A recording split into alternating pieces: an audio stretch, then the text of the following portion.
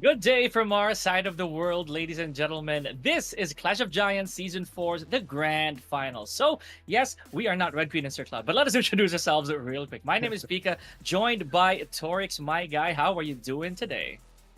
I am doing great. Thank you so much, first of all, for asking. And yes, it is a Clash of the Giants Season 4, the final day number 2. And today, out of the day 5, we are going to witness 6 more maps of action, starting with the SANHOK that you already saw at the beginning of the timer, that how the map schedule is going to be. But any of that is not going to matter against these teams. None of these maps are going to matter because every of these teams, every single one of them knows exactly how to play against each other. They have played it multiple times, a million times, and they exactly know the strategies, the locations, and the game style of the other teams as well. So it's a matter of factor of who's going to overturn and who's going to overthrow who from this point onward. Yeah, this is also pretty exciting, ladies and gentlemen, especially for those of you who's been with us since the first day, right? From the preliminaries all the way to the finals, right? Or the playoffs rather, and all the way to the finals. This is gonna be a trimming down of the best of the best. So for 4 seasons in, some of these names, ladies and gentlemen, have continued to graze your screens, right? They've been on the feed for many times. The winner in the chicken dinners, the MVPs, Torix. But again, yes, the days are winding down a little too fast, so they gotta make haste. They definitely gotta make haste because each day that you are not performing, that's some other team coming right on top of you and getting more and more points. But going to the point system, first and foremost of all, let's see how the division is going to be for the complete tournament. 15,000 US dollars. The number 1 team that gets the winner chicken dinner gets 10 points, then 6, then 5, 4, 3, 2, 7, and 8 with 1-1. But from that point onward, the 9th to 16th, not a single point is going to be going into their backpack. But per elimination, the meaning you can focus on the elimination side as well, and that's each a single point worth. Yeah, you know what? A lot of teams actually, folks, for those of you who may have not been oriented with how the new PUBG Mobile system works, it is not just about survival, right? You also got to test your marksmanship, your calculations, right?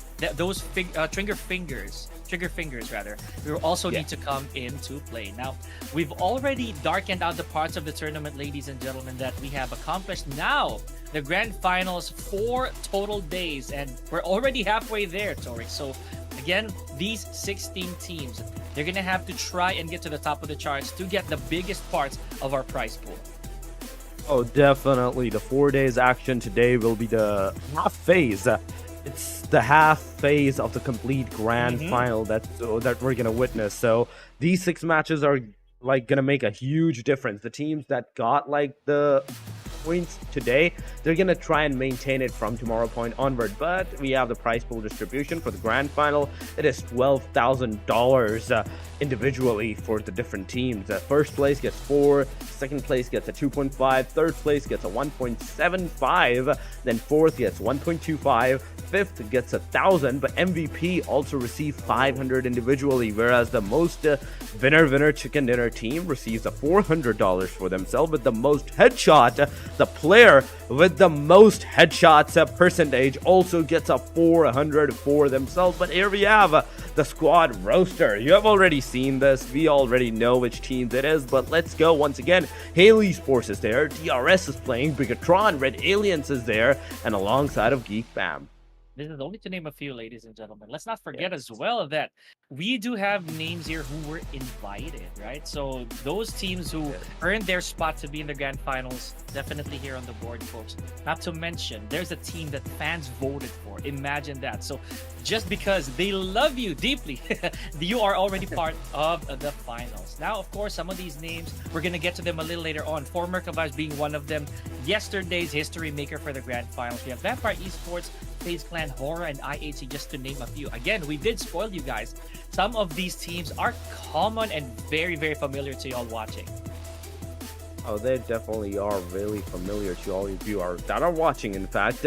Yes, this is not just a name, because IHC, Vampire, there's FAZE, there's HORAA also playing, and this is second last slide, I think, because out of the 16 teams, these mark the 14, but here we go on the final slide. It is DEWA United, There's Falcon Force, there's Sem9 and T2K as well. You can also see the individual players on who's playing, how many players does each team have for their own names as well. Because I can see already there's 6 for T2K, there's 6 for the DEWA United as well. And at the same time, there's Sem9 with a 6 complete force as well. Falcons, they have the 5-man, so there should be some extra spot for themselves, for their team. But nonetheless, Pika, it is going to be an amazing day for today as well, because the second day is always a banger. It's always a banger for the teams. They know exactly where to hurt after the first day, after the first water testing phase. And if they are good enough, if they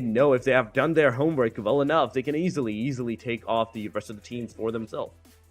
Oh yeah, this is a matter of really checking out who's prepared, as you mentioned, who did their homework, who put the notes down, who put in the hard grind just to get to where they are now. But it also matters, ladies and gentlemen, for these individual awards. As we mentioned, yes, the overall MVP, there is loot at stake. It's not just the bragging rights. There is really money on the line, folks. So from the last time I checked, there was a certain name that came to mind. I'm just not sure if this is the same guy. Oh, okay. So he's one of them.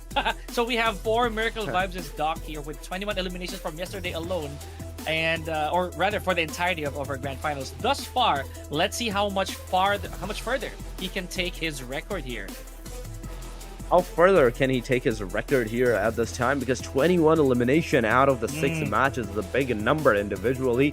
3,000 almost of a damage with a survival time of 19 minutes and 11 seconds. Is complete out of the 6 matches. Team contribution counts up to a 41.85%. But we have the rest of the MVPs as well into the road to MVP post match number 6. 4MV Doc, he's on the top. Then we have the 4 Miracle Vibes, Refus on the 2nd spot. Then we have Apex. 3 out of the 4 of the team 4 Miracle Vibes are straight up into the road to the MVP. Then we have T2K Ingias on the number 4, and number 5 goes to Rizey from Boom Esports. Yeah, this is also a good sign, to be honest here, Torx, because it means that the team within 4 Miracle Vibes, rather, the players within this team, they're very well equipped to hold their own, right? Especially Doc.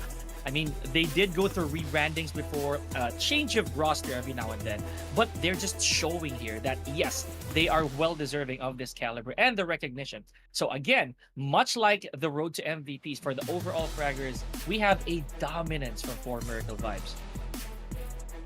There's completely dominance from their side. Just in the overall fraggers, there's at least 2 of the team 4 Miracle, Doc and Refus together. Ingius is there. Then we have Dami from Leo Esports, and Deus, no boy. 10 finishes, 11 finishes, 12, 14, and out of all of these, he has a complete different number. Doc with 21. That's a huge difference, even amongst his own teammates. I'm more even confused at how his teammate even manages to get 14 if he has the 21 elimination. How many points Team 4 Miracle Vibes have? Because placement point is of 32. Then we have 51 eliminations on the name of the Team 4 Miracle Vibes, counting up in a single day, close to 183 points. HORAA Esports 48, HELIOS Sports 43. It's a complete 40 points difference. Exactly. That is not a joke, ladies and gentlemen. Imagine how much work you have to do to even try to tie up 48 to 83 total points, rather. So eliminations, it's already an astronomical gap here, Torx. I'm pretty sure some of these teams, they've already formulated something on how to try to close that distance between them. Now, of course, page number 2, this is a no man's land, as we always call it. It is zilch when it comes to chicken dinners, understandably so. But some of the teams like Leo Esports, based on the final match, they managed to inch their way up to 9th spot. So that's not very far now for getting to page 1. Let's just see how today is going to turn out for Leo Esports. Yeah, because they stepped up 5 positioning points into from, I think, 14 all the way up to the 9.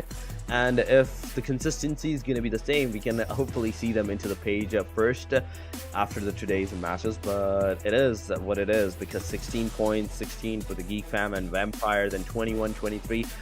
not promising because of the points that we are seeing so far, the 30, the 16 numbers. It's not looking promising that much. There's still a lot of work needs to be done by the paid number 2 teams to even try and close up the gap that is between the paid number 1 teams. In fact, just between Team 4 Miracle Vibes, they're on a league of their own. 40 points on the second spot, 48 points, and whereas the Team 4 Miracle Vibes has 83. They're on a league of their own. Even though if they're not going to play the first 3 matches of today, I don't think that anyone is still going to be able to like overtake them at that point. And talk about, again, establishing that big advantage on the first day itself, right? So that gives 4 Miracle Vibes a little bit of allowance, folks. And if to some people watching, they might say, oh, the 21 frags is very doable. But yeah, that's how it works in probably the casual sense. But in a competitive setting where everyone can clap back at you, you know, that is very, very hard to do, ladies and gentlemen. So let's not forget that this is the grand finals, ladies and gentlemen. We're going back to our traditional setting here, Torix, which is this the appetizer goes first, right? We go to SANHOK. Just one SANHOK for today, and then the main course being a triple Erangel. Wow. And to cap it off, dessert is a very steamy couple of Miramar maps. There's a couple of Miramar maps that's coming in. The 7th match is going to be of SANHOK. Then we have three back-to-back Erangel maps. And last but not the least, it is the Miramar. We're not going to see the changes of the phase between Erangels and the Miramars. No. It's straight up either Erangel, you're going to play either Erangel 3 times, or you're going to play 2 Miramars at that time.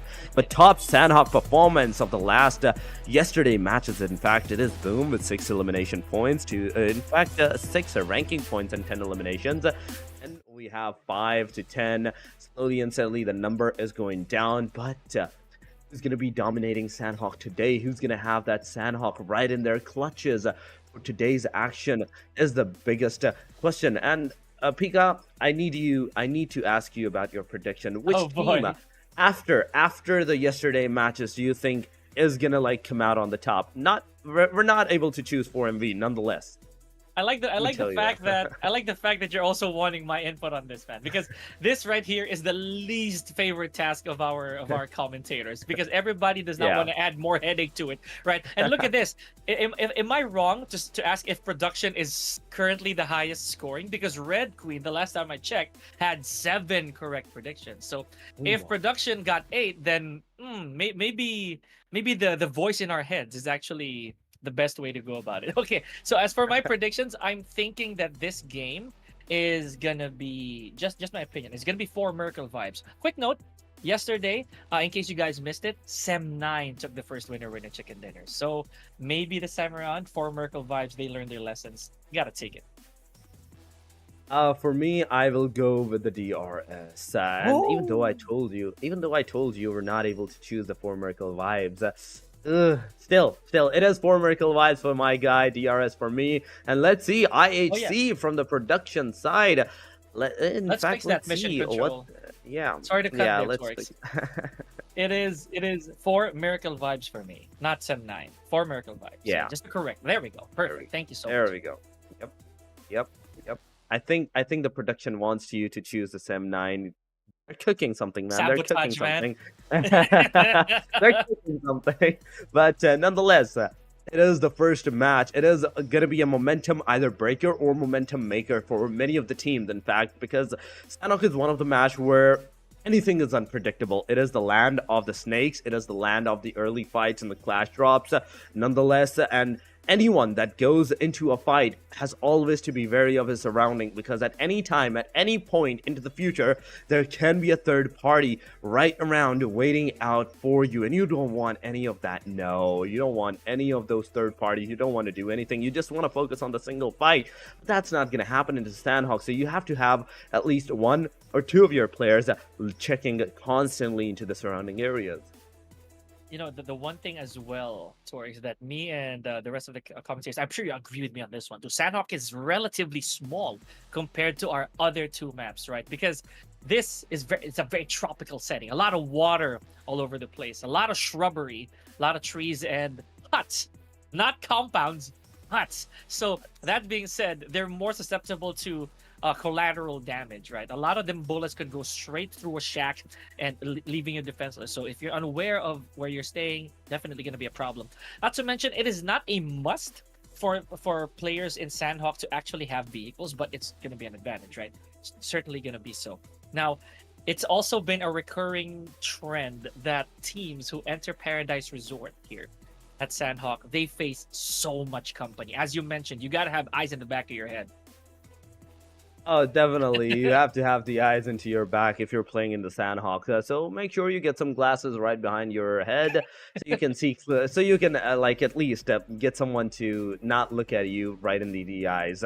Yeah, we're not looking into the eyes anymore at that time. We're just gonna go into the SANHOK in a short while, guys. Stay with us. And yes, we have done the predictions, so we have done like what the teams needs to do, and it's all up to either the circle, either the plain line to make momentum for the teams. But it's once again SANHOK, the plain line, the circle doesn't even matter at this point, because in the appetizer, as you already said, the teams will be going for the aggressive stance, and I'm really hoping to see some actions right off the very bat of the game. True enough. I also believe that we're gonna be hearing a lot of these encounters very, very early on, first few seconds, if you will. So I won't be surprised anymore, Torix, if right before we see through the game, there's already interaction between these teams. But ladies and gentlemen, we're not gonna stall you any longer.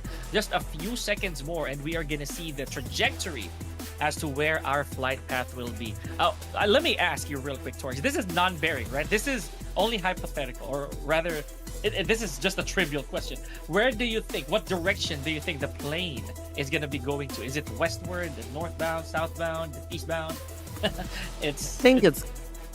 think it's gonna dissect the complete map from the very middle, and I'm talking about the western all the way towards the eastern side. And let's see and let's find out where it is going to go. It is SANHOK, ladies and gentlemen, and plane line. Oh no! I think I said that wrong. I should have said from north to all the way south. It is bisecting from the middle, but not my direction. Yeah, it is. Unfortunately, folks, it is gonna be quite southbound at this point, right? Just a tad bit to the west, but still pretty okay. You know, now this is gonna present a lot of problems for our teams, folks, simply because it's impossible for them not to drop at Paradise Resort. We just talked about that, and this is a huge jinx from my call here, Torix.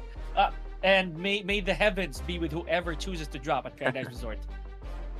Boom it is, boom it is. They're the only one going Paradise, but boot camp, I'm seeing a lot of cluster-wide situation. The boot camp side, at the same time, there is some connections maybe happening at the Pinon area, because there are two teams at that point as well that's going to the Falcon at the boot camp. They are definitely ready to take that fight. One player already had a good considerable amount of guns, but S12 came to the hand of the T2K Esports. Rules OG closing in with the green screen equipped. Can he blend in? Can he blend in into the map? Because even look at his backpack. He is prepared, completely prepared to play in this match. But there we go. We will talk about that later. So far, Escalera is going to take that fight, take that aggression with that Honey Badger and the AKM in the hand. Okay, both 7 guns, but he is not able to get that knock. It is MGS from a different angle with the Thompson that's going to take the knockdown. Rules OG also getting another knockdown done and dusted on towards the Team Boom Esports. Back to back, there are consistent aggressions happening right now, Pika. Oh man, talk about a good start here, ladies and gentlemen, for Trained to Kill. And we did see, again, as we mentioned, a very early encounter, ladies and gentlemen. Just like that. I always say this, you blink and you miss it. Leo Esports is out of there. Care of a few weapons that we haven't seen for quite a while here, ladies and gentlemen. The QBZ 95 here from Mafia Ninja. I find this weapon very interesting. And of course, the Honey Badger. Not really the meta, but at the same time, it's not without a punch, right? It definitely does. Now, let's also mention here, Torix, how having an abundance of ammunition at the very start of a game actually comes into play, because a while ago we did see some players have very little to no reload available, especially if you don't have a shotgun at hand. Definitely, shotgun is the long gun at this point, and I'm talking about the DVS nonetheless.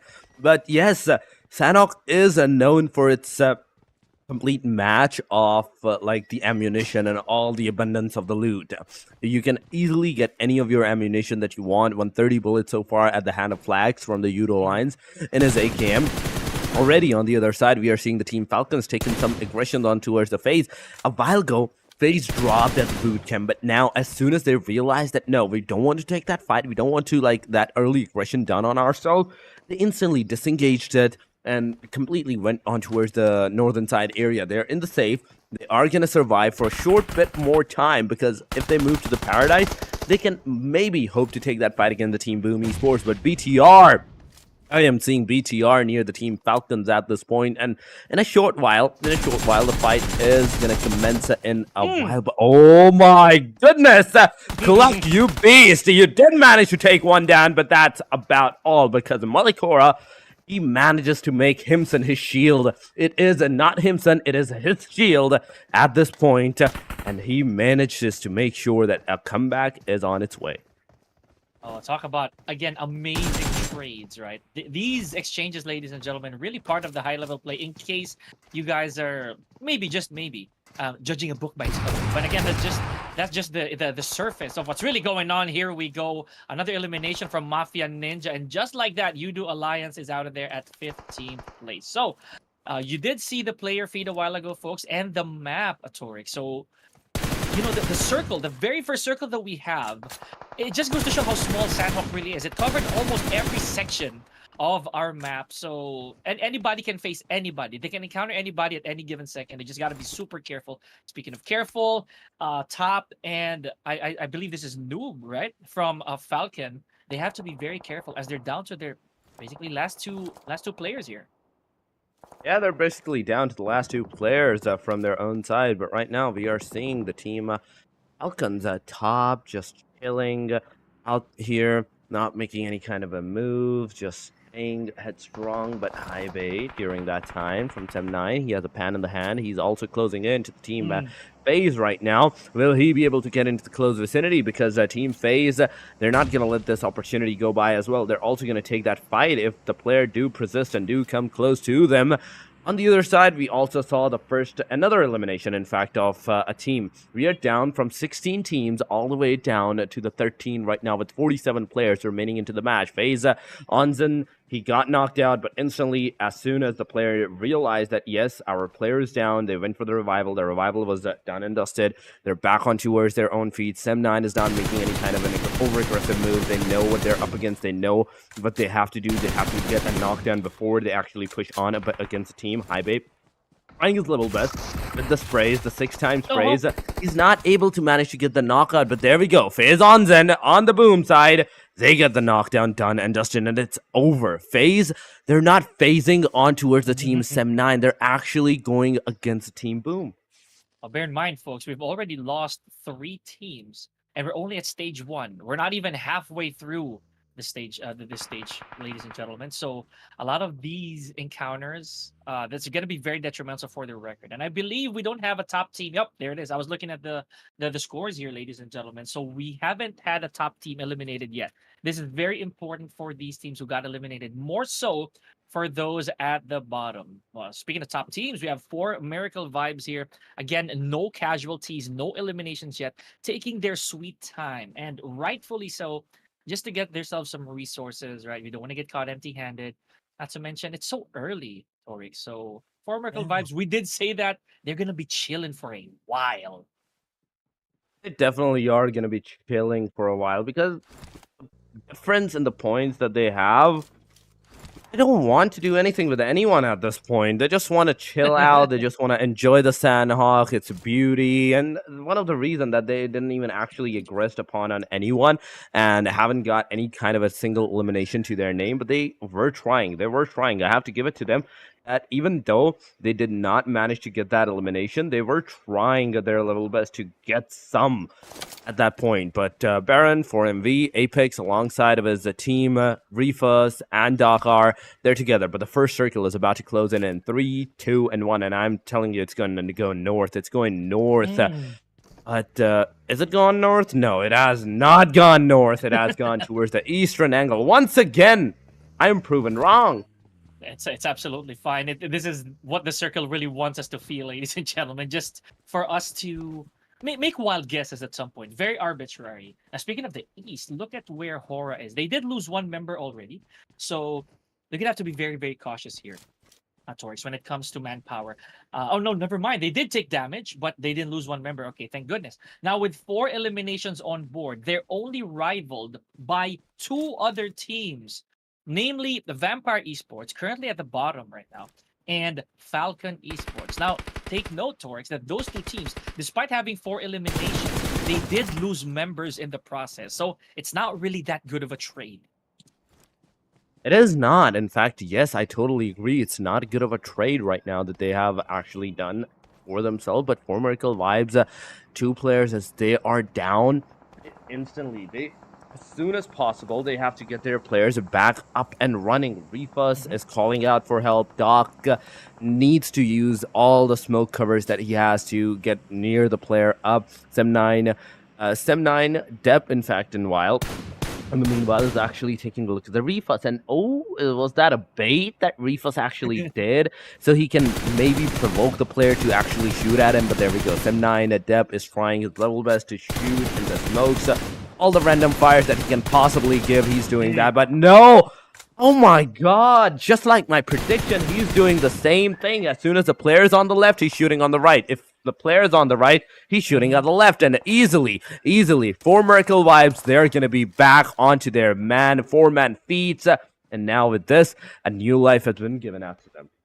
Oh man, this is very tricky for Yuhai right now, because I don't think he knows what he's biting. We're looking at 4 Miracle Vibes, literally hidden, right? He did try to spray in that general direction, but to no avail. Or at least not a confirmed kill. Am I going to be proven wrong? I think so, ladies and gentlemen. Yuhai with the timing here, taking out Doc. So let's see how this is going to go. Remember, Doc is a very valuable asset for Miracle Vibes here, Torix. So, got to be a little bit nervous here.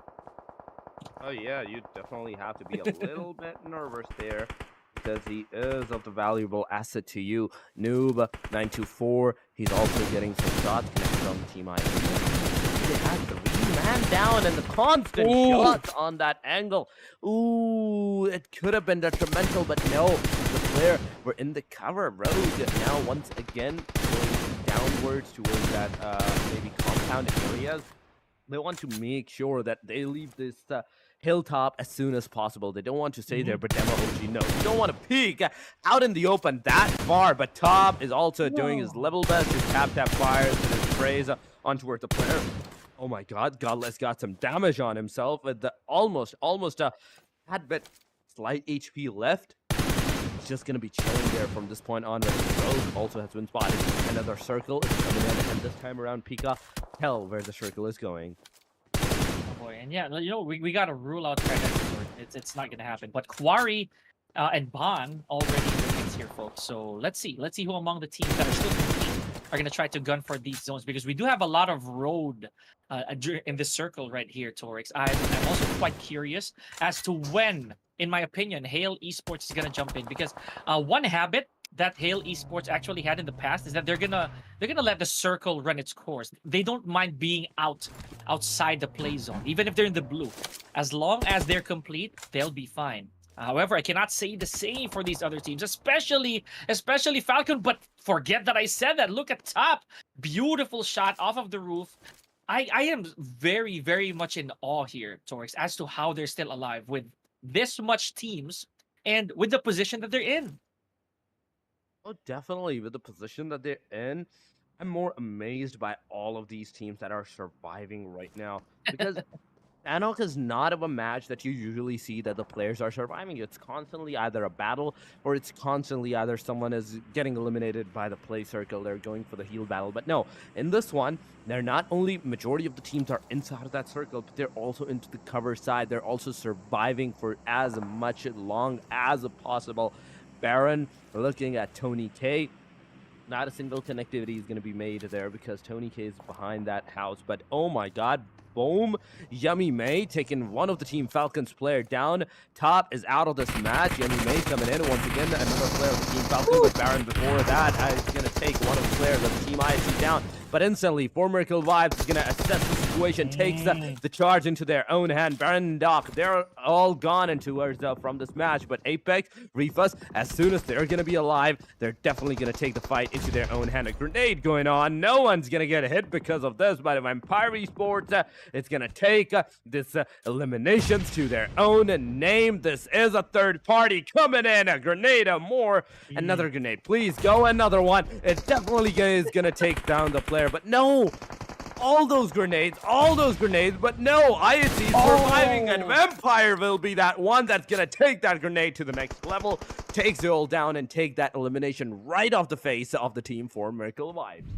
This is an insane back and forth from these teams. I can't even keep track on who's taking down who, ladies and gentlemen. It's going a little bit too fast. But IHC, fact of the matter is, they are out of game number 1. Meanwhile, we have no money from Vampire Esports. I believe No Money is only playing here in the grand finals, so I personally want to see more from No Money. Now, this is a problem for Miracle Vibes, ladies and gentlemen. They are getting flushed out by the voice of Vampire Esports from the bottom.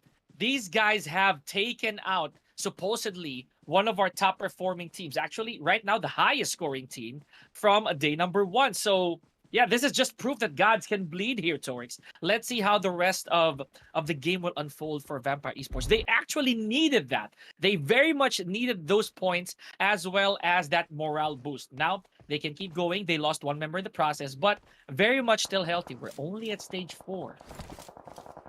Only at the stage 4, and in a single moment, we saw there were 45 players alive, and now in a single blink of an eye, within a single minute, we are down to 36, 45 to 36. That's 9 players getting eliminated back to back. More men also trying to get some shots connected on towards the player. But HELIOS Esports, they're going to have the compounds, they're going to have the cars into their own covers. Another team gets eliminated. It is going to be the team Falcons this time around. The top team, that is the team for Miracle Vibes. They got eliminated at the hashtag number 12. Number 2 is HORAA Esports that are still alive, the 4-man into the game. FAZE right now, they just have a 1 elimination. Team DEWA United, they also have a single elimination to their own name. To their own name, getting some knockdown on towards themselves, but FAZE and Mormon, you are not getting any more knockouts on towards the player. You are missing your shots, man. You need to get some connections done on towards the player, but T2K through love taking one of the team Hale's player down with a grenade. Now it's time for the team Hale and the rest of the teams in the vicinity to take that action into their own hands. Now, this is what's scary. I did mention a while ago that Team Hale, they usually pop up when it's necessary after seeing 3 stages. But now, my goodness, trouble is coming after Hale Esports, ladies and gentlemen. Now with only 1 member left and outside the play zone, right? The Blue Reaper is really catching up to Hale Esports here, ladies and gentlemen. So, let's see if the traditional game plan from Hale Esports is still going to be effective for game number 2, because I'm not going to be a pessimist here. I do feel that they're probably going to give up this game already. They have no eliminations whatsoever, no backup, right? A lot of the teams have scored massive eliminations, or at least are still complete. So, wow, this is a very, I'd say, miscalculated choice on the side of Hale Esports. So, while we're looking at that, and while you were actually pointing out I'd say the general results here, Torix, Vampire Esports, look at this. They're still going. They're on the way to 2-digit eliminations. They are. I just realized that they got almost the double-digit elimination. Oh, now they did. Vampire Esports, they got that rampage done. This is the 10th elimination that they're going to have, but they're outside the circle. As soon as they're going to move inside, they're going to be faced with the wrath of all of these teams. There's a lot of numbers. There's a lot of players waiting out for this opportunity that want those eliminations to their own name. NZ639 closing in towards the players, but no.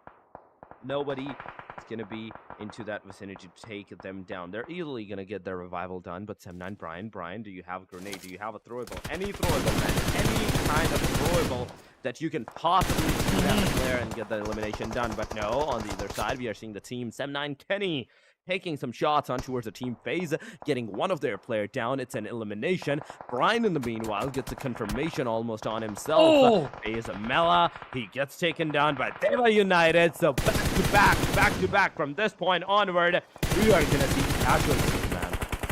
And you know what I realized as well? 4 Miracle Vibes is out of there. So my prediction is gone, folks. So yeah, you can count that out. Now we are one team away from placement point zone, as I always say. So who among these teams who are still here can finally breathe easy knowing that they have at least one, right? At least one elimination point.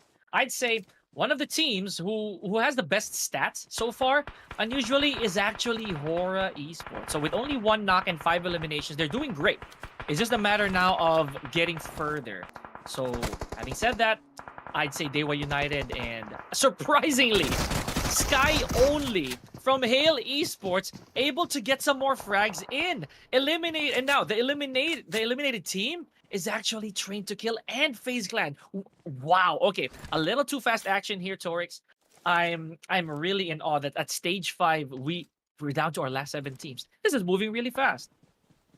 This is not moving really fast, because if it was the stage number 6, we would have been on the top 3 at this point, because it's SANHOK, man. It is SANHOK. We're not kidding here. But still, these 5-7 teams that are still alive, it's a big number. Meaning, even though the player number is small, the team number is still a lot bigger than it should have been. Hale Esports, they're on a solo player. We are also seeing the team Vampire. If they do not get the revival done, they're going to be on the solo player as well. Sem9, they're on a solo player as well. The only teams that are with a complete squad are DEWA, DRS, GEEK, and HORAA.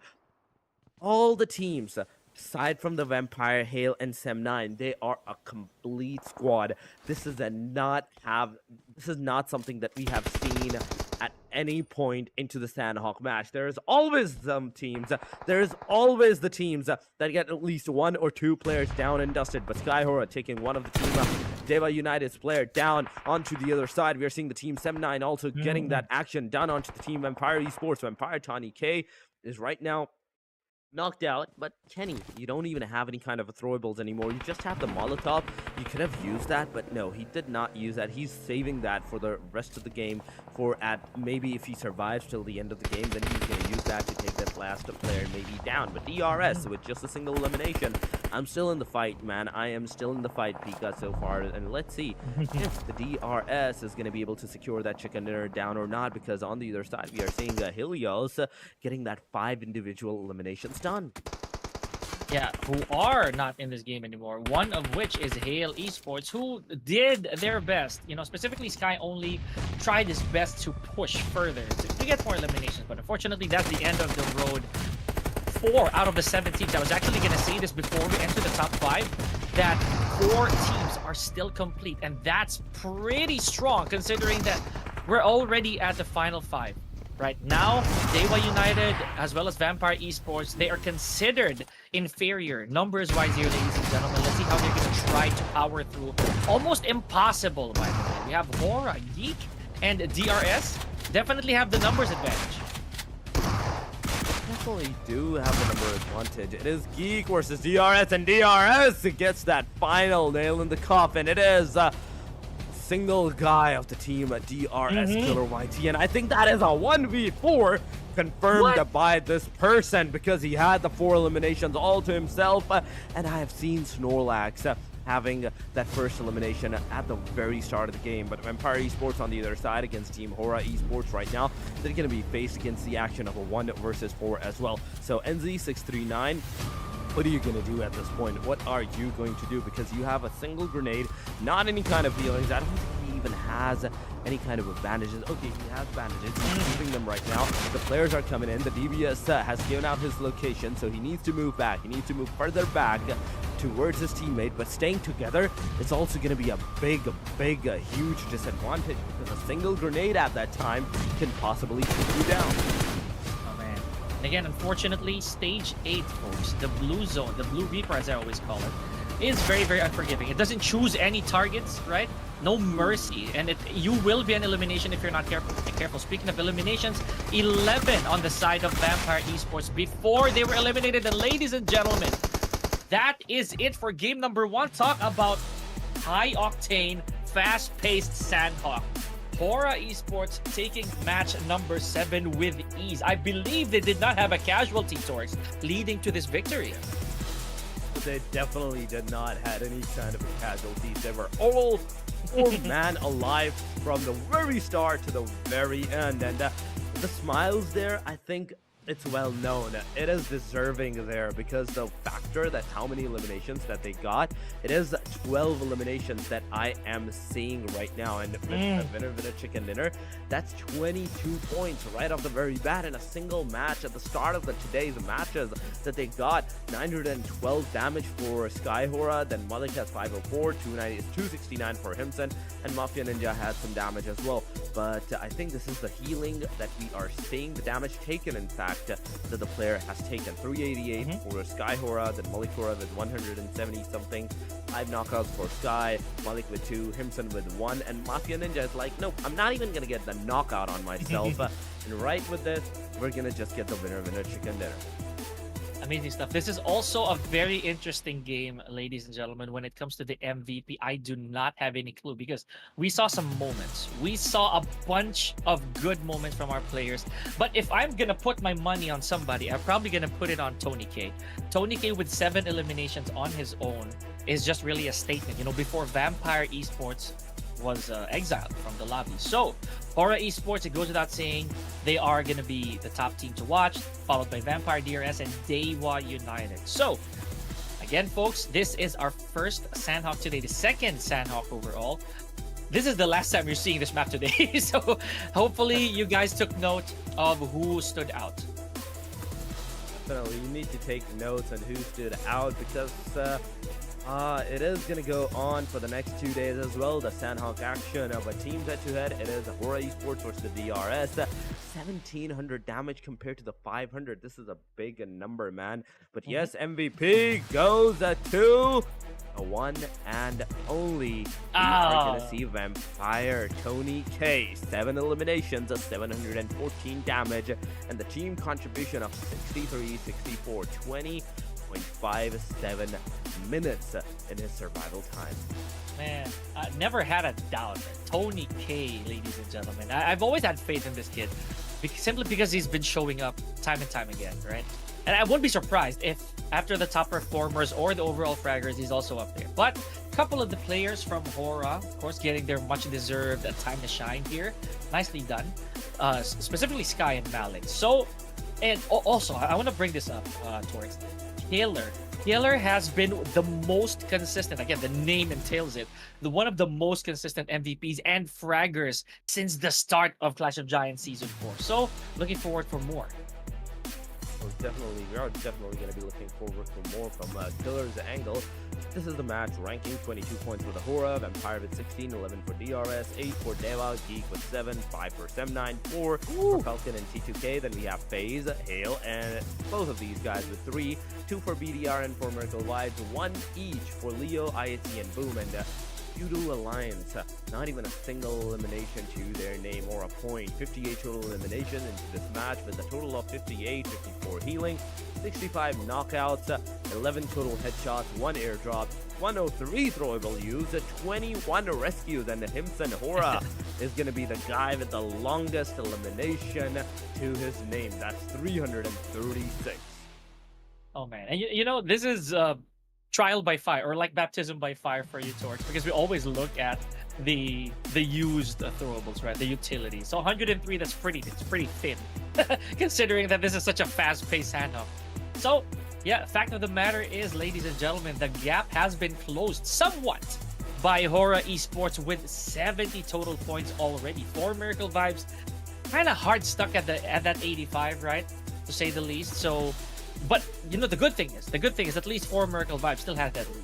I'm not gonna say more. Don't want to jinx it. On page number 2, we have a noticeable rise, or maybe an exchange of spots rather, for Vampire Esports. So let's see how that's gonna go. Let's not forget the MVP did come from Vampire, so they have a little bit of momentum on their side. They definitely did had a really bit of a momentum onto their side, because jumping 4 positions is a big deal. I'd say it's a big deal. 20, like from 16 all the way up to the 12 that they go from this point onward. Now in the overall ranking, they're doing pretty good, but still not enough to get into the top number 1 because that's still 80 points, in fact 80 points to the player's name, and they still need to do some more like great deeds, some more like positioning, elimination points. The consistency needs to be there. The players from this point onward, as we will be heading out into the ERANGEL match, everyone needs to have a consistency. This is not a place where you can like stop having the consistency for yourself, because if you stop that, it's gonna be over for you at that point. Yeah, a lot of responsibility for our players here, folks, to try and step up. We're only halfway there for our grand finals, and this is only day number 2. Meanwhile, ladies and gentlemen, we're gonna catch our breath, and so should you. We have more action coming your way for this triple ERANGEL here at Clash of Giants Season 4 grand finals. So Torix and Pika will return after this short break.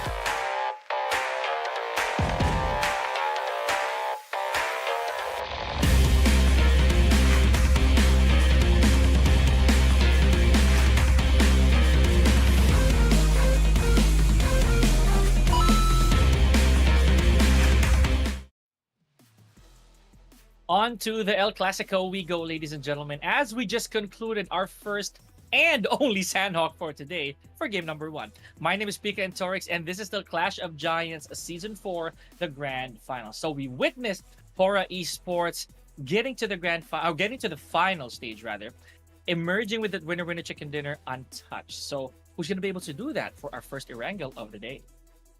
Oh, it is the ERANGEL match, and yes, the question still remains that who's gonna take that cake, who's gonna take that chicken for themselves, who's gonna take that plate for themselves of the chicken dinner. And judging from the last Erangels, the one that we played, that teams played yesterday, I think Sem9, they're definitely coming in head start. They're definitely having a head start for themselves. But talking about the sponsor, guys, it is Aniba. It is with the Clash of Giants, Aniba X Clash of Giants. And if you want to top up the UC, use Aniba with 10% off using the code COG4. Link is in the chat. It is only available for this week only, because you can have the $100 8100 UC for only about 80 maybe, or 90 dollars. Yeah, 85 to be exact, ladies and gentlemen. Considering that if you buy it in game for 100 USD, that's a big discount. So do not forget that you don't actually need a code, right? You do not need a code for this 8100 UC. You just gotta do it within the week. So yep, enaba.com, ladies and gentlemen, the marketplace for gamers. Don't delay. This is your only chance here at Clash of Giants Season 4. This is the only time you can actually avail this code, because as soon as complete event is going to end, the code is just going to go poof away. But today matches, the first one goes to HORAA Esports, the second one is about to commence. It is going to be of the ERANGEL. And ERANGEL, man, Pika, I'm more confused that if I should pick the team or should I not, because I chose DRS last time, right? They got up to a second spot. I'm just thinking in my head that if I hadn't picked them, maybe they would have had the chicken. Yeah, it's always that curse, right? It's always the caster's curse, folks. So please forgive us. I know that tends to happen, but it's really not up to us, folks. Meanwhile, back to the serious topic here, ladies and gentlemen. This is ERANGEL, and based on track record yesterday, this is where 4 Miracle Vibes got their very first winner chicken dinner. So I'm pretty sure I'm gonna get asked of my prediction again, ladies and gentlemen. I'm sure Torix is here too, so we have to apologize to him also, because this is baptism by fire here at Clash of Giants. So he has been bestowed the curse of having to decide for his prediction. Now, let's wait for the cue of mission control before we make our predictions, right? So you, having played PUBG Mobile, right, let me ask you this question. Would you personally prefer one day with all ERANGELs or one day with all SANHOKs? While we're thinking. Oh my god. One day with all ERANGELs, or I can't play that many ERANGELs or SANHOK, man. I need each and every one of the maps to be played in a cycle, man. I need my mind to have something fresh for itself. But yes, we have the prediction queue right down below, and this time around, I am once again, I'm just gonna go for the DRS once again. Okay. Yeah, you know what? Just like you, I am a man of commitment, ladies and gentlemen. So 4 Miracle Vibes is locked in for me. However, production with the Sem9 call out, right? Just doing a little bit of a switcheroo coming from yesterday's track record of Sem9 being the first, right? Yep. So I like this. I like the trajectory as to where we're going. And you know what, Torix? I also feel that Sir Cloud is watching, so he's keeping tabs on whether or not you're gonna tie up with his score, because he already he also still has just one prediction. I mean, I'm not a fan of this, but Red Queen and production team, they're going head to head at this, like really close. Yeah. Oh, they are definitely really, really close. And I have to give it to both of these guys. They know exactly what they're talking about. They know exactly which team to pick at some point. And maybe this time around, the prediction is definitely going to have that scorecard and more number on towards themselves. But we have to find that out into the ERANGEL match. But for right now, it is once again the same prediction for us, guys. Sem9 for... But it is Sem9 for the production side, so that's something different. But yes, any plain line trajectory that you can think of that might happen in this ERANGEL match? While I'm very wishful that it lands on Ruins, right? Because that's the one part of the map that I have never seen an ending on for quite some time now. I think last year was the last time I saw a Ruins ending. I feel that it's going to be eastbound for this one. So I think we're going to go from the left side of the map all the way to the right. It doesn't matter whether it's northern, if it swerves to the north or to the south, but I feel it's gonna be very east-oric. So what about you? Oh, I would love a military base ending circle or even the plane line.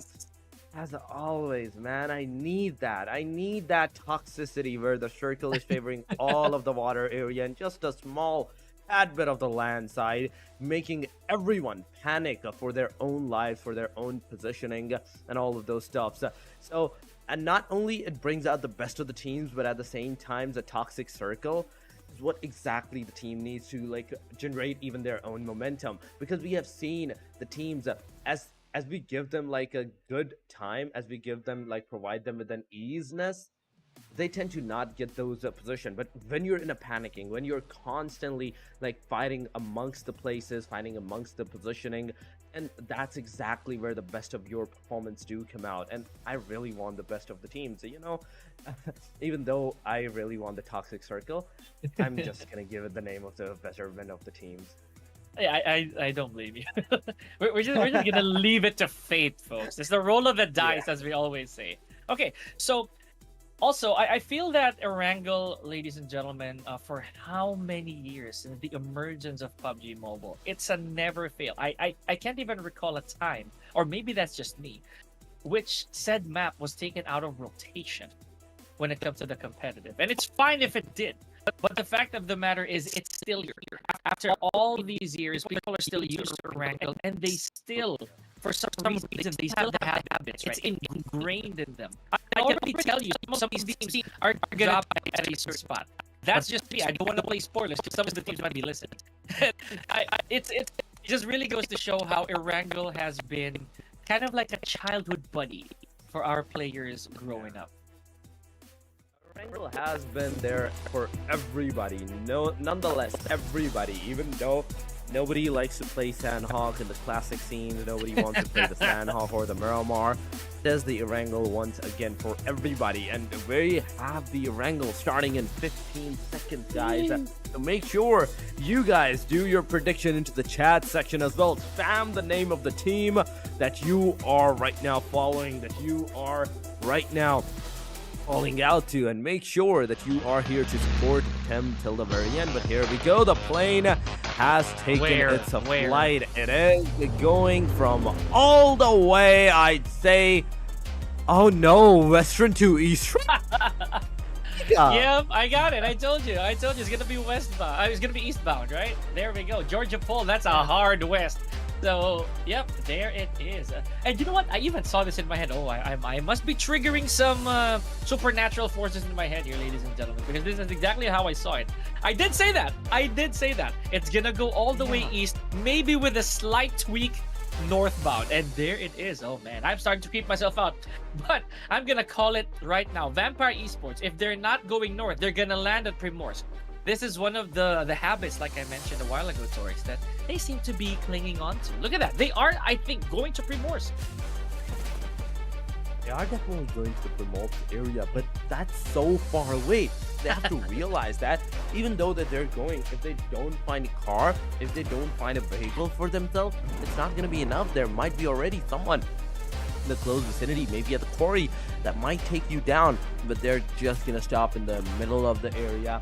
Just open area fields, those compounds, the single, double compounds, they're just gonna loot that. But I really want to see a toxic circle. Please be a toxic circle. Please go to the military base this time around, because it is at least what I deserve, man. It is at least what I deserve at this point. But Vermical vibes, they're near the quarry, but no! Ouch! Okay, it is the eastbound once again. Ouch! I am so wrong today. It's fine. I like the fact that you really crave for chaos on this one, but it's okay. You know, we were given a head start of a really violent first match for SANHOK, so it just goes to show that maybe we need to be pacified a little bit. Okay, so more greens on our screen here. Apex with a really strange skin, just to say the least. We're also given glimpses of Geek Fam, ladies and gentlemen. So I've started to become a fan of Geek Fam. Not to mention, I know that they have more than one esports title, to say the least. Just to stray a little bit away from our game here, folks. So Geek Fam, a really resounding household name, and I feel that maybe just maybe moving forward, they're gonna have a smashing time here in the grand finals. I'm actually very glad that they made it. Meanwhile, I'm just gonna take this ahead of the curve here, Tori. So for those of you who weren't here when we talked about Eneba.com, the marketplace for gamers, especially our friends from Indonesia, don't fret. We do have multiple payment methods here, such as XL Axiata. We have GoPay, Curis or QRIS, Dana or Dana, OVO or OVO, Link Asia, Shopee Pay, Flip, Sezzle, and PayPal. So rest assured, you can take part in these amazing discounts. Definitely, you can take part in the amazing discount. So get your UC topped up right now. Get your skins, man, because everybody here in the game has their skins to I like show. that. I their like that. I like stars. that. Yeah, get your skins. Get your skins. So 16 teams into the game, 64. The complete lobby is here. We are already seeing some fights. Almost starting to happen with the Geek Fam alongside of the team former collide with Baron. Doesn't even have to slap himself. Idea is going to be picked off. It's going to be all over for him right at the very start of the game. And quick and clean right there from Snipes. Nicely done. And all he did was literally peek off of a fence. Now, a little bit more action for the other members of Geek Fam. So, wow, 4 Miracle Vibes looking to be in a very, very precarious situation here, Torix, because not just because you're on top, not because you're on top, you just gotta relax. I have to admit, I was wrong in saying that they might be laying back a little, or that they should. They can't afford 2 losses this early. I totally agree. They can't afford to lose this early on into the game. For Miracle Vibes, they have 2 players that done enlisted, Apex and Baron. They're all gone. The rest 2, one is Ruthless in the close range, whereas the Mika OP all the throwables, the grenades, the smokes at that vicinity. But the DBS is not gonna make it work as the Ruthless with the 1897, a pump action takes the player down. It is an HAM versus the pump action from this point onward. Can he get a connectivity? Can he get the connectivity done on the players? Because even in this window, it's a headshot connectivity, but now this time around it's a headshot connectivity on Ruthless and he gets taken down. Geek Sniper, it's another one of the elimination, but Mika OP, the one person from the team Geek Fam, was eliminated. For MV, they're down to the last man standing, and I'm not really fan of this, that you're this early on so much less into the game. Oh man, so this I believe is a worthy gamble, worthwhile gamble for Geek Fam, right? Now, Doc, oh my goodness, ladies and gentlemen, 4 Miracle Vibes slipping the very first ERANGEL match of the day. They're gone with only 1 elimination. Really a bad trade at the expense of more points. So we're gonna see them on their second ERANGEL. For the time being, they're gonna have to sit this one out. Geek Fam, however, with a beautiful 4-piece, taking the battle to 4 Miracle Vibes. They have to rethink their ways. They can't be too comfortable here because, again, there's a huge difference between first and second place when it comes to those prizes, Torres. Oh, definitely. That's a huge difference into the prize pool. And it's not just about the prize pool, it's about the glory that you can call yourself the champions for this complete tournament. It is the Clash of the Giants, and you can be the champions of all the Giants there are right now. So far, it is 15 teams that are alive. This is just the first elimination that we have witnessed. Aside from that, Geek Fam has lost one of their players. But look at the rest of the teams. Everybody else is all the 4-man alive right now. 59 players. And I'm thinking in the back of my mind that nobody was there. Nobody that actually wanted to take that fight into this game early on. Yeah, I think they're gonna play it safe, right?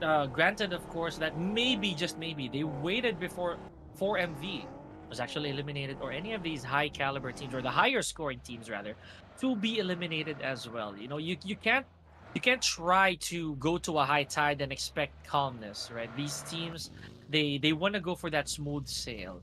I can't say the same here for Train to Kill. They already lost Turulov in the process, and they're still taking significant amount of damage here. Care of FaZe Clan, but successful defense there by Escalera against Boy. It is.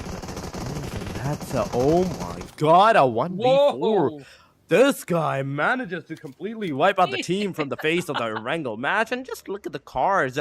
How did anyone manages to do this to some cars? The like UAZs, the oops, all of these, they're on actually atop of each other.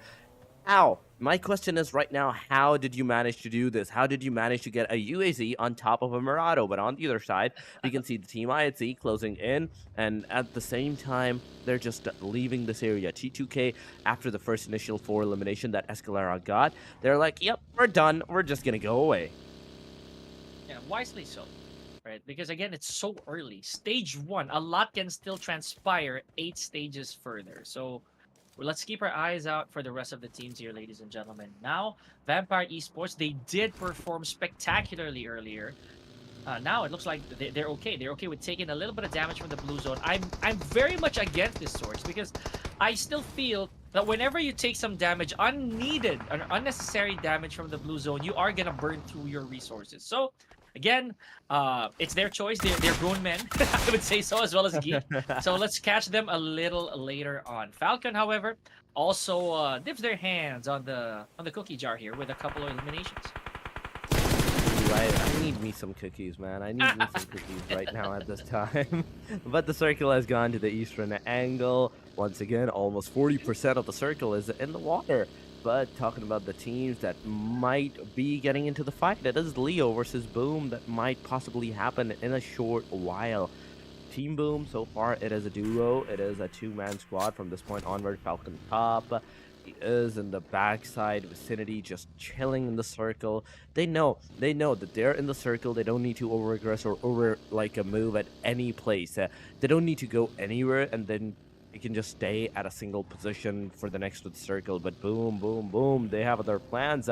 Just look at how confident they are into their cars and just going inside of that corner of the circle. Maybe they want to go to the corner of the land on towards the hard eastern angle. But Leo has been spotted by the hand of T2K. Escalera once again from a long range, a red dot, M416 spray, not managing to get any single connectivity done on Aidami or Master. But oh my god, was that a connection? Oh, yeah, it actually was. Yeah, I was about to say, despite the fact that he's working with only a red dot sight here, folks, some shots were actually worth it. Maybe not gonna get the job done, but damage definitely gonna start piling up. Now, a lot of health here for a lot of our teams. Again, this is what we were talking about. They're playing this very, very slowly, right? Some of our teams we haven't even seen on our feed at all. So that just goes to show this is gonna be one of those slow burn games, ladies and gentlemen. It's a matter of timing yourself properly. And you know, one such example would be for Miracle Vibes, right? They fell in an instant. So just a few minutes interval, they came from a whole squad all the way to none in the hands of one man as well. So gotta be careful. Speaking of being careful, Satarless right there was a little bit careless, causing a little bit of a problem on the side of BIGETRON Red Aliens. Literally, there was a little bit of a problem on the BIGETRON Red Alien side, but Starls getting knocked out. That only means that one player has to leave his position, go for the Starls revival, and that's exactly what they're gonna do. Instantly, a revival has been completed. Team BTR is back onto their own 4-man feats. AL Esports, in the meanwhile, they're at the corner side as well. So BTR, they had the same thought. Team Hale, they had the same thought as well on where they were gonna go. And from this point onward, it is going to be the fight for the corner sides. In 10 seconds, the circle is about to close. And remember this, and in 10 seconds, we are about to see another circle. Jeff, please be an Eastern. Please be in the water. Please. Just this is my only request to you. Please be in the water. And this circle is like, nope. You said that, and I'm not going to go there. It goes completely on the land. Boom is in the circle. Sem9 is in the circle. Everybody's in the circle aside from the southern angles. Yeah, the bad part about the circle is that there's so many roads, folks. So that means if there are roads, someone's bound to cross. And it's just a matter now of who's going to do that. Who's going to make that fatal mistake of crossing these unprotected, honestly, very, very dangerous roads. So one such, I believe, who is playing I'd say the hunter would be DEWA United. So, and it's also great that some of our teams are aware of these compounds, because they can stay there for a while, wait for the circle to, to slowly narrow down. Maybe if somebody crosses their sights, and that's the only time they're gonna pull the trigger. This is also very contradictory towards to how Vampire Esports performed earlier. Now they're very not too greedy, and again, maybe just maybe they learned their lesson from the first game. Might have learned their lesson from the first game, but I saw some eliminations. I saw some casualties at the DRS side. My mind is instantly like, are they gonna get lost? Are they gonna get eliminated or not? Because so far, they're in the safer side. But oh my god, YOODO Alliance to Leon? Ow! How did you manage to get this car up here on the top? And the player's like, yeah, the car's gone. Maybe the player's gone too, but no. Leon is very much here. The DBS, CM416. Definitely gonna go on the connection side. The content spray from Leon's side, it's gonna hit, it's gonna hurt the player. A grenade going on. The player already on the verge of being knocked out. Hail Tiger gets the knockout on Leon. After this, Giante also taking the fight against Clutch. Gets the damage, and right after this, Giante gets the knockout completed. DRS, YOODO Alliance has a 4 versus 1 right now scenario that's happening. It's up to Olio to do anything. A grenade coming in close. It's a damage, not the elimination. But first, DRS, go and secure all the knockouts that you have done for yourself. Wow, as soon as I see these kind of cars and these kind of vehicles, my instant question is, how about XMPL? There we go, KRYT gets the final nail in the coffin. Olio is out of the match. DRS getting that 4 initial eliminations. Look at Himson there. Took a lot of damage, so more than he's comfortable. He does have to heal. So Leo Esports and IHC have a little bit of business going on here. Back and forth eliminations now. Stone from Vampire laying his first knock, or at least for the whole team, right? So they're starting off pretty slow here. Probably gonna go for the latter parts of the stages before they start engaging.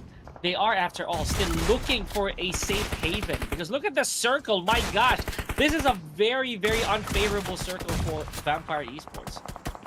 Ouch. Position is also unfavorable for the team Vampire Esports because of the grenades that are coming in from the Falcon side. No, no, no! Oh. Why would you throw that stone? Why would you go there and no money? Why? My question is why? Why would you do these kind of things? Just walking in right into the grenades of your own teammates? This is not something that we have seen. This is kind of something different, entirely different from what we have seen these teams do into their game style. But Zio, I think he's the last guy that is standing right now, but Haidami is kind of under the land in his car. He has to get out of this under the land area. But Haidami, he's getting a grenade on himself. Zio, the final player, the final hope for the team, he's going to be picked off by the hand of the Leo Liquid. It's over for the team IHC. Jaya getting an elimination as well. Malikota, so far it is HORAA with the 0 elimination, but 4 man still standing. But Mafia Ninja, why would you get in the fire? Why would you come in the fire on your own accordance? Okay, so again, this is turning out to be a little faster. A while ago, they had a tug of war when it comes to the compounds, right? But now they're taking it in the open. Leo Esports, a while ago, they had a different opponent, honestly. But now they do have to defend this zone against BIGETRON Red Aliens. So far, more successful would be the Red Aliens here, ladies and gentlemen. And yes, I have to say that out loud too. Trained to kill, just as effective with 5 eliminations.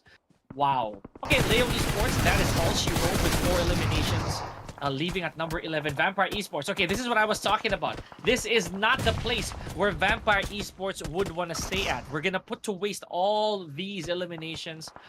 And look at that. Last active member, not even enough health, so no money and literally no honey on his side. He cannot heal. Oh my god, nothing to heal himself, but Malikora, the final guy of the team of HORAA Esports, they're definitely going to push in. The player has finally been revived up, but instantly, one player gets taken down. The other, like shotgun, did connect on toward the Nomini side as well, and it's over for the Team Vampire. Mafia Ninja, alongside of Sky, alongside of all the 3 players of the HORAA Esports, they are still going to thrive in this match from this point onward. They're in the top 9. Still, there are going to be 2 more teams that will get the elimination and not receive a single positioning point to their name. I think 1 more team, because yeah, it's top 8. that get Yeah. points to their name. 29 players are remaining right now. Charles, Leon, Denfoss, they're together, and we are seeing the team BTR like getting some good number of eliminations. A while ago, we saw 4 eliminations for their name, and they still have those 4 eliminations. They need to continue this out. They need to get more of it. They want to like change their position from 14 all the way up to like top into the 10 positions.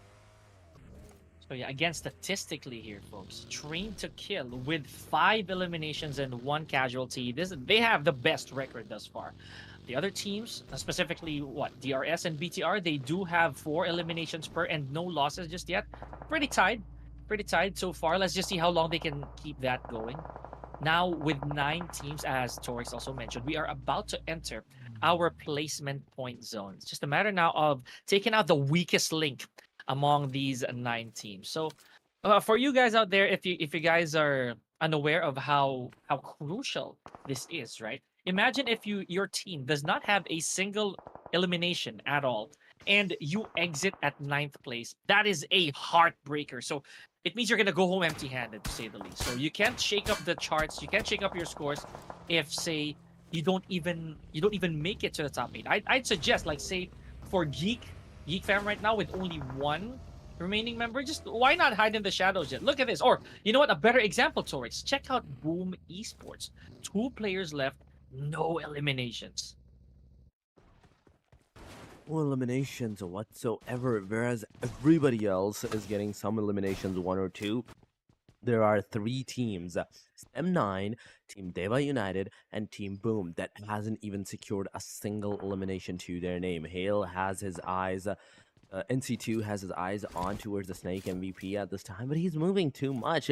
He's constantly moving too much, and that, I think, as much as it gives him the momentum of not getting the headshots connected on him, it also like takes out his vision for like the split second where the player is actually going away. But Malikota with the grenade is going to take down one of the players of the team M9. Brian is going to throw the Molotovs in near the staircases.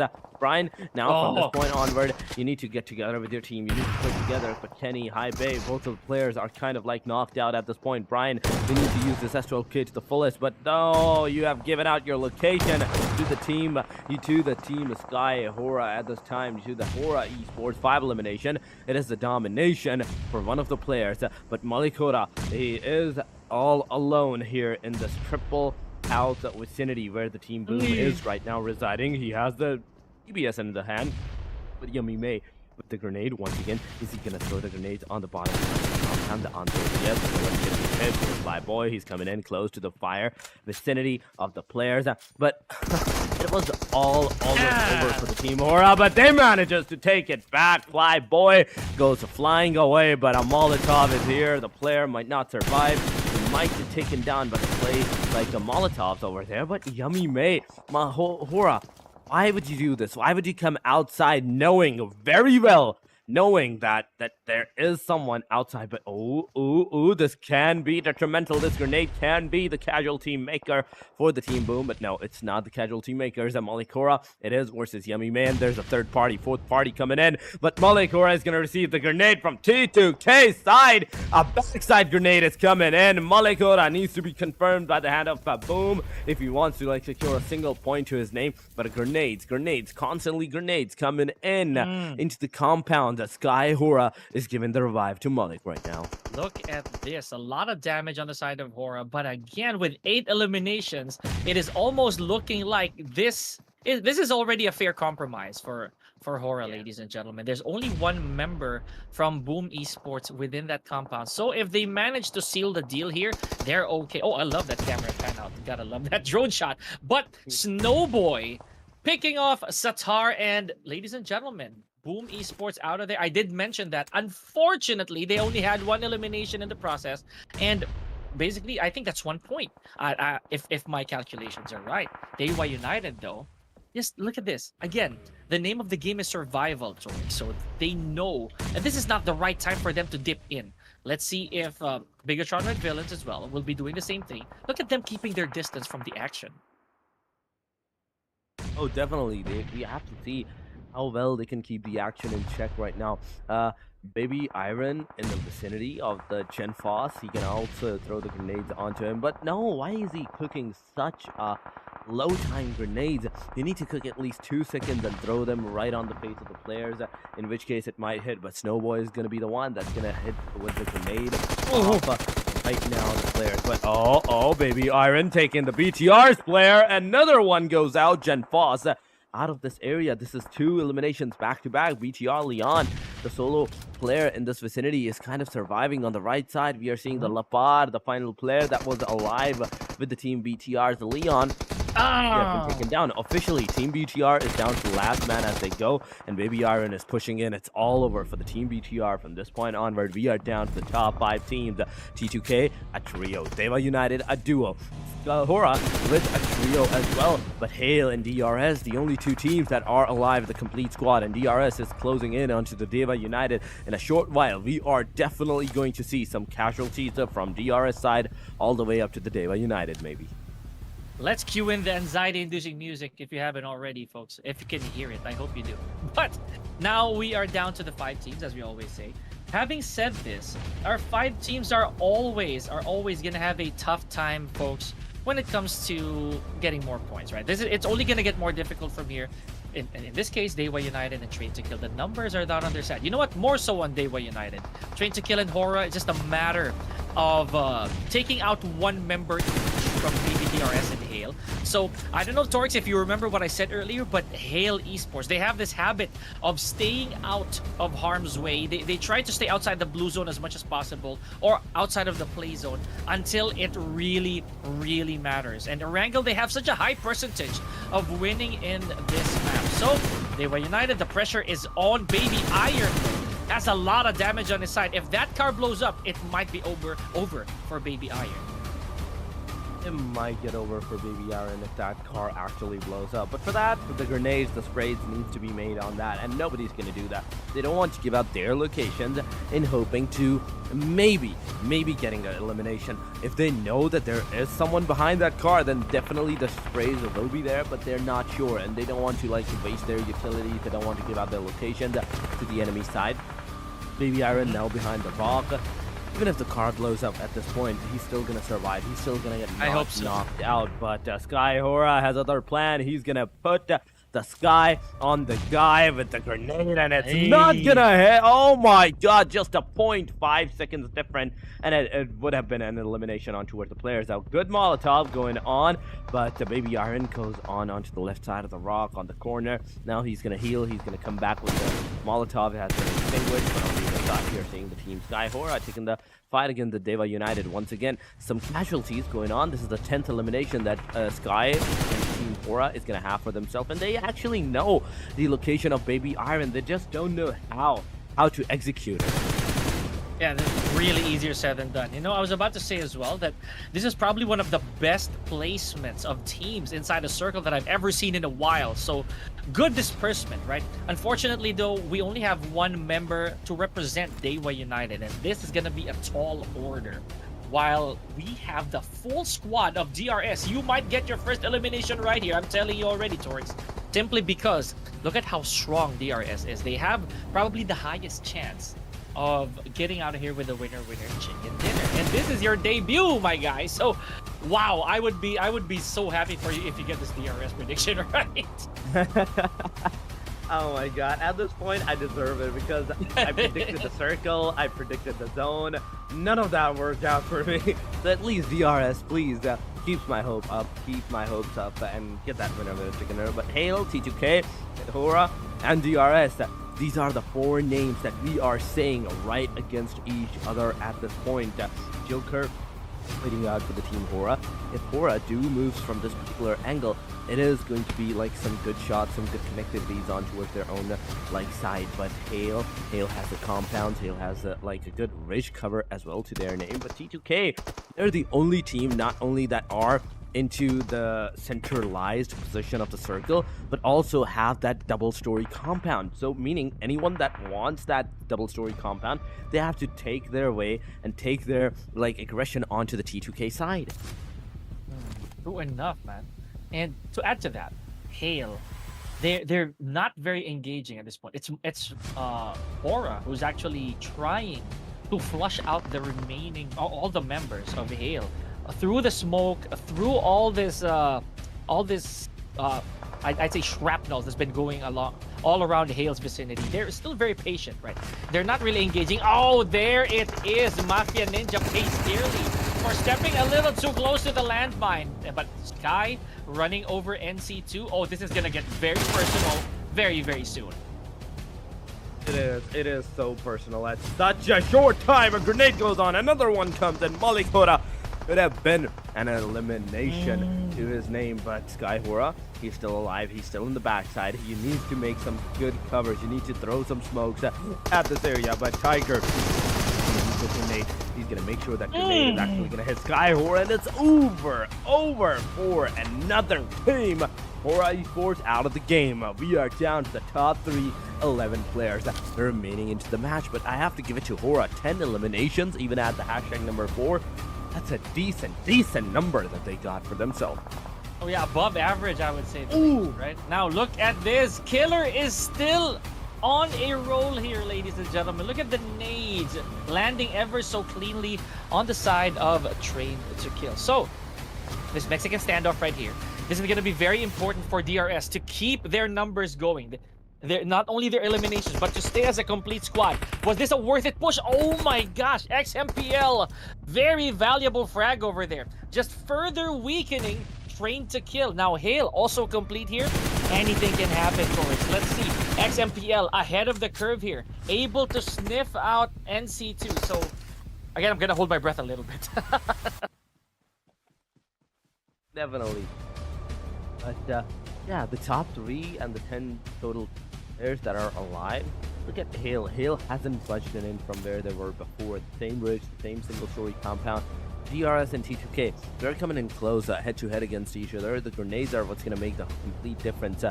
T2K is on the stairs side. Imagine a single grenade going on the stairs. It's a 2 elimination with a single grenade that we might see. But Snorlax, he doesn't know, doesn't have the idea, but he's still going to throw the grenade. It's actually going to go there. It actually is going to hit the top players. Ouch. I predicted that. Okay, there we go. I feel good. I feel something good about myself at this point.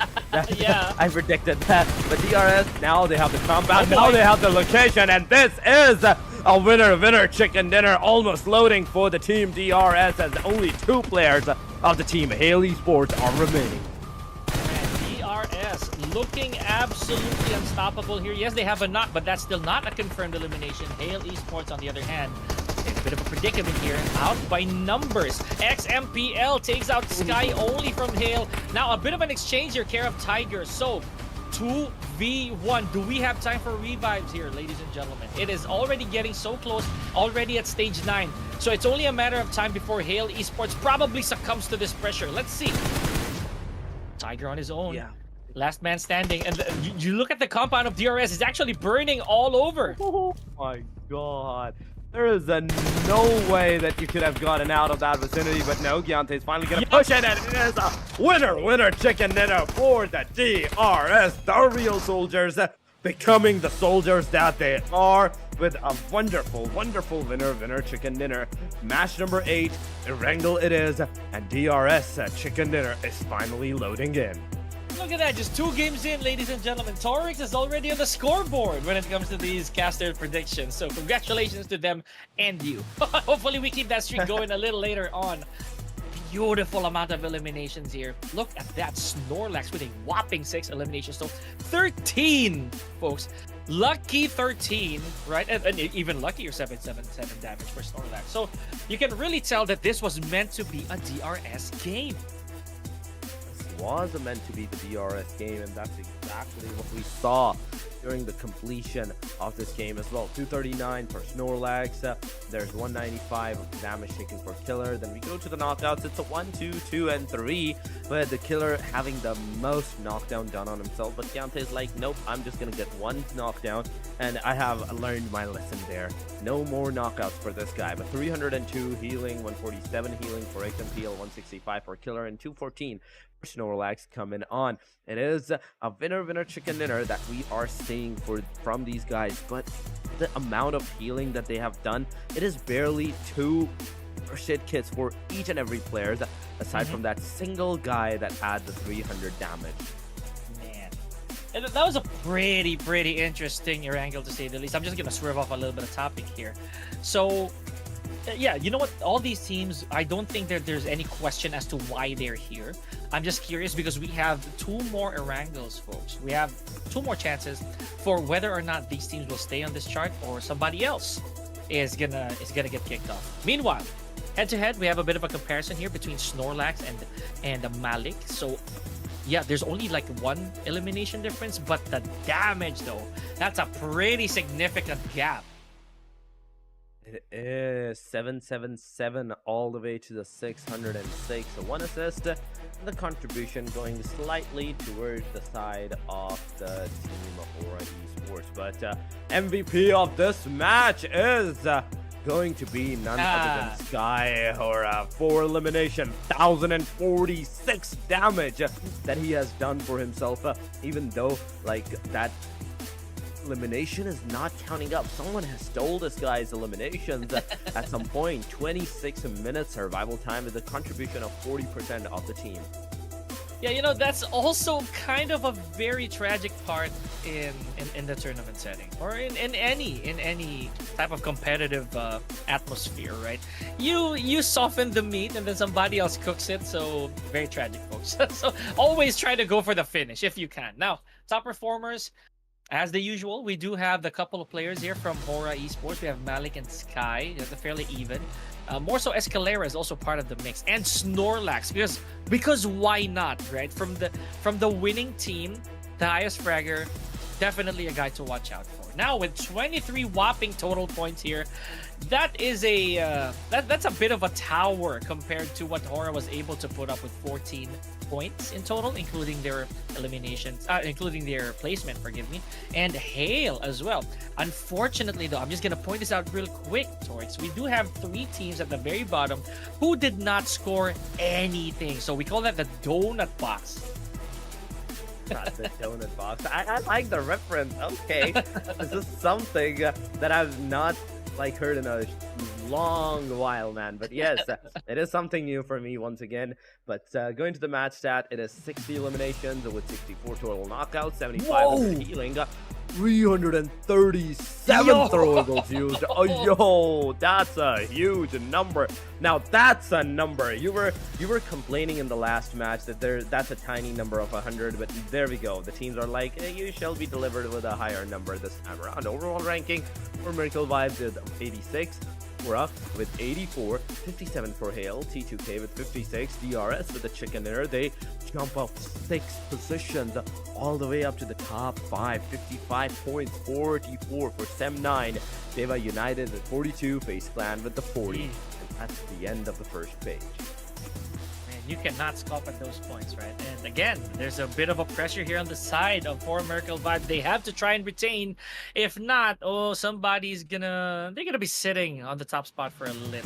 Now, here we go, folks. Again, for those of you who are voting for your teams or they just need a little bit of love, make sure to make some noise in the comment section. They'd very much appreciate that. Not a lot of changes or mix-ups here for page number 2, but as the day progresses, big chance that we're gonna see something very drastic here. I, for one, would want to be surprised, Torix. So especially those teams at the bottom, you gotta punch up.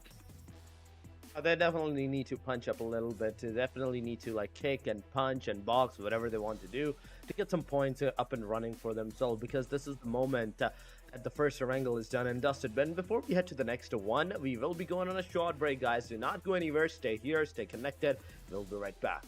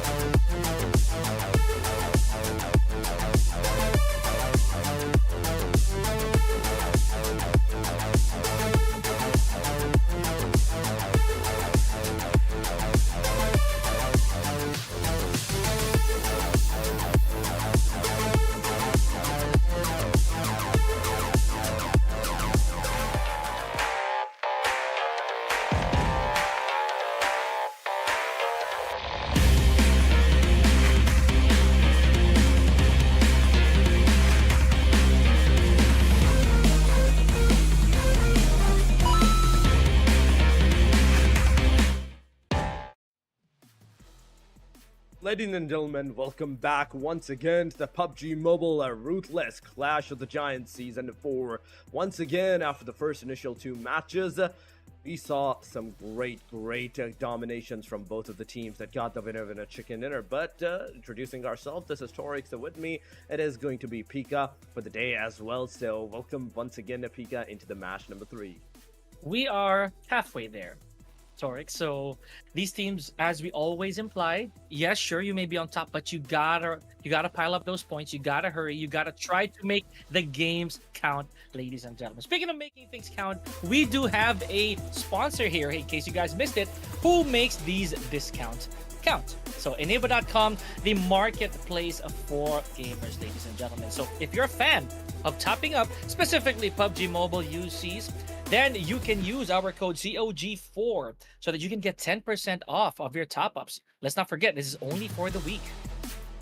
But this is definitely only for the weeks, because from this, what you can actually get, the $10, 10% of the discount, it is 8100 UC you can get for 81 euros, just 81. Aside from the 100 that you could have possibly initially paid up. But top ERANGEL performance of the match is 4MV with average ranking points of 6.25, eliminations is 8.75, average damage of 1800, then survival of 18 minutes. HORAA Esports have done the same thing, almost on the same side. Slowly and steadily, it's ERANGEL. It's 3 ERANGELs back to back. And once again, Ika, it's time for the predictions. I got the one on my name. There we have it. So I'm just gonna let you go this time around first for the prediction side. I'll be real. I'm gonna pick up the pace. I'm gonna go for Hale, right? Because I always vote for what I know. Can I lock in Hale Esports? I know that Prod may have other ideas. So Hale Esports for me. Again, they were pretty close to say the least. This is one of the reasons why, no doubt, I'm gonna go for Hale. For me, I would say I would like to go with the 4 Miracle Vibes. I'm going to go with your team that you chose for the first 2 matches. And 4 Miracle Vibes, please lock it on for me, from my side. And let's see what the prediction has in store, what the prediction for the production side is going to be. I'm thinking 7-9, dude. They might stick with 7-9. But that's just me. I have some weird teams, yeah. Like I have some weird predictions too. Oh, okay. HORAA. There we go. And again, they did score a winner in a chicken dinner. That kind of goes without saying. So yeah, fair enough. I'm watching you, Prod. We're watching you, man. We're watching you. So it depends upon which team, like how they're gonna actually engage into the fight. Because from this point onward, it is once again the same ERANGEL match that we are gonna witness. We are gonna see the teams go once again, maybe into the same side if the place, like the location of the circle is there, if the plane line is kind of like going from the western to all the way to the eastern like it did before. But I want some chaos. ERANGEL is the only match, let me tell you, Pika, it is the only match that I want the complete chaos to happen. I want the teams to go completely haywire, or any of the toxicity, like the eastern hard corner circles in the waters, or the southern side in the military base. And we will be seeing that in a short while, because in a moment, guys, the match is about to start, and 30 seconds it is. Before we head over, do you have anything to say to the plane line? Of course. I feel that we're gonna go southbound on this one, right? I'd say it doesn't matter whether it's geared towards the west or the east, but I think it'll be southbound.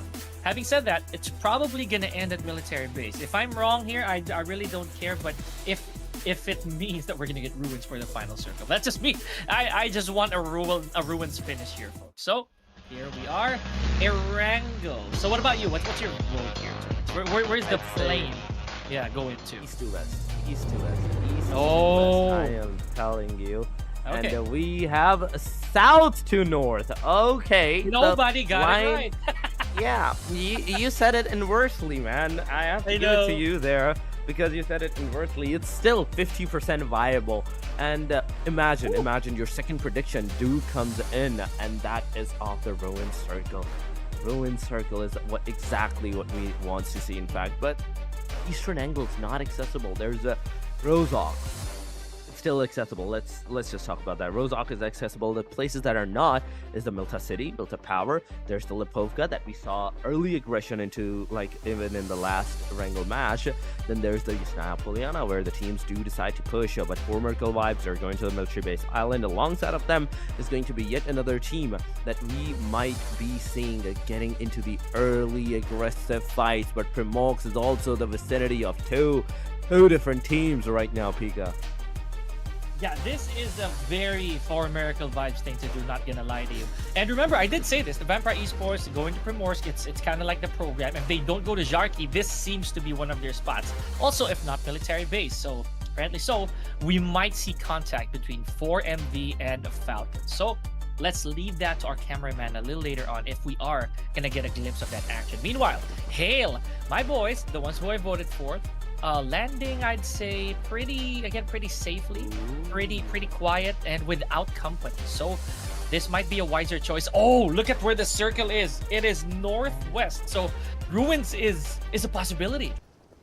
Exactly, it is a possibility right now, and oh my god, I'm excited at this point. Please, we are Ruin Circle. We want to see that a ruination of all the players, but boom, right now they're going to the Rozhok. Right behind them there is going to be another team gliding up, but guys, if you haven't followed like Ruthless Hype Esports, make sure you do follow them. They're on the Facebook, they're on the Instagram, they're on the YouTube, and they're on the TikTok as well. So follow everywhere, subscribe where you have to, and make sure you have hit that like button on the stream. But oh my god, this is a party for Boom Pondit right now. He can use a Thompson to take the player down, but not a single connectivity. No. Flyboy, do you have a gun that you can actually use to rush upon on the player, or you're just there wandering in the car straight up? But you know what? Another thing to add to that is one player that did have a successful connect would be Tony K. So with this DMR right here, he was able to knock. I believe it is from DRS. So hopefully I'm right, and hopefully we get to see how that's gonna conclude. But because XMPL, I feel like he's being revived at this very second. You know, I was very surprised. I was very happy as well that we're seeing a Thompson, at least this early on. I like the Thompson. I'm a huge fan of, in my opinion, old school World War weapons, right? So I also like this from Tony K. But it's not for us to say how effective it'll be. So it does take a one heck of a marksman to make it work. With Tony K, I completely understand. He does have a 6x scope. So maybe upon dropping, he was already able to sniff out a player. Yeah, definitely. Because at this point, if he did find out the players, then the complete team knows exactly what they need to do, where they need to go. But DRS, they're just chilling out there. Tony K is also like slowly and steadily moving through the compounds, because he knows. He actually knows and exactly where the players are. That is one of the reasons that he's pushing so safely from a different angles. He wants to regroup. First and foremost, the team needs to be regrouped together. Vampire, the rest of the team, they're together. Only Tony K is the one that's so far away from the team. Imagine getting a knockdown at that time. Nobody's going to be there to revive you. FAZE, on the meanwhile, they're at the northern side city of the Georgia Pool. They're getting their arsenal completely looted up right now because the Scarl and a DBS, it is a good gun. But Sem9, they are somewhat, I think, outside the circle.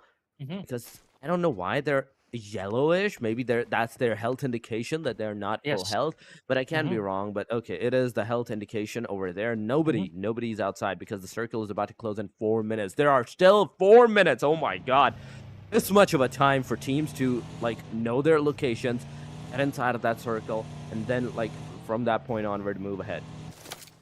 Man, you know, honestly, I feel that Sem9 may have had an encounter, but we didn't see at all, right? But very unsuccessful. I think it has something to do with that little Tommy spray earlier on. I just can't be so sure.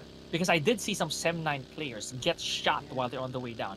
So, and I believe that was from HORAA. I could be wrong again. So, I wish my memory was a little sharper in that area.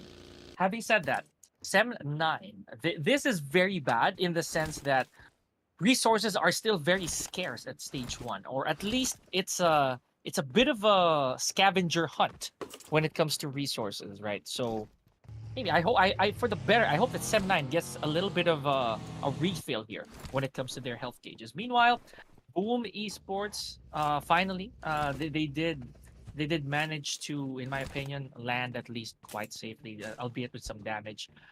In my opinion as well here, Torix, I feel that some of our players are maybe, just maybe, learning ever so slowly. Look at this, like what I said, resources are very rare, so you have to dig so deep just to get some. Oh, definitely. Right now, they No have to look way. so deep, but Master Zerdy, he spotted one of the guy of Team IHC, but no spray. Leo Ajay is on the top of the complete Mount Everest, and can he spot someone? Can he get someone to on their knees Mhm. or not? Nobody at that time. But Leo Liquid, he is on the safer side as well. YOODO Alliance Cluck, they're just chilling.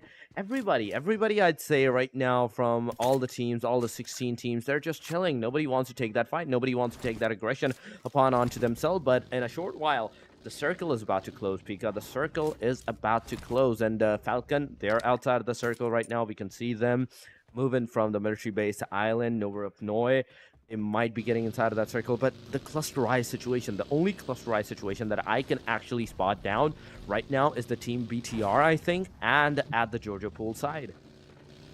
And you know what? I have a bad feeling about this. Like, I feel we're not gonna see ruins as a finish anymore, judging by the trajectory as to where the circle is going. So, I'm not gonna be too hopeful that we're getting that circle later, but I'm still curious as to how this is gonna end, because it looks like we're gonna swerve all the way up top, right? Like probably hard northwest. That's just me. That's just a prediction. So with 4 teams on the outside here, again, very unusual still for me that Sem9 took so much damage. All of them at least. I would accept 1, but 3 in one go. I was like, okay, this is a bit strange.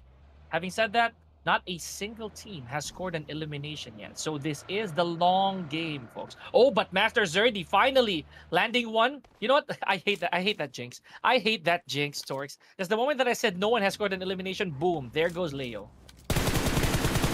They are definitely gone, man.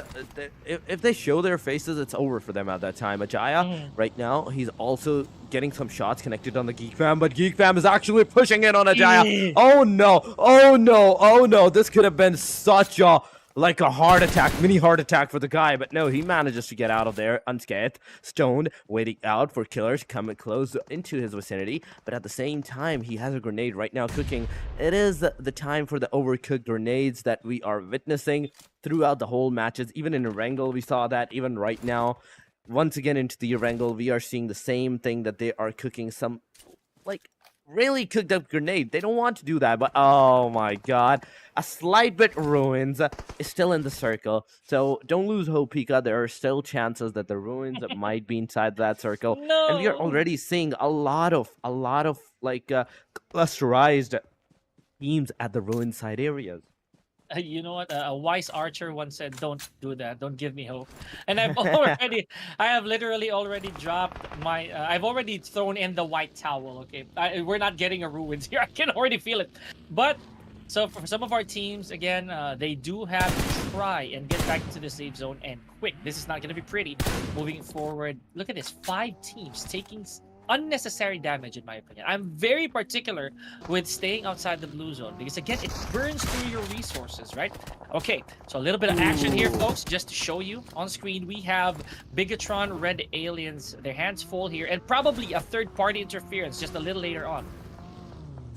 That can be a third-party interference after a short while, but for now, it is the Team BTR that's going to have that first elimination for themselves.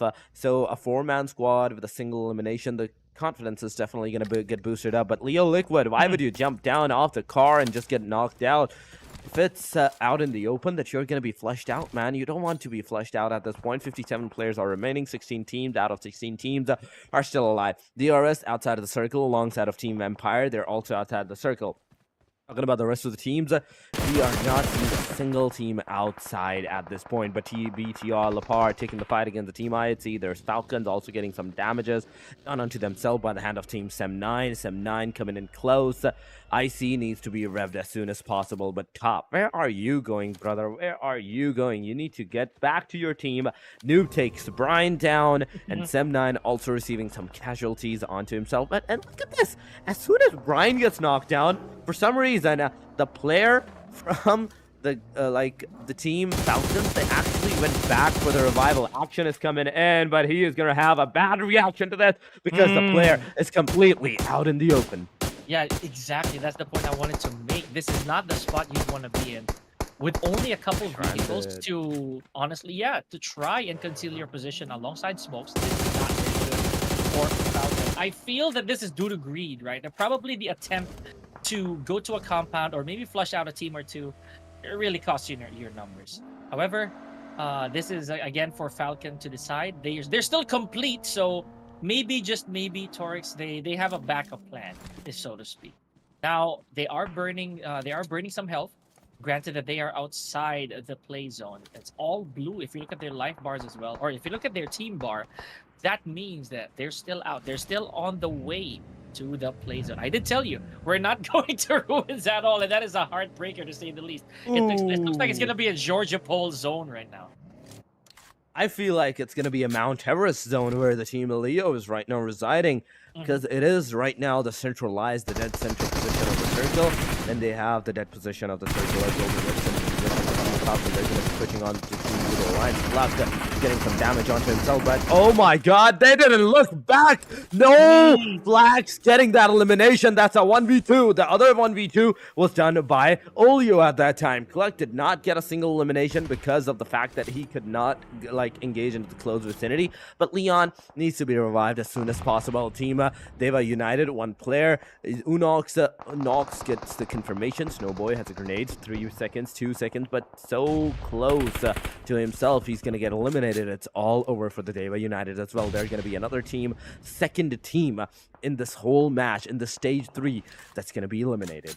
That was very tragic, though. All that build-up from Falcon, not to get a single frag before they exited. Yeah, they really need to recalculate after this. Falcon, we know them to be heavy hitters, right?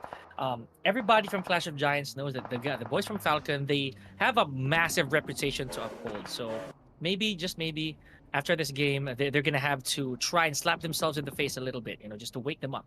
Now, unfortunately, though, DEWA United suffered the same fate. And it's worth pointing out here as well, Torix, that it took up until stage 3 before we had our very first eliminated team. Having said that, this game, it's starting to be more calculated, more intelligent than I thought it would be.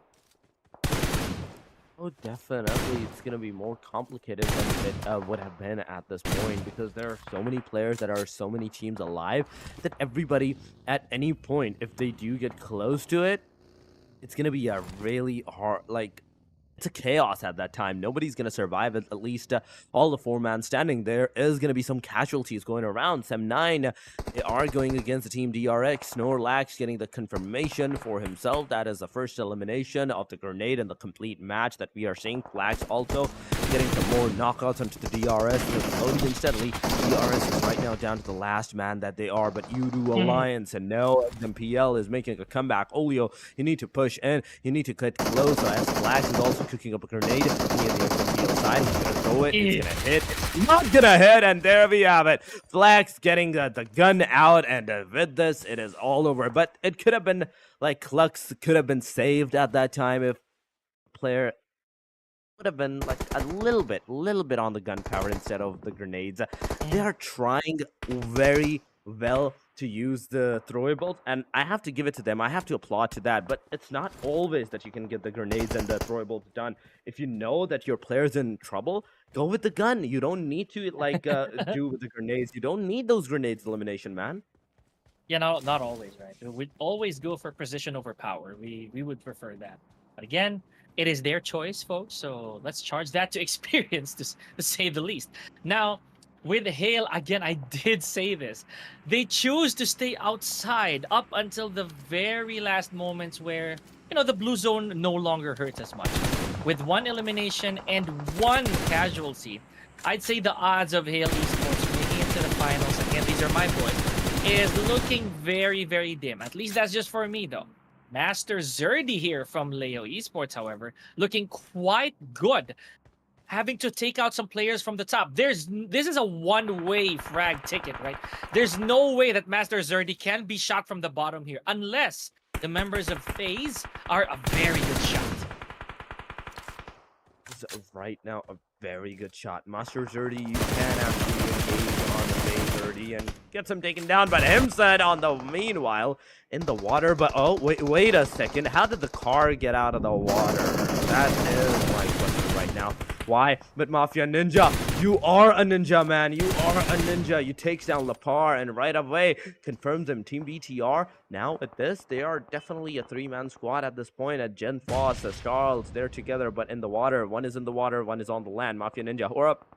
Oh boy. The water as soon as possible. A grenade is coming in. It is going to be a hit on the player. No, wait a second. He manages to survive that grenade somehow. But Sky HORAA, as he was trying to take down Gen Foss instantly, that's a peek on Sky HORAA, and it's a knockdown on him as well. So Sky HORAA, as HORAA was trying to give some cover to the Mafia Ninja, their tries were inevitably failed at that time. You know, very smart going there from Mafia Ninja. He went to the vehicle and healed himself. That's a very, very smart approach. Because, yes, the grenade eluded him, but he didn't have enough health to take any fights at all, to contest anything. So, again, going into the car while it's underwater, very, very smart move. I like that. However, back to the action here. YOODO Alliance gone. But not to say that YOODO Alliance left there without their heads held high. They left with 9 eliminations, Toric. So that's a record already. Meanwhile, GEEK fam, again, valiant effort from the boys, but still having to exit before we even started counting placement points. There's still 2-3 more eliminations of the teams before we actually go into the placement points. But ouch, ouch, ouch. Malik gets a grenade on Leon. But right after that, BTR, Charles coming in, getting some eliminations onto the team HORAA side as well. And another grenade goes on. Leon is going to receive the damage. But why? Why would you go in the water, Malik? No. Why would you do that? Charles took you down. Gen Foss also. And now with this, it is all up to the Sky HORAA from this point onward to do something. Gen Foss is in the front side. There can be some grenades thrown at the man. But no, 4MV in the meanwhile, they're taking the fight against the team Leo. Okay, this is another fight that we actually want to see. Because the Leo, they're coming on the Mount Everest top, whereas the team Formidable Vibes also were there. Reflex on the backside, closing the Jaya. We are seeing the player getting some damages done, but Apex gets a Jaya down. Leo Master Zerdy is also on his knees. Apex takes the Master Zerdy out of the match. Apex also gets knocked down, and it's a confirmation. It's an annihilation of the team Leo Esports. Formidable Vibes getting those 4 eliminations and 5 in total for their name. That's unbelievable. 4 Miracle Vibes, even after a knock off of Doc, they were able to survive an assault from Leo Esports. But speaking of assault, we just saw one again, ladies and gentlemen, near the water. So that right there, again, just goes to show how dangerous the circle is becoming. So with now 9 more teams, 9 more? Yeah, we still have 9 more teams here. We are yet to enter point territory. So with that, some of these teams, again, the weakest one has to go, unfortunately. So Satar still underwater. Wow, this is really a very water-based clash that we've been seeing here, ladies and gentlemen. It is the fight of the water. It is the water bending areas, and you have to bend the waters to get the eliminations done on you. Sky HORAA getting the damage done on him, even though he's in the smoke.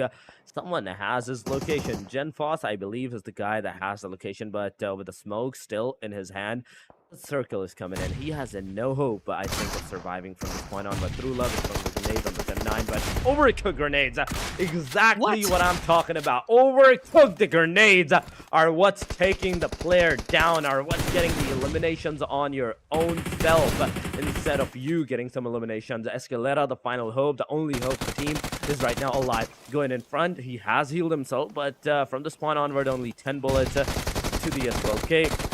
He has to use that rule though. G gets the confirmation domination for the team 7-9. That's a 5 elimination that they're gonna have.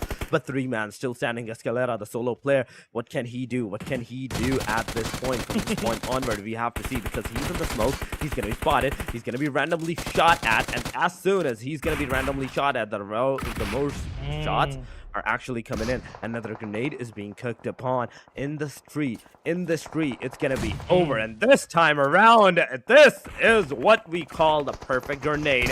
It's over for the team Sem9 with this. Sem9, in fact, not Sem9. It is the different team that got eliminated, but HORAA, I yeah. spoke too soon. I spoke too soon. Sem9 is also going away with this, out of this match. 9 elimination for the team for Miracle Vibes. For Miracle Vibes has started to get their aggression up, Pika, and I'm starting to think that this might be my second point.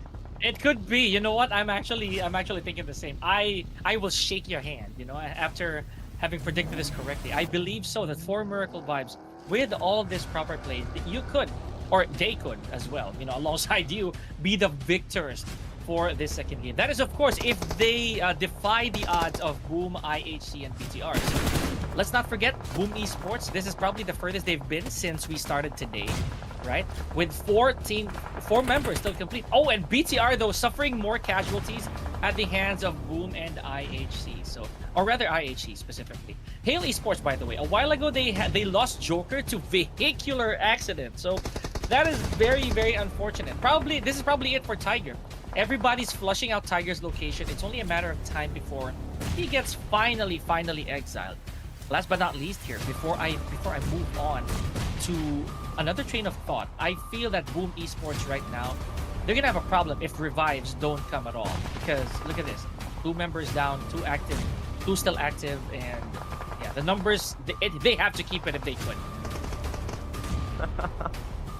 Oh my god, they have to keep the numbers up if they can, but a grenade coming in. Oh my god, just a slight more ahead, and it could have been detrimental. This one is definitely detrimental. It did a lot of damage on the Hail Tiger, and finally he gets some shots on him from the demo side, and it's over. Team Hail, they're out of the match. We are down to the top of 3 teams, and all the 4-man squads alive. Every single one of them is alive in the complete team. For Miracle Vibes, the Baron on top of the mountain, left side. If IHC take a look, they can see in the squad house another team, another name, and that name is of the team Boom. For Miracle Vibes, you don't need to push, you don't need to get down at that point, but Apex is super low in that EP. Ruthless is getting inside of that car. As soon as he gets in, he gets some shots connected on him. On the other side, if we take a look at the team for MV Apex, he finally healed himself, he finally moves in, but for MV, they are the one that needs to push. They need to move inside of that circle, whether they like it or not, because at this point,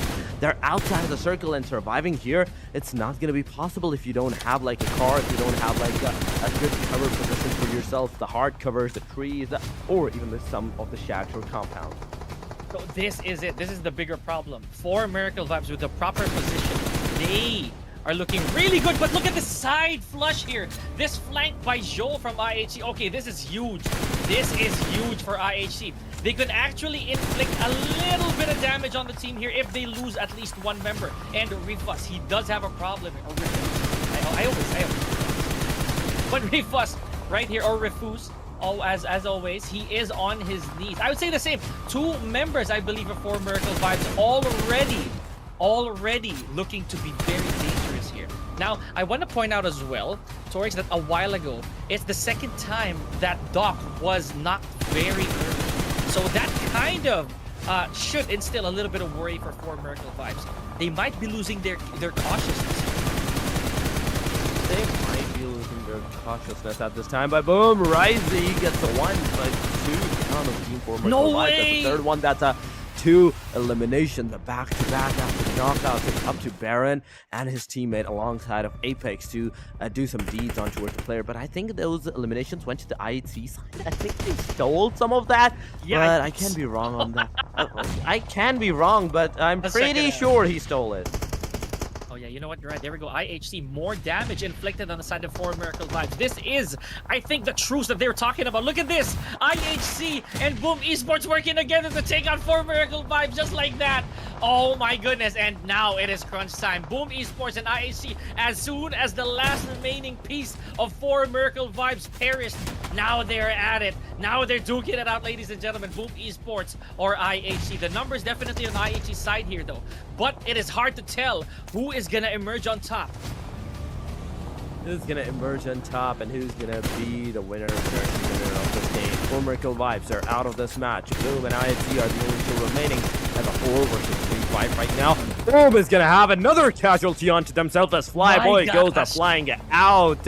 Yummy May behind that rock now from this point onward. The car burst down. I think it's still viable to get the player eliminated if you get the car burst down at this point. Behind the rock, the car's behind it, and they finally realize that this is the time that you need to do. But one player should have bursted down the car. The other one should have been looking on the right side. It could have been an easy knockout on towards the Team Boom Esports. But no, this time around, Team IC, they're still gonna like make themselves work hard for more elimination for themselves. Yummy May alongside of Pondbet are kind of like scattered, but Yummy May, he's in the circle. He is the only guy that is in the circle right now. Even if you look at the Team IC, they need to move inside of that circle, and that's exactly what they're doing, and they're getting some shots because of that. Okay, first inflicted damage here for IHC. First knock, we have Rogue here. And you're right, the position not very smart, or at least not very favorable. Someone has to budge. Now look at this, letting it rain with the PP19 Bison here from Pondbit. So I think Pondbit, he smells that, oh, this is the best spot for me right now. I'm pretty sure they're just behind that smoke. I have enough ammo to go around. Yeah, there, I was about to say, since there was no hit mark just yet, maybe he's just confident with letting it rain. Same goes here for Yummy. So having said that, folks, Boom Esports in a bit of a predicament. IHC, I'm not gonna say that they're untouched, but it might be an IHC game to say the least here, Torrance. Can be IHC's game, yes, I totally agree, but for that we still have to wait a little bit. We have to still wait a little bit because there can be a 1v2 versus 4 scenario still happening. Still, IHC needs to move inside of that circle, whereas the Team Boom, they have the circle right under their clutches. A Rogue is trying to shoot in the smoke, in which it does connect his shots on towards the player, but instantly Rogue gets another one down. It is all over for the Team Boom. IHC takes that winner chicken dinner out of this match. A good number of elimination that they even managed to secure. The match number 9, ERANGEL, goes to the Team IHC. And they did not lose anybody, did they? They had a knock, but they were complete at the end of it all, ladies and gentlemen. This is a very strong showing from most of our teams here, ladies and gentlemen. So congratulations to IHC. And you know what, the Torrix, it was so close. I was also very confident that 4 Miracle Vibes would probably run away with this. So amazing stuff from all of our teams. 13 eliminations, right? The moment that we saw Boom Esports having 2 members left, and with already 11 eliminations, IHC was on the verge of scoring 23 juicy points, and that they did, Torrance. Well, that they definitely did. Those are some good number of points they have managed to secure for themselves. But damage taken, it is least on 0 at this point, but knockouts are the most on 0 for knockouts. How can you have the least damage taken and have the most knockouts on yourself at this time, but healing on the same side? How? My question is just how. This guy is straight up, he's just trolling everybody there with the least damage taken, with the least, with the most knockouts and the least healing done on himself as well. But teams to watch, these are the names that you have to watch out at this time, guys. From this point onward, IHC, the 4 Miracle Vibe, Boom, and YOODO Alliance. The longest distance that was traveled by the team is 4 Miracle Vibes. 10 kilometers, in fact, 4 kilometers, 4.8 for IHC. Boom with 6.6, and YOODO Alliance with 7.5. Throwables, if we are talking about that, those are some decent numbers. Going to the head-to-head first, that is 3,600 against 1,600 of that damage. 13 eliminations all the way down to the 6th elimination, and a total of 1,100 healing done to the 700 healing. Man, IHC was on a tear, and you saw the distance that they traveled. It wasn't much. What that means is IHC just went to their positions cautiously. They tread the map very carefully, just planted themselves there, and of course, they honestly played it very intelligently, right? I don't think I can even improvise and say further, but it goes without saying that from IHC side, Demo with 6 eliminations, definitely bagging the MVP. Gotta love it. Gotta love it. They have the MVP right in the bag. Demo OG, 889 damage, 46.15 contribution, with Flags with 5 elimination, 173 damage. Wait a second. Does my eyes deceive me, or is that number correct? 5 eliminations. He manages to get 173 damage in He's total. a thief! Flax is a thief, folks. But yeah, we're just accusing. But you know, funny enough, yes, it is a really peculiar record to say the least, right? So with that amount of eliminations and literally 1 health bar worth of damage, that's pretty hilarious to say, you know, to point out. Now, IHC with 23 points, as we mentioned, really juicy chicken dinner waiting for them. 4 Miracle Vibes with 14 and 12. Again, this is another team and another game that we see such a towering advantage from our top spot to the second place. And look at that. We have a dozen donuts in the bag. 4 teams without a single score. It just goes to show how intense our games have been going so far, Tories. Now, I'll take this from here. 310. Yep, that's below our previous, but way above average, and I'm super happy. That number is a happy number. 300, anything above 300 is a happy number, I'm telling you. But for Miracle Vibes, they have finally got their name onto the triple digits marker. 100 total points. Yes. For Esports, they are still retaining their number 2 spot with 86, 62 for Esports.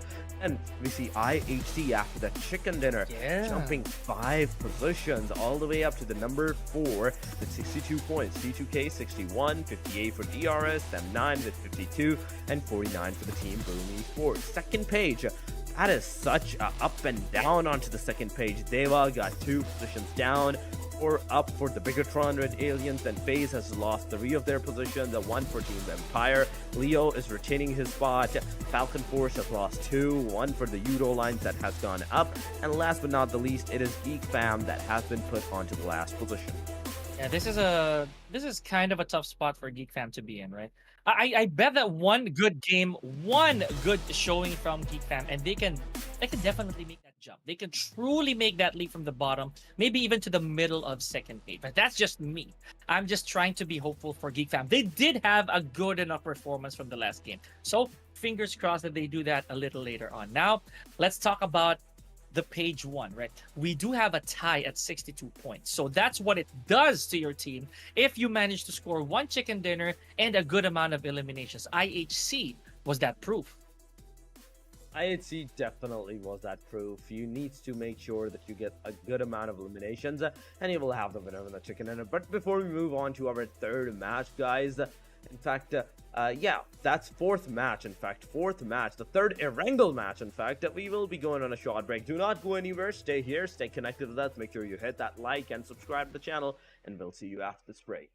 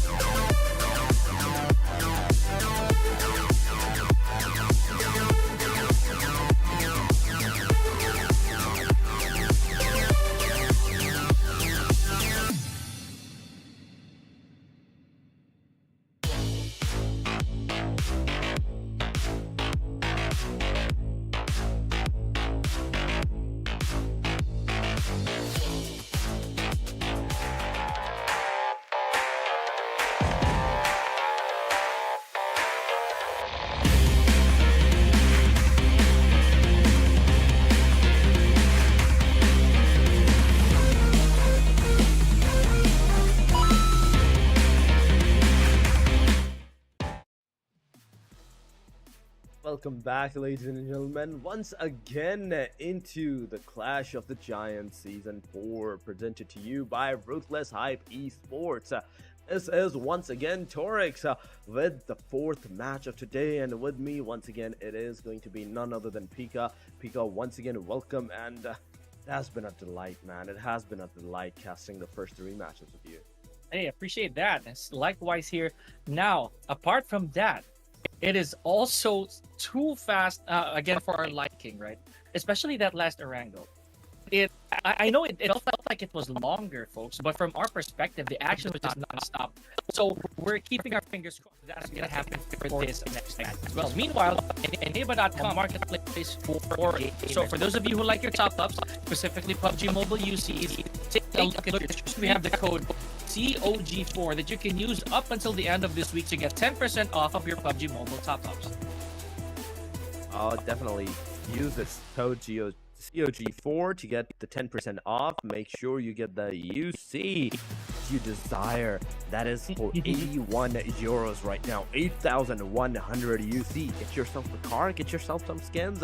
Treat yourself with the code COG4. It only applies for this week only, with the next 3 to 4 days, and after that you have to buy the complete 8,100 UC for $100.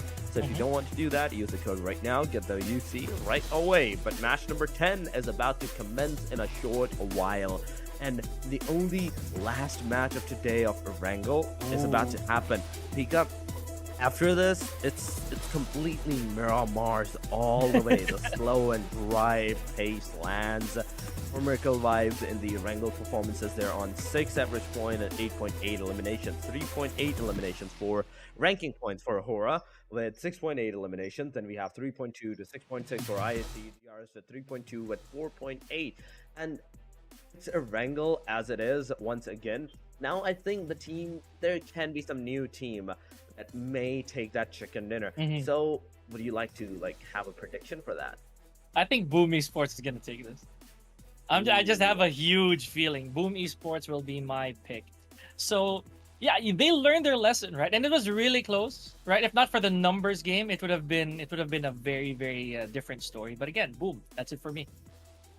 Oh, Boom it is for you, and for me, I would let's go with the Leo Esports. I want to go with the Leo. They did really good. Hear me out. They did really good in the last match. They tried their level best, but at the end, it was not enough. At the end, it was kind of like they were completely scattered on what to do, what to not to do, and they instantly got picked off at that point. Now, it's time for the team Leo to once again make a comeback for themselves, and this is the right moment. This is the only ERANGEL match, guys, that you are going to witness from this point onward for today, because the rest of the ERANGELs are going to be from tomorrow onwards, and we are going to go into the Miramar after this. And yes, prediction has their name as well, and it is T2K. We have prediction with the T2K, Leo for me, and it is a Boom for Pika. This is always what gets me when it comes to predictions, right? It's always so odd to begin with, but they nail it, you know? And this is, I believe, this is the highest points I've ever seen from predictions here at Clash of Giants. And this is the first time, by the way, ladies and gentlemen, for production to join the caster predictions. Yes. We've never seen that in any other league out there. So having said that, it's putting a lot of spice in our entire system, in our entire show. So I like what's going on here. But if Prod gets this right, I call hacks. Oh my god, definitely. If Prod gets this, we call this hacks at this time. They know exactly what they're doing, and they know exactly when to pick and which team to pick at this time. So definitely, production, you need to make sure that you're not picking the right team this time if you want us to believe in you. But yes, guys, if you want to take participation into the predictions, make sure you spam down your favorite team, the team that you're supporting, down in the comments section. Go haywire in the live, as we are about to go into our match number 4 this time around. We are on the halfway point after the last match, but now it is the second half phase of the time, and from this point onward, I still believe that yes, some teams will be changing their momentum. Some teams will be going like on a chaotic side, on a rushing side, and some teams that were going on a chaotic side and the Russian side, they might be going for a safer approach. Having said that, let's put our judgments aside and wait for how the dice will roll here, ladies and gentlemen. This is the final Erangel, basically the main course, as I always say it. You've had your steak, you've had your steak, you've had your side of chicken, and maybe this is your I'd say your fillet, right? This is gonna be your fish fillet over here, just to say the least. But kidding aside, this is the final shot for our players to take the chance at Erangel. They might be able to bag this if they took note of what made their games a little too much to handle, just to put it simply, right? So one such team that I was very surprised, by the way, was For Miracle Vibes. You did vote for them. I remember this so clearly, Torix. Imagine, they were at a very, very good spot. High ground. Circle was towards them. How did they lose their position? How did they lose all the battles, all the clashes that they had, simply because of one flank? Simply because of the one flank that they lost all their balance, all their momentum. Don't remind me that, man. I was hoping to get that second point, but it went right, like, it was right in my clutches. Yeah, they looted me at that time, man. It was right in my fist, and suddenly it was not after that. But now, going into the match, it is going for a northern favored lane line, whereas we are seeing the Giorgio Pool, the Rozok City, the Yasnaya Poliana, all near the plain line, but the southern angles, the Norup Noise and Wolfscom Military Base, the Primox and the Militap Power, the Militap City, they're not going to be accessible unless you find a car for yourself. But where the circle is going to go, I want to see the circle. And please, can I predict this time? Please go south, circle. Pretty please, don't disappoint me this time, because I really want to see you go to the south and make everyone scream for their life as they are trying to go through the waters. Man, that is a very Sir Cloud thing to say, honestly. You know, the fact that they want chaos. Speaking of chaos, oh my gosh, Izane handing it over to Haidami from Leo. A little bit of fisticuffs and some melee action won't hurt at the very start, but you know, the biggest advantage was the vehicle. So that alone was good enough to score a first frag. My goodness, barely a minute in and we already have our first elimination. Unfortunate for Leo. Now Hail Tiger over here with an S686. This is a very good boomstick to have at the very start of a round. So, man, okay, that caught me off guard. Geek Fam is off to a good start. Oh my god, they are definitely on a good start right there. Just look at it. Master 30, in fact, with a pistol. Now changing it to a Scorpion against the UMP-45. He goes, he takes almost one down. It gets him half HP, but Mika has some other plans. With the S686, he gets the player down. It's over within the blink of an eye. Leo, Liquid alongside of Ajaya. They're both together in the same buggy, and now from this point onward they are definitely going to be going ahead in the car. But guys, yes, you can see the COG4 code on the bottom left of the screen, so use it and get your UC done and top up, get some skins, get some new cars for yourself so you can brag about to your team members. I like that.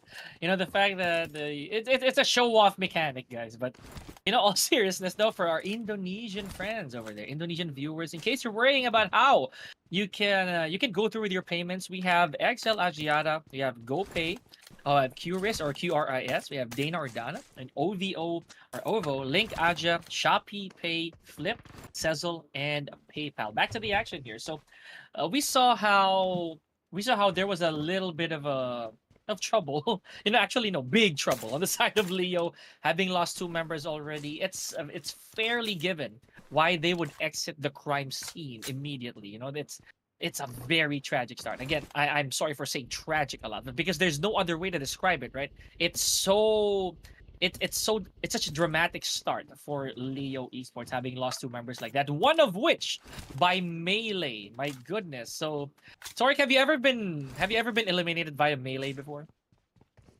I actually have been limited by the melee before, so I know the pain. I know the pain that the teams, the players are going through after the melee, and the build-up and the rage build-up that actually comes in. Oh boy.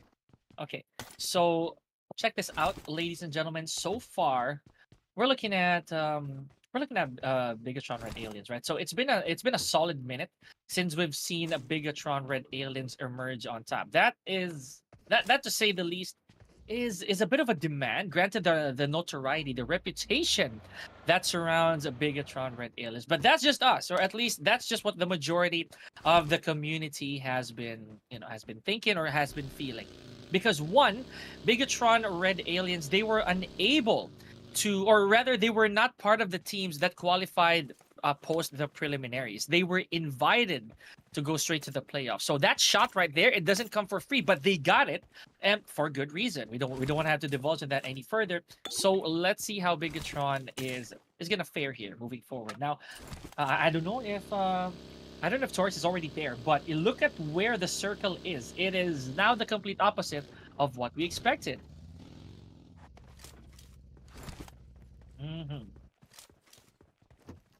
Okay, I do feel that Torix is yet to reconnect here, ladies and gentlemen. But here, you're still with me. You're still with Pika. Eyes on me and ears on me as well. So we do have this circle pointed northeast of the map. This is gonna be a lot. This is gonna be a lot of company for the teams that we have here. Sem9, Boom Esports. My goodness, I can already imagine the chaos that's about to ensue. We have DEWA United, right? We also have yeah, I think they have Trained to Kill there as well, honestly, or at least headed there. So FAZE clan, my goodness. FAZE a while ago, they were pretty okay, just to say the least, ladies and gentlemen. I'd say that FAZE, they tried to hold their ground, but they are currently at least on a safe spot in terms of rankings, right? They have 40 points to boast. I feel that one good game can definitely push them within the top 8, at least for day number 2 today. Let's see how that's going to work. A little bit of damage here taken by a bunch of teams. So there's been action, a little more action than we saw for sure. So one such is Falcon. So on the side of Falcon, they are still outside the play zone. The Blue Reaper is still in a bit of a wake up situation here. The blue zone, it doesn't hurt yet. These are still merely ant bites, to say the least. So probably Falcon can still withstand a little bit of this pain, a little bit of this, a little bit of the damage. Unless, of course, the resources on the side of Falcon would be, I'd say, would be worthwhile. You know, if it would be worth using this early on. I'm pretty sure. I think Mission Control can confirm if a Torix is here. I think we had a little bit of disconnection a while ago. Oh, there he is. All right. Yeah. Welcome back to the land of the living, my guy. How are you doing? Thank you. I am back into the land of the living, man. But yes, teams. They're all right now alive. Not a single team has been eliminated. The players, yes, of the team Leo Esports, the 2 players have been completed. The rest of the teams, they're still going to be alive. GEEK, I'd say, is the only culprit that took that 2 eliminations down on towards the players. But for MV, they're still staying on the top. Someone needs to take them down. And already, this match is kind of going into the safer side, as well as the last match it was. It is the same. It is of the same vibe that I'm getting from this match. In fact, Pika. So we're not going to be expecting any kind of a fight. I'd say into the 3rd stage, maybe till the 4th stage. But from that point onward, we can see some chaos coming on towards the team members. But Bigetron, Red Aliens right now, Gen Foss together. His teammates like Leon, he has a different car. But where's Lapars and Starls? Because these 2 guys, they have the cars for themselves. And judging from Gen Foss location, the rest of the team should be kind of far away.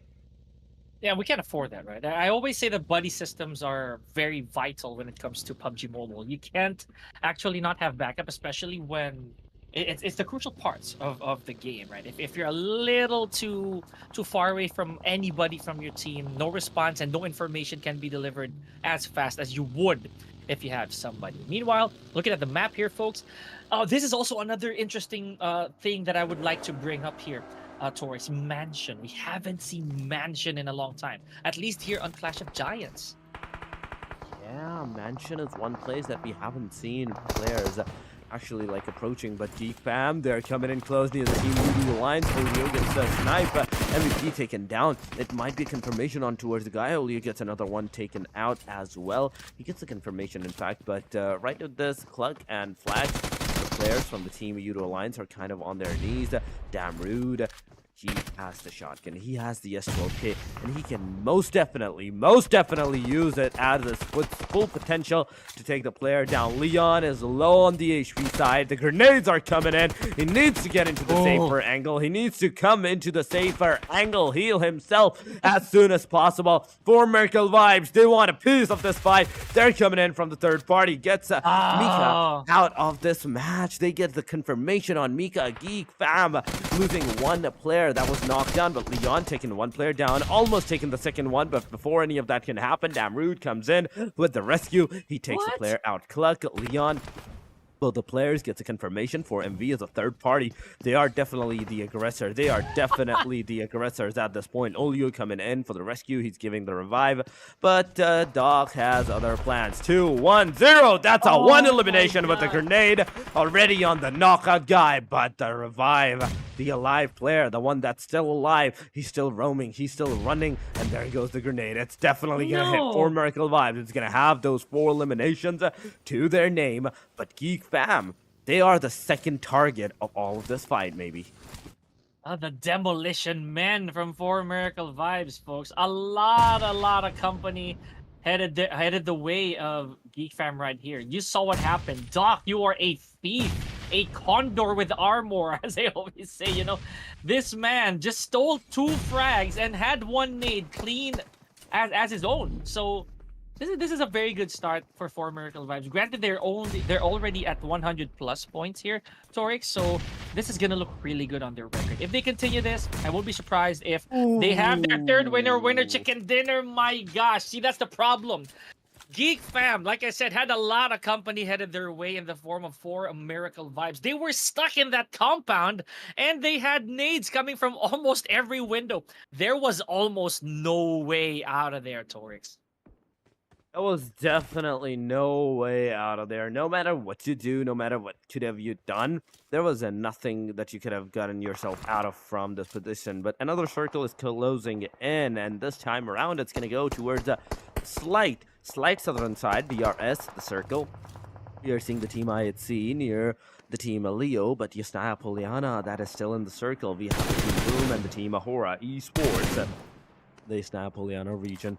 Fights are not going to commence from this point onward, and we were talking about the fights that it could have been starting from the 4th stage onward, but no, as soon as we said that, the fights actually commenced. YOODO Alliance, GEEK fam, they both got eliminated at that time. Hims and HORAA right now also in the station of the Yasnaya Poliana alongside of his teammates that are kind of in the close vicinity. They're in the backside, they're in the back compounds.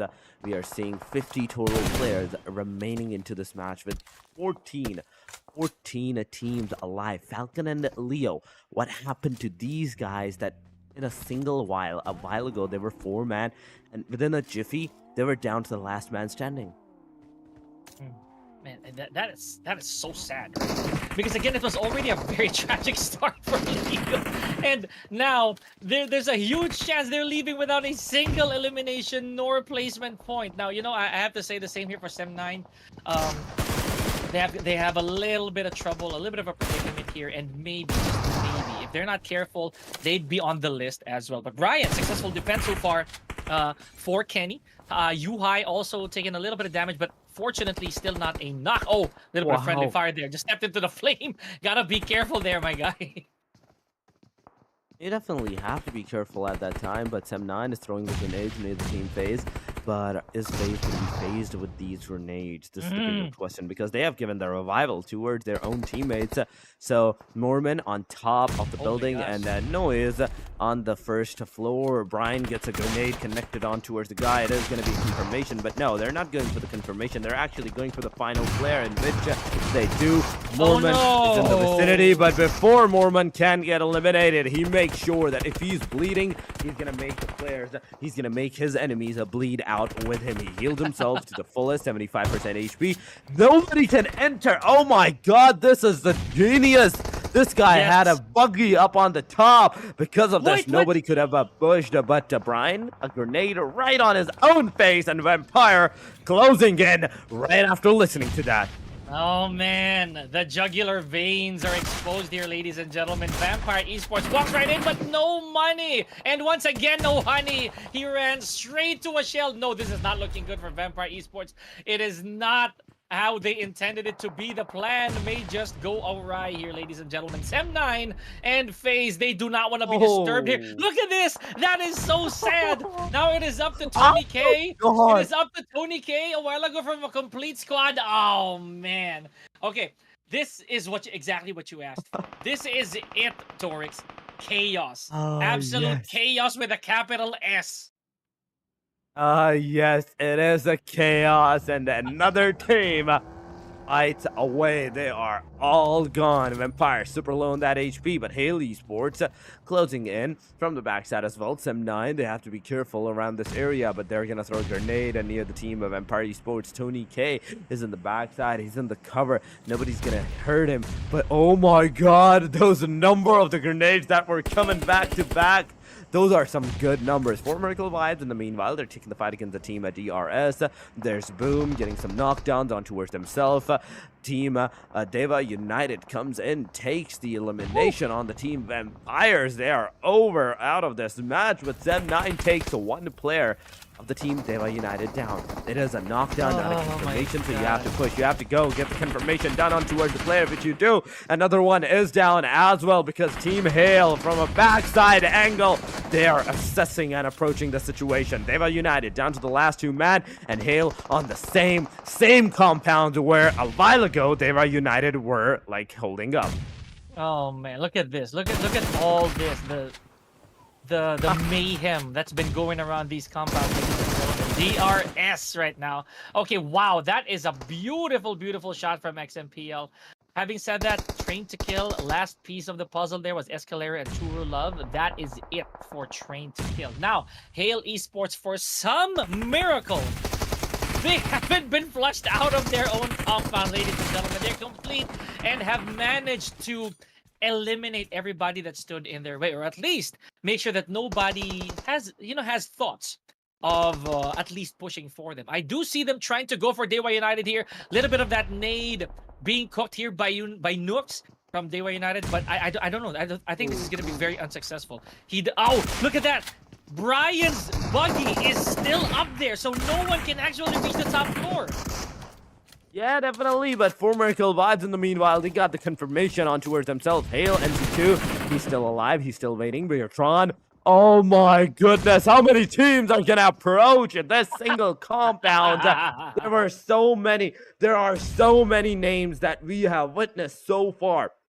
Team DEWA United, Team Hale, now face-to-face against each other. There goes a grenade. One player gets taken down instantly. Sky Only gets also a grenade on himself, gets a knockdown. But can Snowboy confirm his elimination? Can Snowboy get the confirmation? Because from the backside, if he gets up, there is the Team DRS waiting out. Team BIGETRON, in fact, waiting out for this elimination as well. A grenade going on. Leon is going to receive that. Hale NC2. Yo, beast. You beauty. And right with this, Team Hale goes in, gets the confirmation onto the last guy of DEWA United as they get eliminated. Team BTR, Gen Foss, they're the first one now from this point onward to maybe getting that elimination onto themselves as well, because it is a 4 versus 2 fight, out of which Gen Foss, you have to give the revival to your own teammate.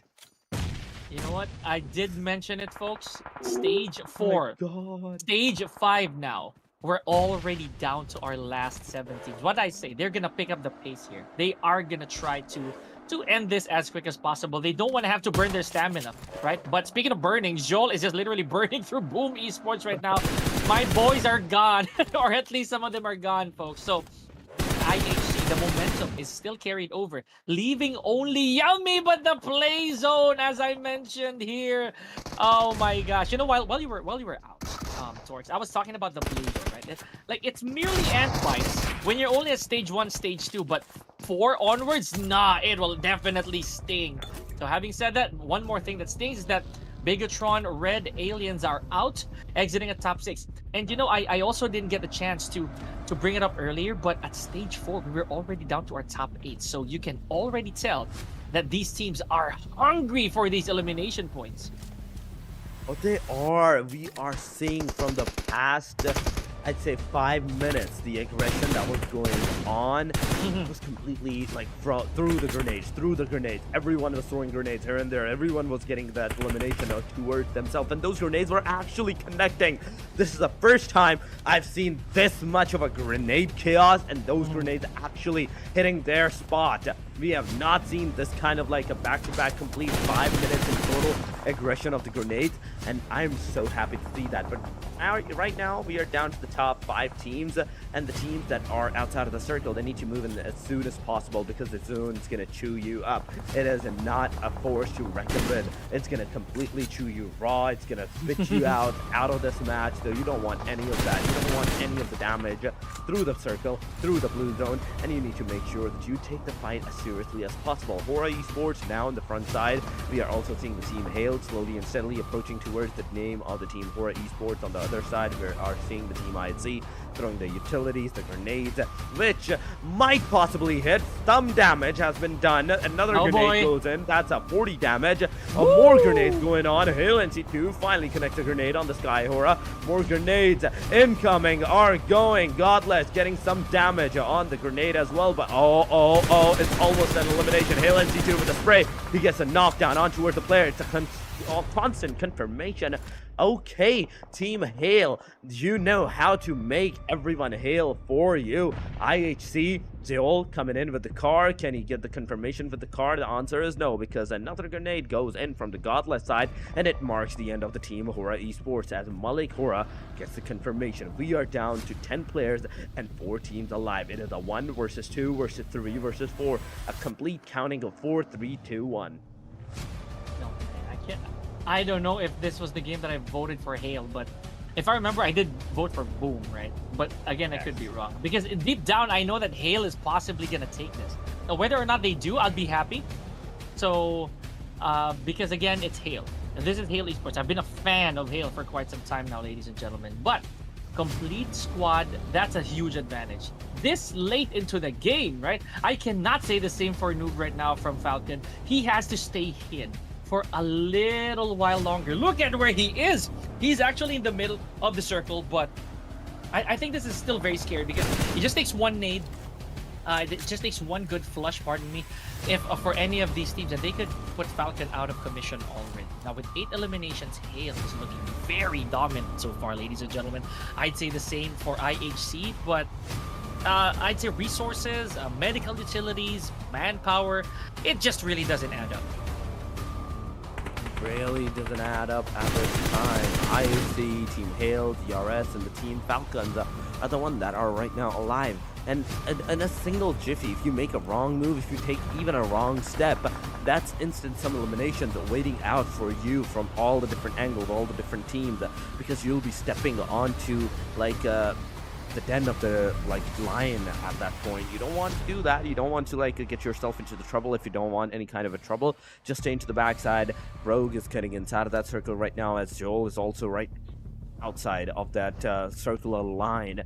They are waiting for their players to regroup upon themselves, and then together as they go, they will be using their cars to maybe make a solid cover and play in that cover as well. You need to have a solid cover in this area because all of this area inside of that circle is completely open. There is no compound, not that I can see, not even a shack. Anything that's possible here is the DRS, XMPLs, and Giante's position that have any of the hard cover sides. If they leave even this, then it's a completely barren open land with the ridges, with the lands, with the trees, and the complete rocks that you can utilize. The only things that you can utilize for the covers. Yeah, this is a very rare commodity to have. If you have any sort of compound down to your last few stages, you might as well try to hold on to it because it is a resource that you might not have access to a little later on. Meanwhile, IHC down to their last remaining player here, not looking very good, not looking very healthy. Hail might be the ultimate opportunist this time around, right? So very good stuff, very good showing so far from Hail. I'd say the same for DRS with the amount of eliminations they got, but no, not the manpower, and it's still a matter of survival. Now it's safe to assume that all eyes, or at least all the eyes of Hail, are gonna be on IHC. Look at where Noob is. Oh, there, I was about to say Noob was out in the open. Unfortunately, though, they laid eyes on him, and that is it for Falcon. Falcon is out of the match. Hale, Esports, DRS, and IHC. The only 3 teams that are right now alive. It is a 2 versus 2 versus 4 scenario. Grenade going on. Godless is going to receive some damage. NC2 closing in, but NC2 is going to be the one that's going to get knocked out at this point. Godless getting some good initial knockdowns on towards the players of the team Hale Esports, making some equilibrium on towards the fight. But look at the team Hale, how well composed they are. As soon as one of their players gets knocked down, it's an instant. One of them is going to get into the car and they're straight up going to go for the revive. But another grenade goes on. Godless gets it on the connection. He gets Sky Only out. Another one that went to give the heal towards the player is right now on his knees. Joker getting some S12K shots connected on IHC Rogue, but XMPL has some other plans.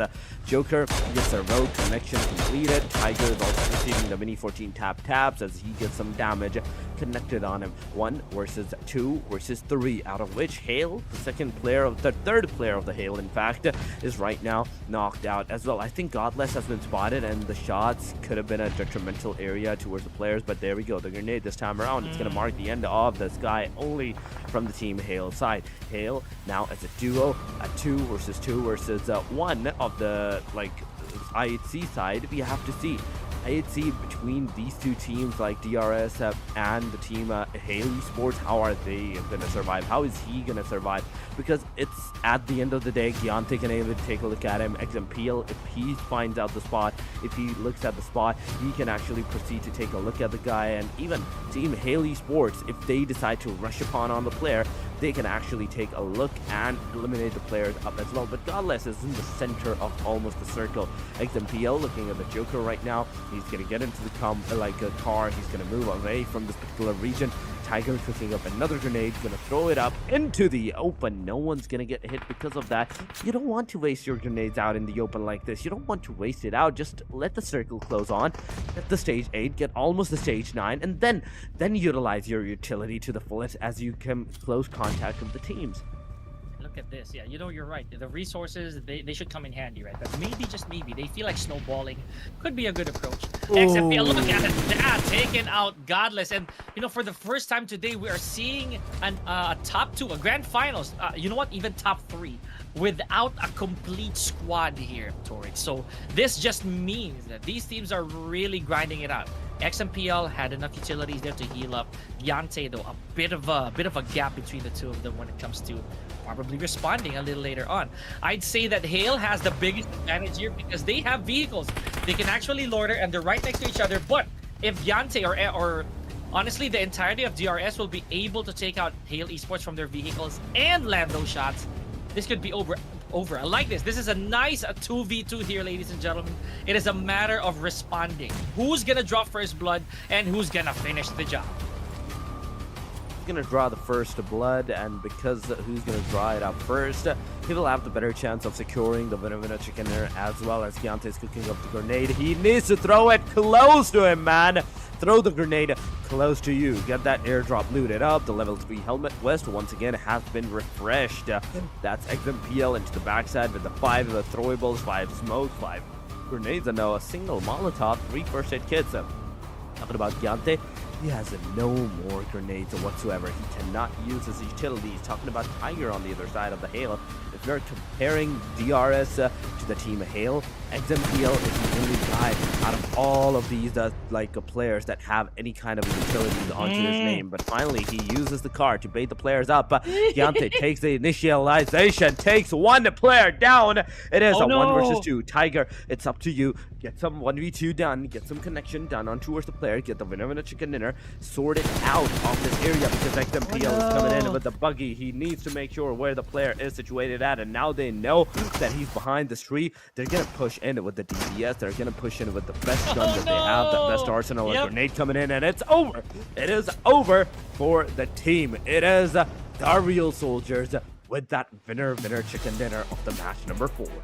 Oh my goodness, that's hilarious because now DRS, after you abandon their vote, they finally get another winner chicken dinner. So insane stuff here, ladies and gentlemen. I love it. Now, having said that, well deserved, and But yeah, funny enough, the real soldiers, again, they did not enter the final stages of this without damage, right? They came here with only 2 players remaining, the same with Hale. I like the fact that we went the distance here, Torres, with the last couple of players just showing us how intense it could be for our final Erangel of the day. Amazing stuff. It is an amazing stuff, but not for me. It is like call an ambulance, but not for me. I am so right sorry. Now.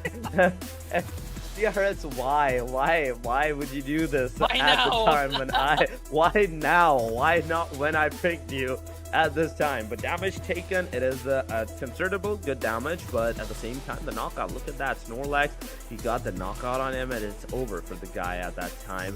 Killer YT with the 2, Giante with the 62 healing, the XMPL with 163 healing.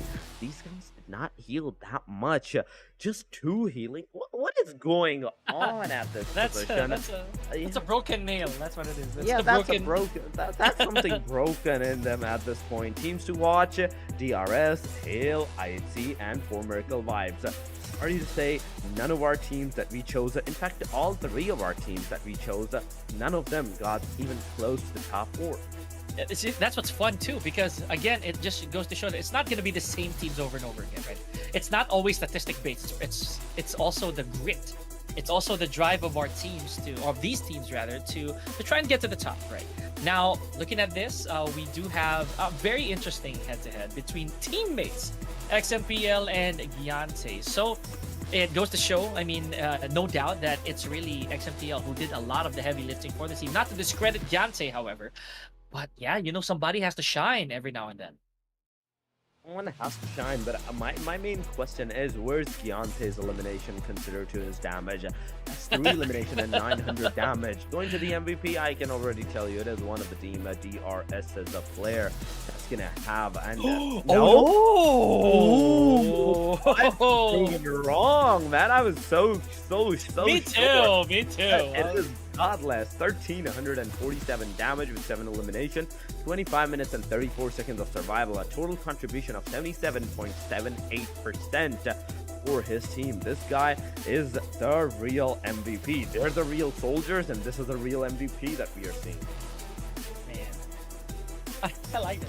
And another thing that I always bring up is the fact that our top performers, they don't have repeating teams here. So it's DRS, IHG, Hale, and 4Miracle Vibes, all with their respective players, you know, to bring forth their top performers, all represented equally. But of course, XMPL with the amount, and again, a surprising turn not being the MVP. It's probably because of the damage, right? So the damage of Godless, I think, was enough to warrant him that. Not to mention 78% team contribution. So that being said, really well deserved. Speaking of well deserved, DRS with a well deserved second winner in a chicken dinner at 22 points. We've been seeing this trend, haven't we, Torres, that the winner chicken dinner always stands so tall above the second place. I know. That's straight up 6 or even 7 points difference. 7 Sometimes points, it's more yeah. than 10. This time around, it is a 7 points difference, because after 22 points, we are seeing 15, 14, and then even the double-digit number goes out of the window. But here we go. 61 eliminations with 60 knockouts, 7,100 healings, 8 headshots with 16 only rescues. There were not many rescuers in this match. And last but not the least, we are seeing 289 throwable to used. A nice number, not a juicy number nonetheless. True. Okay, so with a little bit of a gap slowly shortening here, guys, 4Miracle Vibes, they are no longer, in my opinion, they are no longer in a comfortable spot, at least for if they're gonna go up against HORAA, right? So 91 points is not very far from 107, so you better watch your back, 4Miracle Vibes. DRS gaining with that double winner chicken dinner, enough to propel them very high up with 3 points. 3 notches up. 80 points in total. So for page number 2, a little bit of a shakeup here, but it's not significant enough for some of the teams to consider themselves safe. Falcons Force and Leo Esports barely exchanging spots. They're barely changing the spots. They're the only one. Now, Leo and Falcon are the only one that changed their spots into the second page.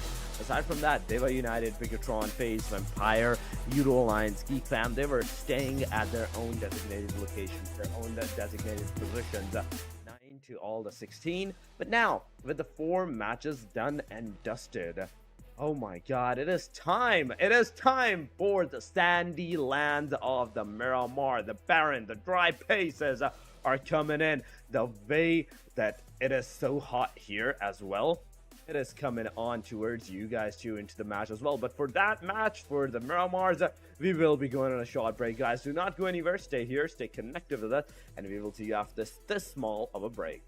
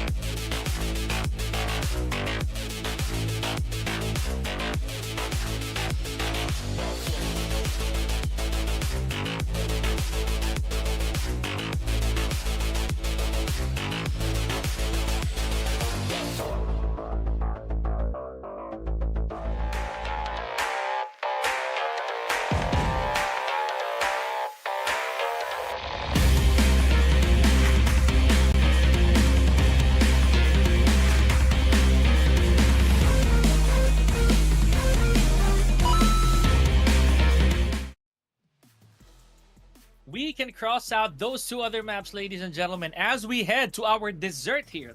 The Land of Sand, the Dunes of Doom, Miramar. Welcome back to Clash of Giants Season 4. This is still the Grand Finals, day number 2. My name is Pika, joined by Torix. So now, it is down to serious business, my guy.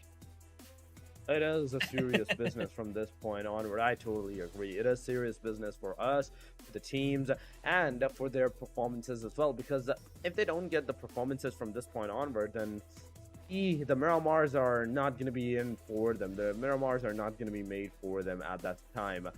So with the new map, with the new mindset, they can definitely do it. But let's talk about the sponsors first, because this event is sponsored by Aniba X, the Clash of the Giants. You can get 10% off if you use the code COG4, only applied for this week to buy UCs of 8,100.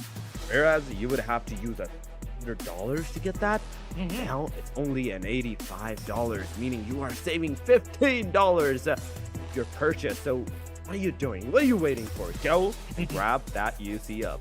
And again, no code needed here, folks. So it is very, very easy to access. And Neighbor.com is the marketplace for gamers. So games, top-ups, anything under the sun that will hit your fancy, supposedly you can search it up here for Neighbor.com. And of course, in partnership with Clash of Giants, this is only gonna last, as Torx mentioned, until the end of the week. So don't delay. Get your discounts now. So, as foretold, here we are. Miramar, arguably the biggest map in our roster, right? In our rotation, rather. So, this is going to be quite a challenge, especially for some of our teams who may not find this map very favorable for them. What is favorable, by the way, today, if you look at your charts, is that DRS 1-2 winner chicken dinners with just a gap in between. Oh my god, that's just a gap in between and DRS having those winner chicken dinners. But now, the Miramar performances, T2K is on the top, then we have the Hail, then we have a Leo, and we have the FAZE clan as well in top 4 right now. But Miramar, man, Miramar, and I'm getting thirsty just by like thinking about the Miramar. Like, oh my god, this is gonna be such a hard map for so many teams. It is gonna be a chaos. But yes, let's quench our thirst. Not for the water, but of the action by predicting which team is going to win. And when, like, Pika, I want you to predict first. Okay, so since you handed the ball over, and I did welcome back, so why not? I'd say this is gonna be maybe not statistically. I did say I'm gonna pick someone really unpredictable. I'm gonna go for Vampire Esports, my boys. I've always been a fan of Vampire Esports. Yes, amidst being the creatures of the dark here, I feel that Vampire Esports may have learned a thing or two in the past how many stages of Season 4. Vampire. You have chosen vampires, and let's see if they are gonna quench their thirst in this match with the bloods of their enemies or not. But I am going with the one and only. You know who it is. You know who it is. It is DRS. I am going. I love the commitment again. I love it. I love it as well. I need to go with the DRS once again. I need to see them shine into the Miramar matches as well. And I have a really high expectations from them. I have really high expectations. So don't disappoint me. Please get that winner chicken dinner this time, just like you did last match. No pressure. No pressure. It's not like he's telling you guys to win. But yeah, you know, I'm requesting. But for what it's worth, I mean, our teams have been showing crazy gameplay, ladies and gentlemen. We've seen wipeouts left and right. So various ways to eliminate. We've had nades, a lot of nade eliminations. We have vehicular manslaughter, not to mention drop clash melee elimination. So that is already a statement on how day 2 is going like here for the grand finals. But if you haven't already, please do follow Ruthless Hype Esports as well, because these bits of action are being uploaded on the daily, or at least very, very consistently on the YouTube page, as well as their TikToks. So please do not hesitate to keep an eye out for the content. Also, just to add to that, they do have specified team perspective streams. So if you want to be like in the shoes of, say, DRS, right? If you want to see how they execute their plays, Ruthless Hype Esports YouTube channel is the place to be. But I think I missed seeing like the production prediction. If Yeah, you where did did they? have. Oh, I missed it out. I did. Leo. They went for Leo. Oh, They okay. went for Leo. Went for Leo. Okay, they went for Leo, and let's see if they are gonna be the winners. Are they gonna have the 9th point? Because as soon as I'm here, they didn't even have a single point to their name. But here we go, guys. We are about to go into the match of Miramar as it's about to commence. The first Miramar out of the 2. It's gonna happen in 18 minutes. But before we go that, I would like to say this time around, I think plane line gonna be near the Los Leones area. Of course it is. Oh my goodness, Los Leones is almost seemingly a staple when it comes to Miramar. Like, we've already grown tired of seeing those Los Leones finishes, folks. But as for me, I also have like a point here, a certain zone in Miramar that I wish they would, they would actually make an ending of. I haven't seen it in such a long time, if at all. Minas Generales. I have not seen that finish happen almost ever. I've seen that happen in, say, in ranked, but never in a tournament. So fingers crossed here, Torrens. Oh, definitely. Fingers are definitely crossed. And with this, now the battle has commenced. The plane has taken the flight. We are seeing the plane line from all the way southwestern to the northeastern side, bisecting the complete map, equally dividing it up, and giving enough chances for the teams to go like San Martin area, Hacienda del Patron, Picado, the Los Leones, or even the Los Gos areas as well. So if the team wants to go there, they can easily like reach it out. But we have the top players, the most knockouts, the top players with the headshots, 8 for Doc, 8 for HORAA, and Falcons top with the 6 as well. So there's a tiebreaker in the vicinity with the highest damage of having on the Sky HORAA side. Let's go and let's move into the second last match of the day, number 2. Match number 11 it is, guys, and we can already see the Team 4 Merkel vibes as they have dropped into the early stages of the circle. In the early stages of the plane line, there is nobody even remotely close by to them. Oh, but look at this. Oh man, more denial, folks. And you know what? You're right. There's a lot of action that's about to come underway, right? We're already seeing some possible contacts here from your boys, DRS. My goodness. Yep, gunfire ensued, and as I was saying, the circle landed southeast of our map, ladies and gentlemen. So let's see how that's gonna turn out, because there's a chance we're gonna see water clashes a little later. Here we go. DRS and Vampire. Are they gonna be the first to clash here? I have a feel that they are definitely going to be the first one to clash here, but now that I've chose DRS, I am thinking this might be a wrong choice, because as soon as these kind of scenarios happen, I get the deja vu that the team that I selected are going to be the first one to get eliminated. Team Vampire, they're slowly pushing in, but XMPL has his eyes set up on this staircase. The shots are definitely connecting onto the player. Some damage, a little bit, tad bit of damage was done right after this. XMPL now moving away. Once again, Team Vampire, now they know what they are going to do. Which location like they need to be, but a grenade going on. Deontay just surviving that.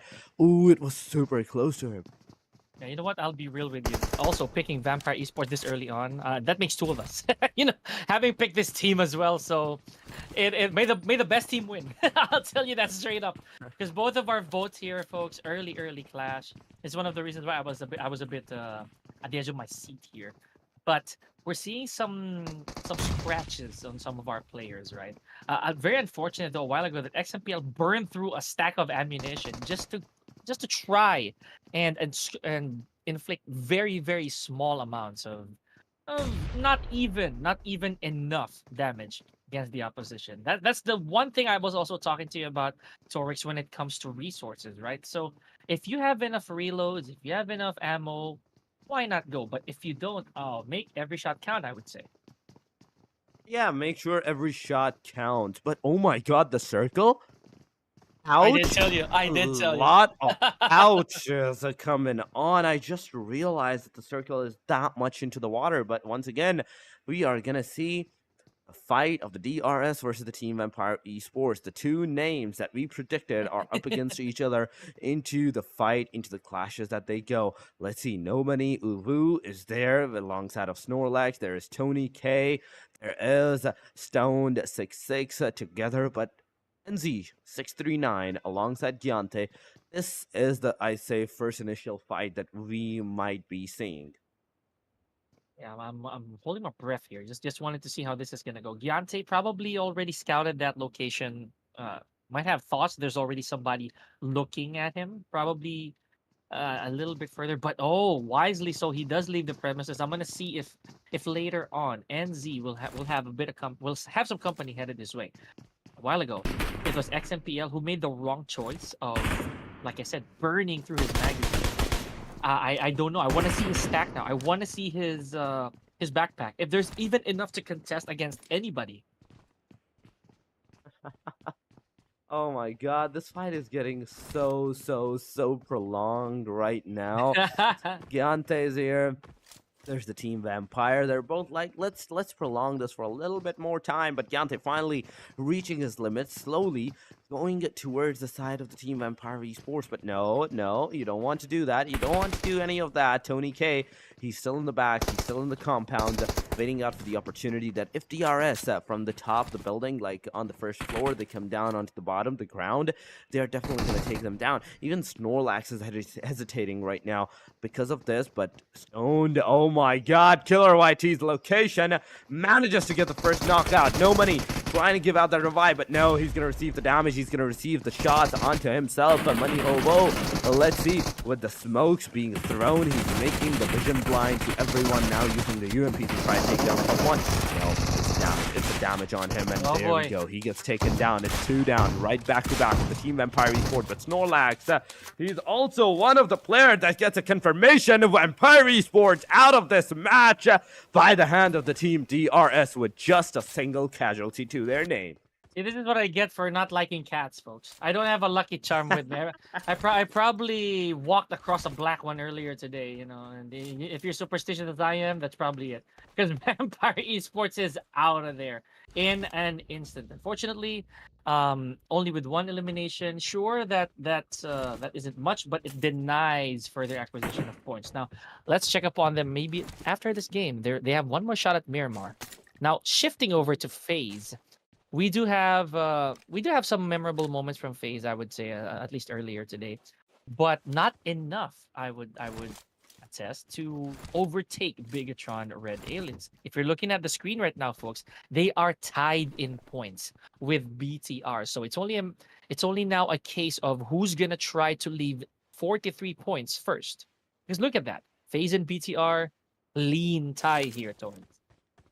It is a clean tie for both of these teams, but looking at the YOODO Alliance right now, they have the mountaintop for themselves as well. A well-versed position that they have secured so far into the game, but it's not going to help them at this early stage into the game, because they know at this point there is going to be no one that's going to be rushing upon crossing over from this particular area. So you just have to wait it out, wait more into like the game for like something to actually happen. YOODO Alliance Olio is also over here, just waiting out for the opportunities that might present him to himself at this time in a short while, in a certain futuristic distance. But 15 teams and 59 players. I have to say, Vampire got eliminated, man. Pika, I don't know what to say to you. You don't have to say anything. I don't have anything to say either, the truth be told. But again, I am a jinx in these cases, folks. I didn't really score much in the previous seasons as well, you know, just to share. But it's fine, you know, it is what it is. Now, looking at what's important now, though, folks, it's 4 teams outside the play zone. Again, very early, 5 seconds before stage 2.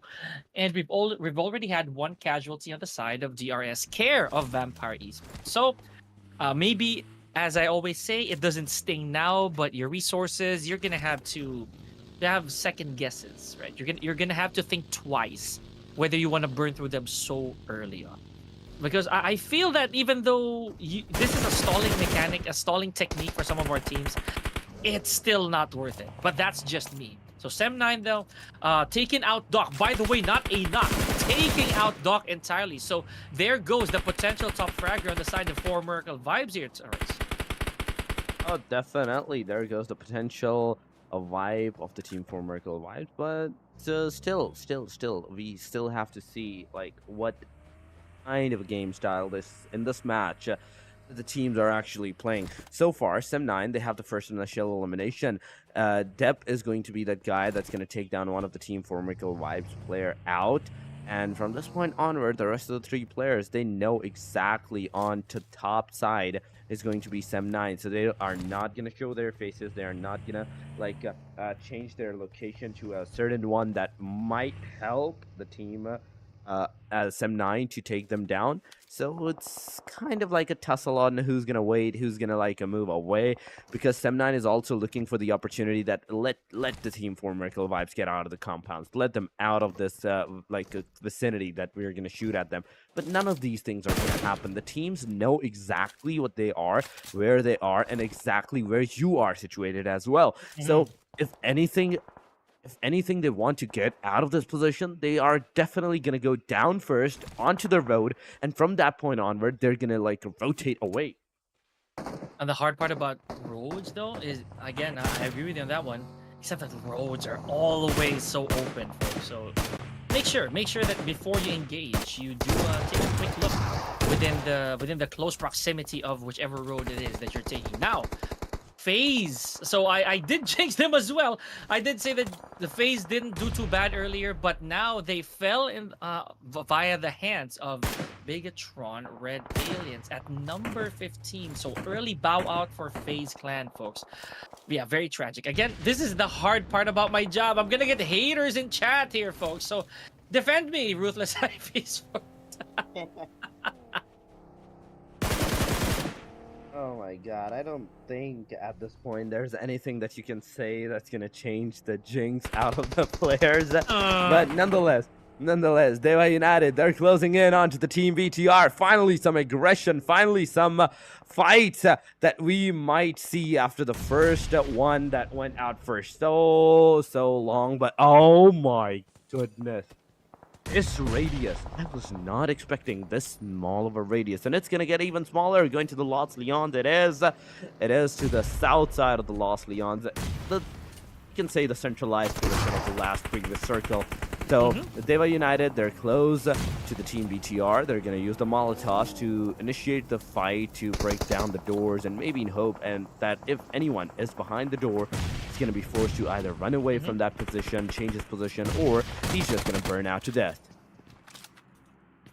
Yeah, you know, we saw that happen earlier as well. So maybe the strat is gonna be a very vital one for a BIGETRON Red Aliens, right? So, or at least for any other team who attempts this approach. Unfortunately, though, they are receiving massive damage and untoward casualties from these teams surrounding them, right? DEWA United truly handing it out to BIGETRON. Now, this is a pretty sketchy prediction. I'm not gonna lie. I do think that we're gonna have a third-party dipper here as well once the smoke settles down.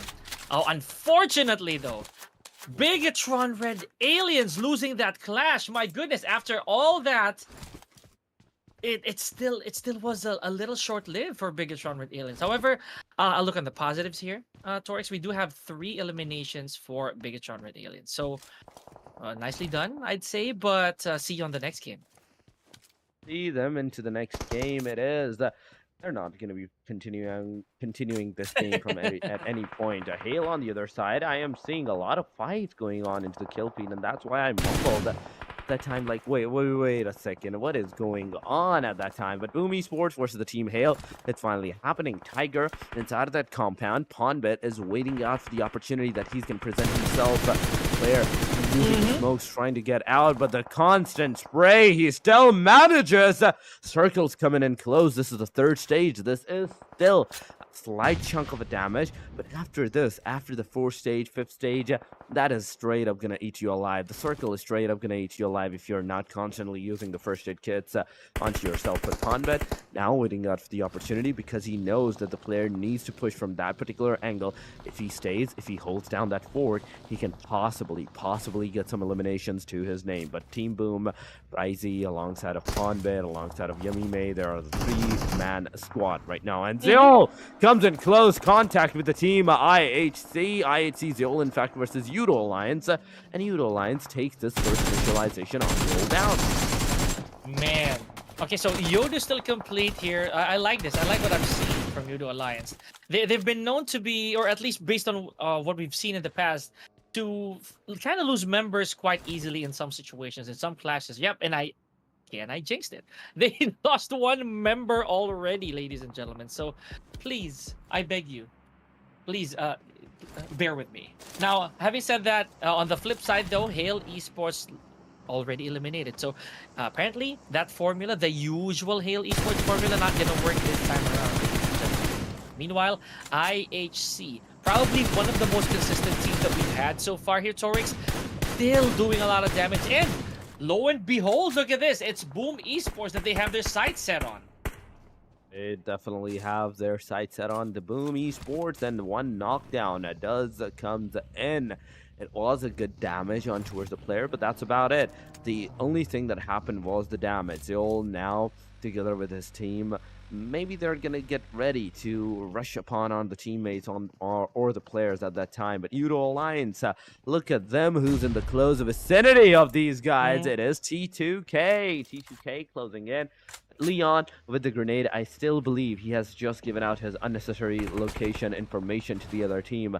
YOODO Alliance now, Cluck closing in with his teammate Leon, and oh my god, wait a second, he bring Olio with him, so a complete 3 versus 4 is about to commence. A grenade comes and Rudochi on the face. That grenade hits on. It's a 3 versus 3 right now at this point. Another grenade, a good, oh my god, a good trajectory, I'd say nonetheless.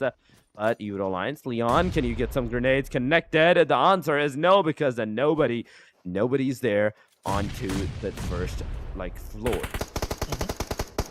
Okay, so now all we're doing here, folks, is just wait. If any of these engagements between YODO and Train to Kill will actually be successful, because so far it's a lot of bluffing. Oh, never mind. Look at this. There has been some success. Care of Leon through the molly. I actually tried to peep where that came from.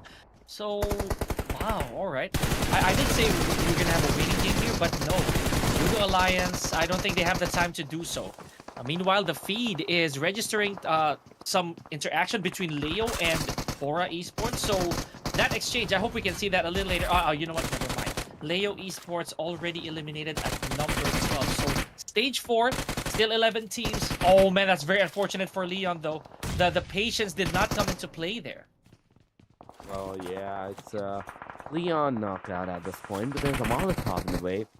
The Olio easily can give out the revival, whereas the NGS is using the Molotov, the throwables once again to hold down the fort. But no, they have nowhere to give out from this point onward. If the Molotovs do come in near the Team YOODO Alliance's player side, it's going to be all it for them as well. But no, none of those Molotovs hit the players. Now Cluck closing in with the UMP in the hand, but in before that, Cluck cuts NGS down. It's a 1 versus 3 that he pulled off against the team, and it is over. It is over, I'd say, for the T2K. DRS, in the meanwhile, they still have the 3-man surviving with the 4 elimination that they got at the early stages against the Team Vampire Esports. Now they're going to be going face-to-face with the Team 4 Miracle Vibes. 4 Miracle Vibes with Reflex alongside of Baron. They're together, but the damage is commencing in from the Killer YT side. It is a good damage that was commenced in, but not enough to get the player knocked out. YOODO Alliance still have another team close by to him, and that is the Team IHC. Demoji comes in, takes Leon down. It's a confirmation on Leo, and right with this, we are seeing back-to-back some actions off these fights. Okay, I had to catch my breath a little bit there, but IHC still a pretty triumphant here, folks, in keeping their numbers and slowly picking off players, I would say. Now, I do feel that YODO might need to slow down like this, right? Because now they're hunting IHC, the entirety of IHC, I feel. right? But IHC does have the numbers advantage, and they could put a lid on YOODO's run right here, right now. It's just a little too uphill to say the least. Now, Demo, yep, no dice on the nade. Olio manages to get up to the higher floors of this, probably ensue a chase. And here comes the cavalry, folks. IHC in pursuit of Olio. Probably just to put the final nail in the coffin here. Look on the other building. I think he does have a little bit of vision here, but the information game, I'll finish it straight up here. Torix, is that maybe just maybe Cloak, if this plan goes sideways, he could try to ambush the rest of IHC. If, and again, that's a big if. That is a big if, and we have to see to find that out if that's actually going to be possible. Olio is on the top of the building. He has the pump action shotgun alongside. Oh, the players that are pushing in. There are two pump actions. No. The one that gets a shot on towards Blair. The other one misses. Third one misses. Fourth one, it's a connection, but not enough. Not enough, because from this point onward, you are the one that's going to get the knockout and the confirmation. But Cluck has a grenade in the hand. He's going to put the pin back on.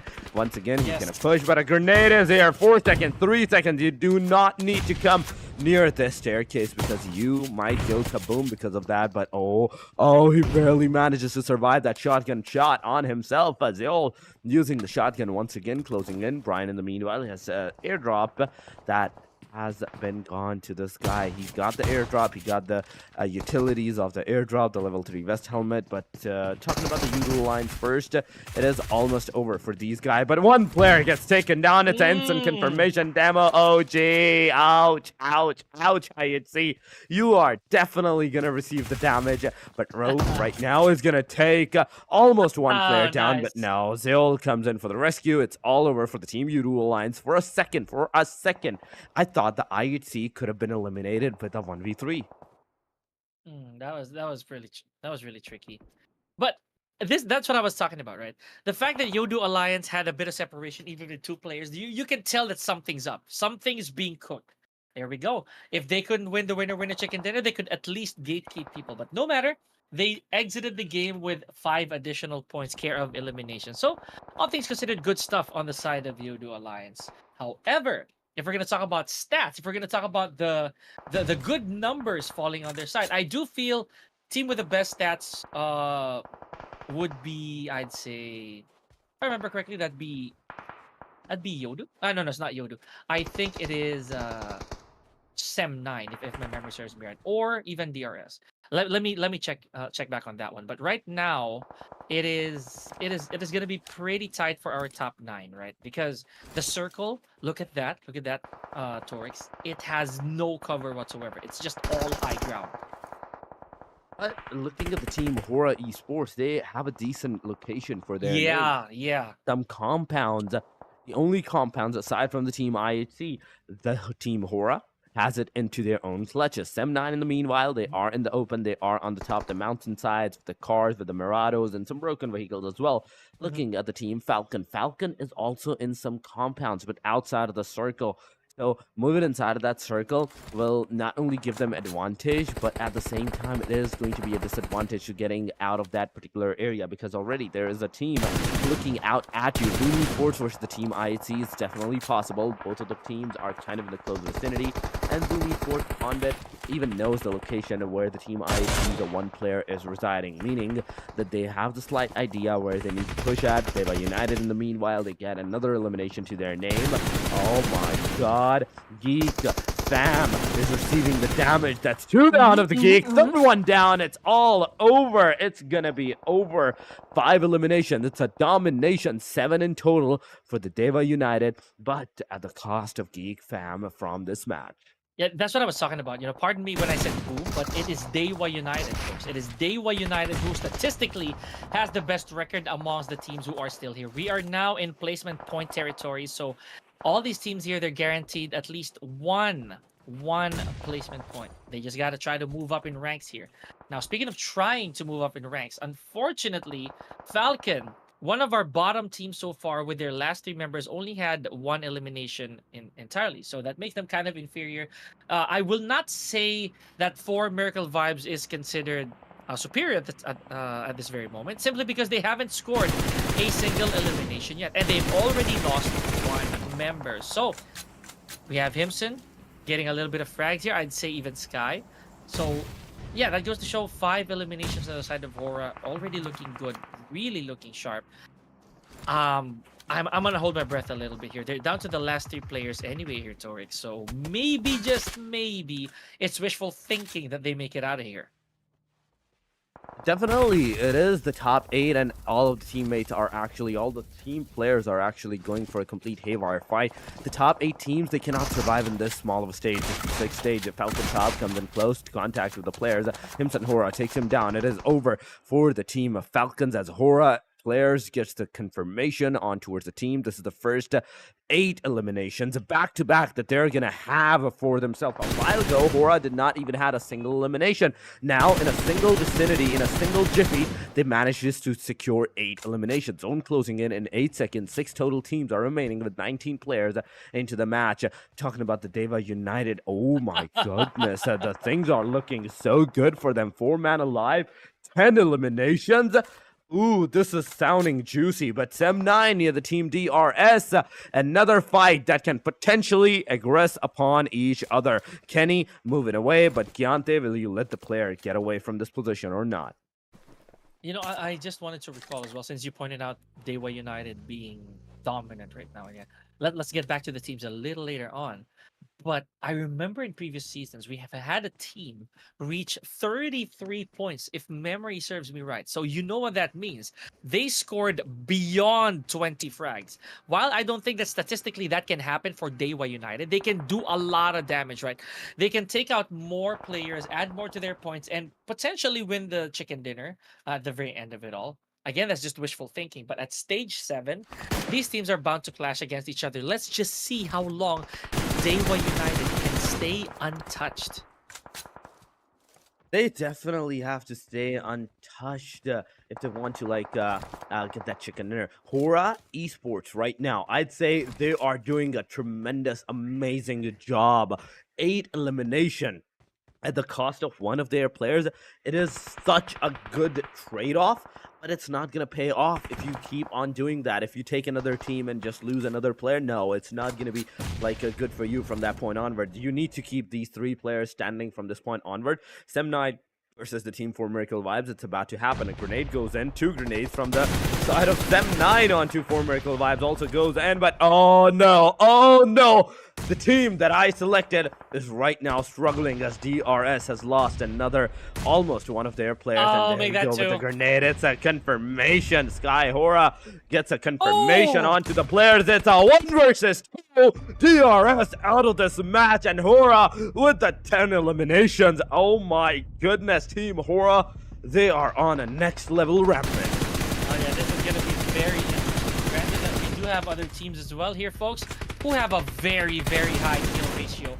And look at this. Still in this, Unux already had 1 knock, confirmed frag as well from Snowboy. 4 Miracle Vibes had their first, I think one of their first 3 damages here in this game. But look at this. 4 Miracle Vibes. Literally wet all across the floor here. Sem9 does retaliate against 4 Miracle Vibes here. That's probably a late feed, right? So HORAA Esports now has their hands full against IHE. 1 last member, and Sem9 dipping in on the action, putting in the hurt for HORAA Esports even further. So Malik, it is up to him and Himson, I feel. Oh, it is up to him, so to Malik, yeah. So sorry to say, but there goes HORAA Esports. So it is over for the team HORAA Esports. We are down to the top 3. It is Sem9, DEWA United, and IHC. Judging from the man advantage, manpower, DEWA United has the best opportunity of even securing this winner chicken dinner. High Bay, 9D, and at the same time depth, they are together, but on the other side, we are seeing the team Sem9. They are trying with their cars to move out of this vicinity. They don't want nothing to do with right now the team DEWA United, because they know there is top 8. If they are not a complete 4-man squad, then that means there is a third party waiting out. But I see the old solo guy. He's gonna throw a grenade, which indefinitely is gonna hit one of the team SEM9, the player. Now with this, team SEM9 is down to the last 2 man that they are, High Bay and Depp. Together, another grenade goes on with a shotgun in the hand. Still wants to make sure that he confirms this elimination, which he does. Even if he gets eliminated from this point onward, he has still managed to get some eliminations done on himself. In the backside, we can see the DEWA United are actually coming in close. So, okay, Zeol, you are going to be sandwiched from both sides, but High Bay finally comes in, gets Zeol down. It is a confirmation on towards the guy, but SEM9, they are super low on that HP side. They need to heal. They need to heal themselves as soon as possible because Depp is super low. Oh my god, Akra L15 comes in straight up on the headshots with the UMP connections. He gets one player of the team SEM9 down. It is up to Depp. It is up to Depp to do some deeds for his team. It is going to be all over in a jiffy because the circle's closing in, the player's closing in, and it's over. DEWA United getting that winner chicken dinner for the name. And a beautiful hold by the team SEM9 as well.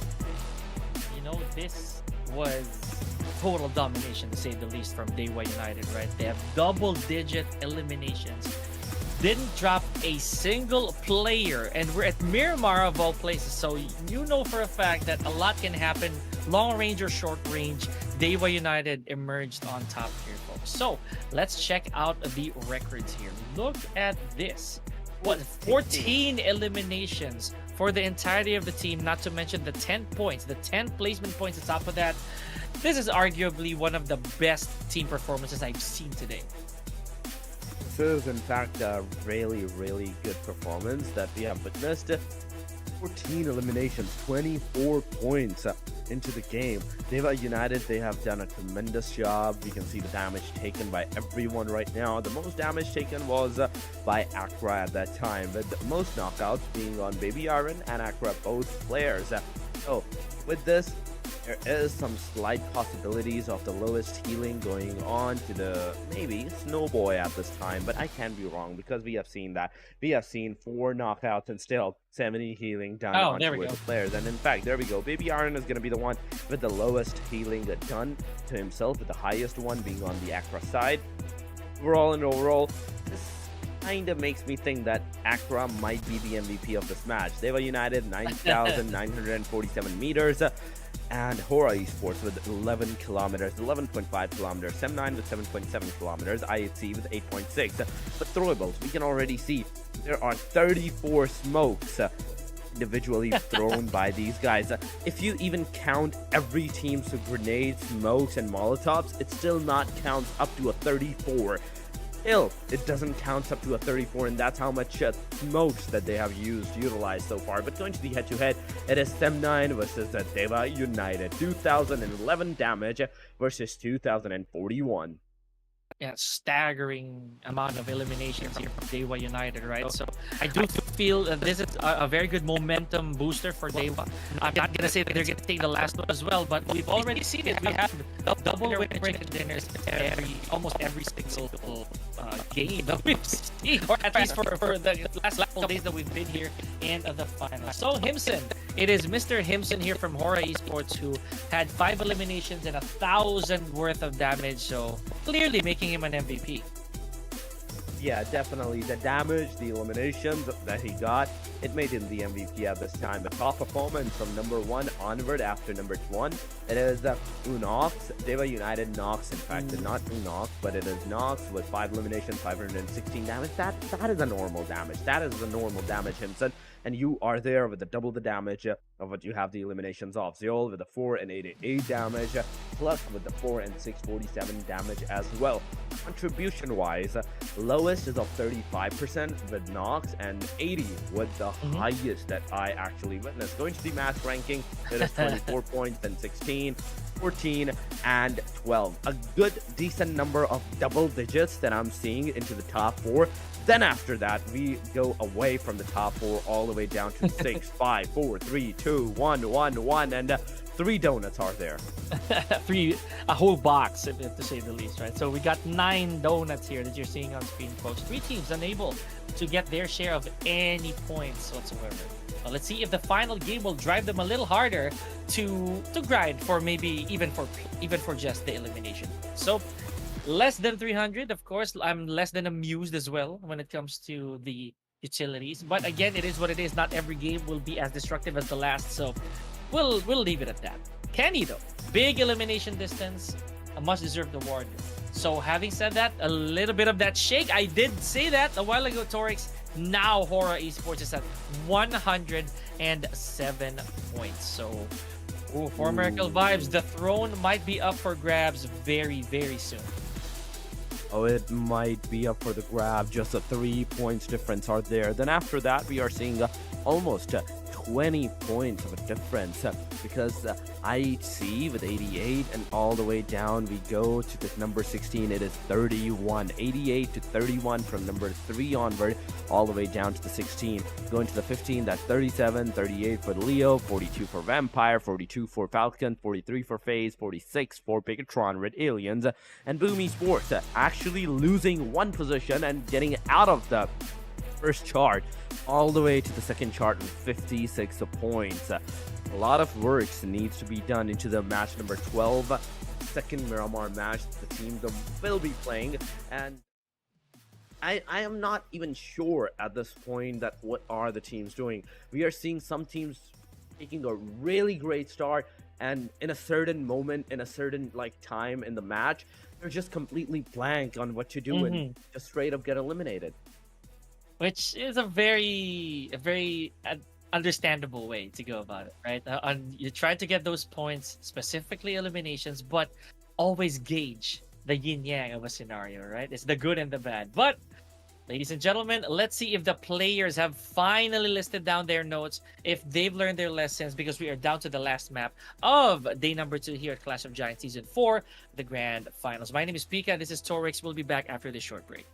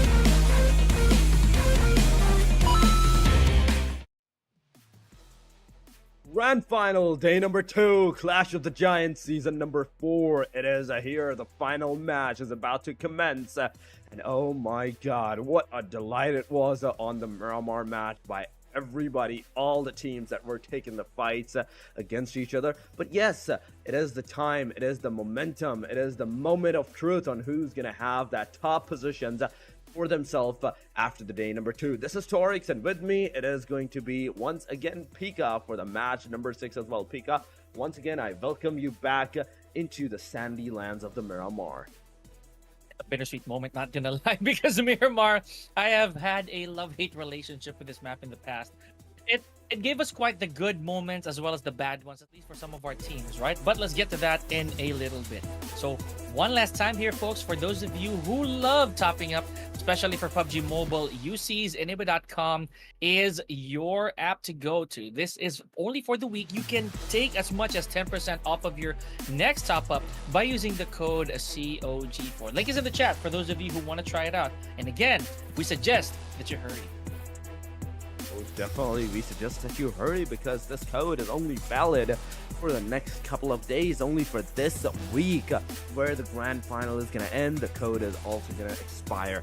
So if you want that 8,100 UC for just a little of 81 euros, go and grab with the code. Get the code running and get that 8,100 UC for yourself. Get yourself some skins, treat yourself at this point, and make sure you flex from my side to your teammates as well, that yes, we got this code, and we got this much of a UC and this small of an amount. But yes, the match number 6 is about to commence. It is going to be the Miramar, and the last match in Miramar performances, DEWA United, HORAA Esports, T2K, and HALE Esports. They were the top 4.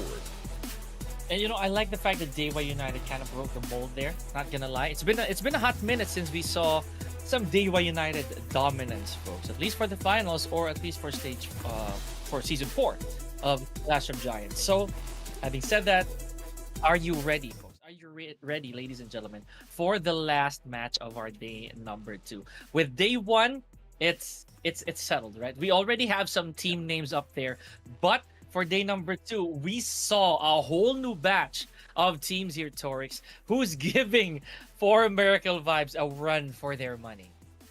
Oh, they definitely are giving 4 Miracle Vibes a run for their money. But before we head to the match, it is time for the prediction of the last match as well. This time, I am gonna go first, man. I am gonna take the lead because as much as I hate to say, as if I take the lead on the second time, my team actually comes second. So this time around, with the 4 Miracle Vibes onto my side, I would like to go, and let me ask you once again, which team do you think might have the winner chicken dinner?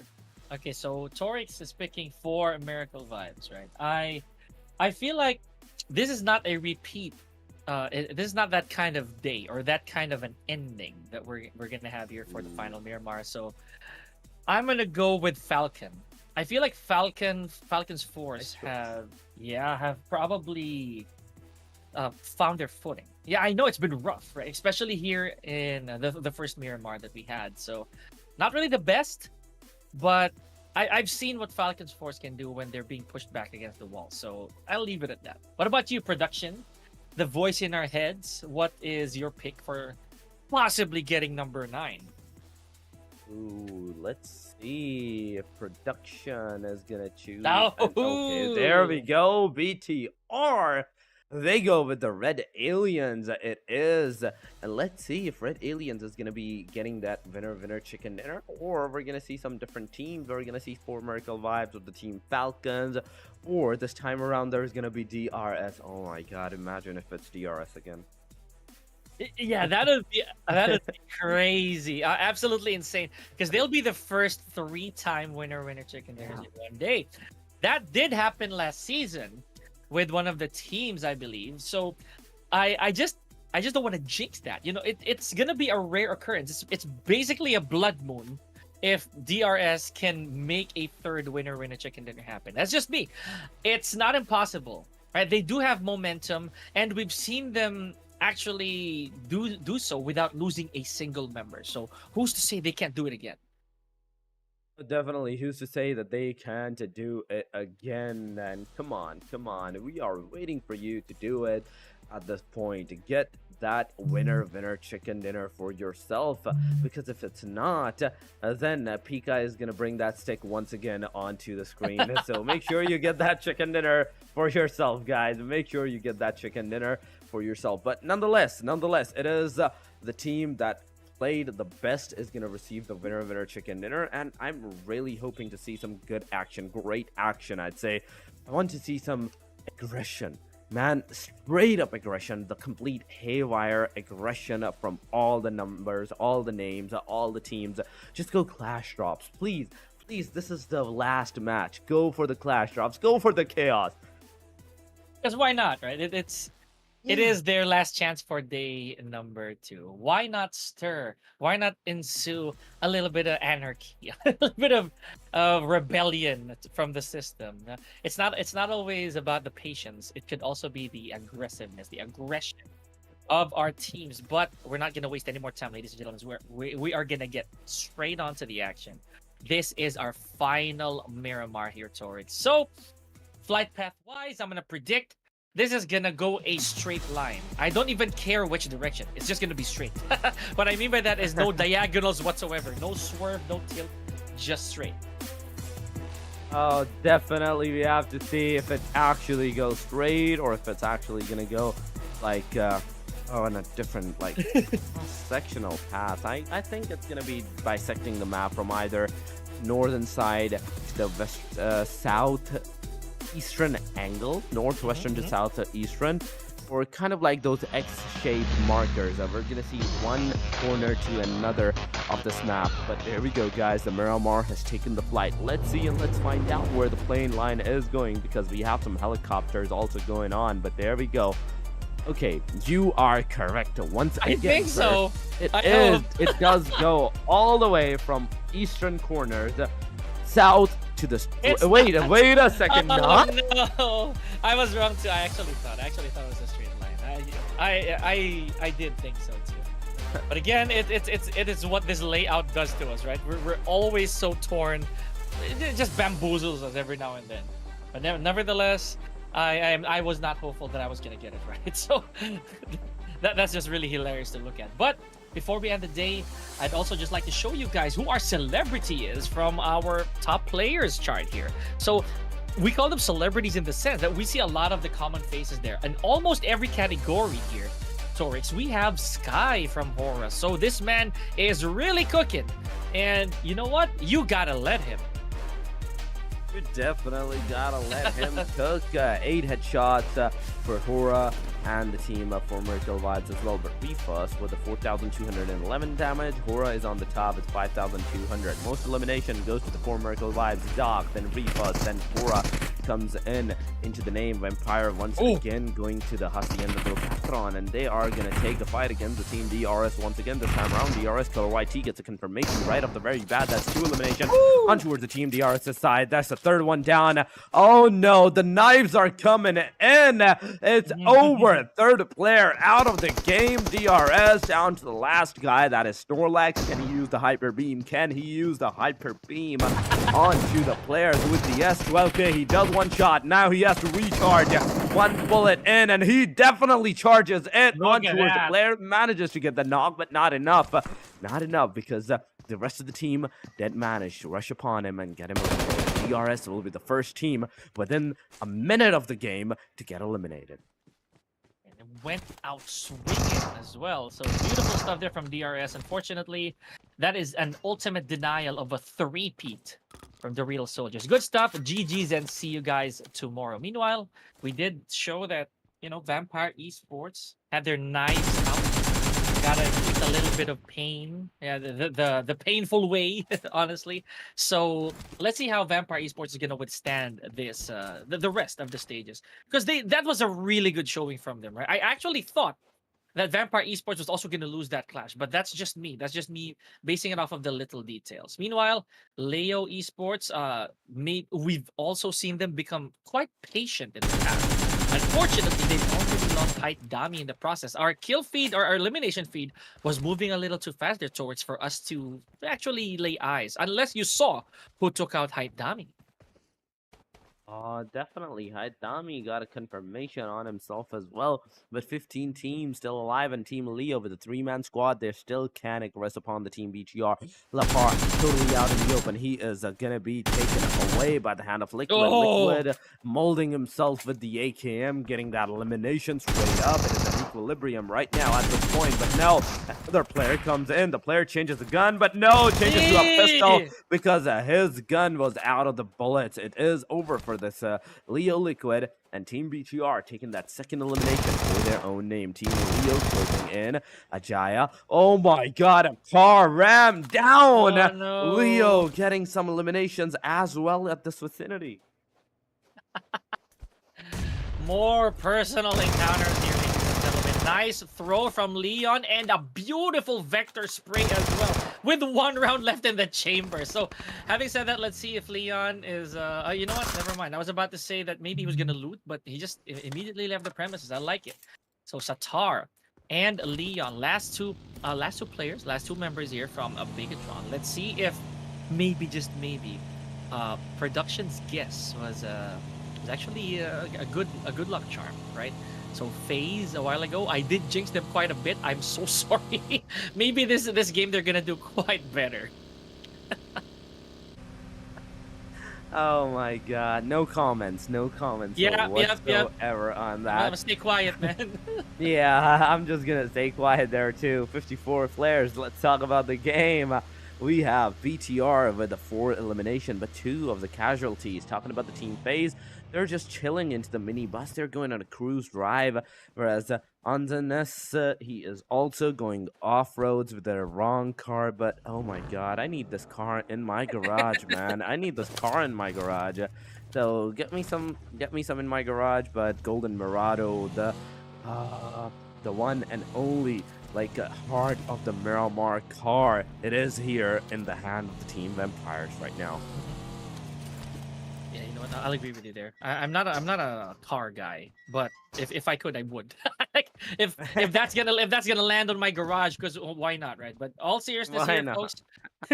Hail Esports back at it again with staying outside the play zone, staying within the blue for the first few stages. Again, this is a recurring habit that we see from them. They don't really mind these ant bites, as I call them. You know, it's very, very small bits of damage. As long as you have enough resources, just let the teams duke it out.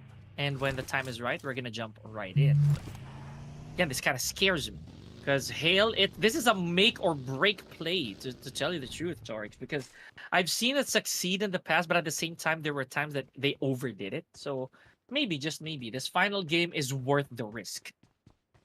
It is worth the risk. I totally agree. At this time, any move that you do, I think it's worth the risk. Any aggression that you're gonna provide to the other team, it is worth the risk. Make sure you do this.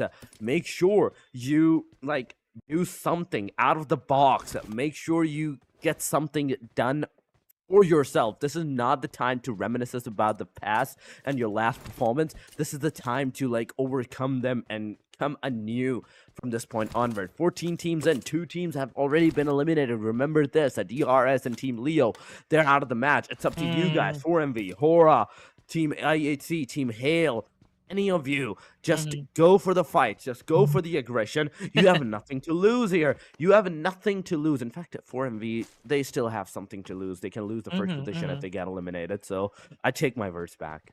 Yeah, I get. I was actually about to say that because the few points right between HORAA and 4 Miracle Vibes, that's gonna be huge by the end of the day. So might as well try to be cautious a little bit. I'm not gonna say to be too passive, right? But maybe enough for them to last towards the end of it all. If not get the winner chicken dinner, at least establish a good gap between themselves and HORAA. Say they get 10 eliminations, right? And then they don't make it to top, I'd say top 8 even. That's fine. That's completely fine. Of course, that is granted that HORAA does not win it, because if they do, oh, they have a problem.